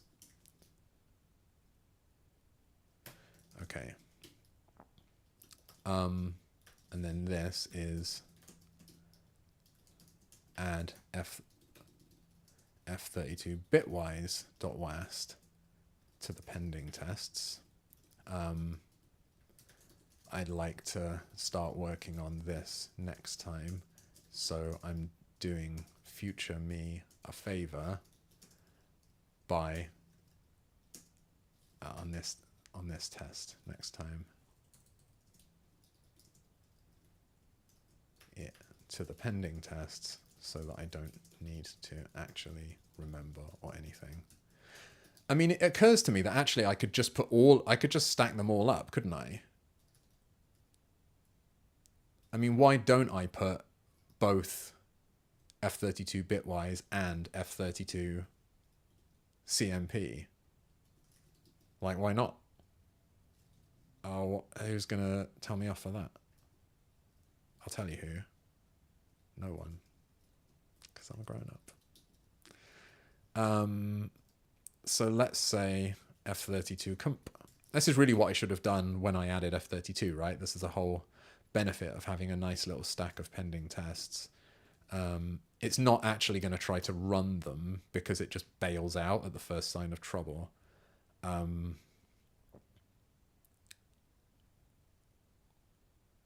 Oh, no, I'm wrong. It doesn't bail out. It only bails out.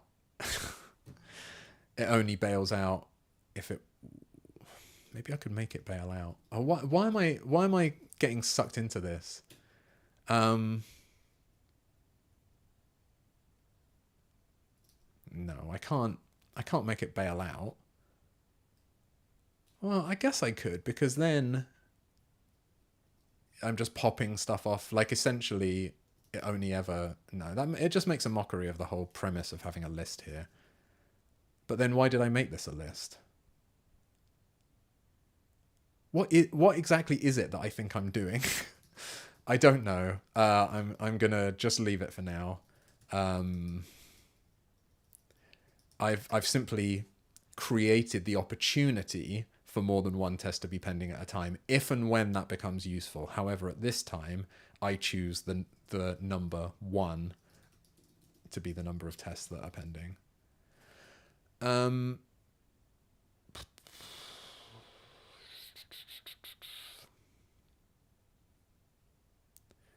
just seeing if there's anything here that I've already done.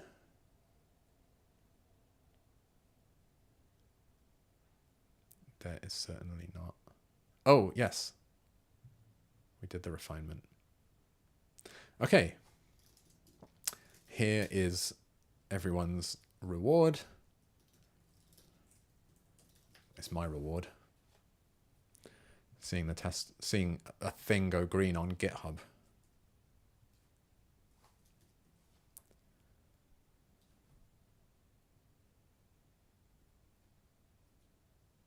All right, a thing went green on GitHub. Okay, great. I'm really happy with that. I like how that came out. I think the use of rational in here has turned out to be really quite nice.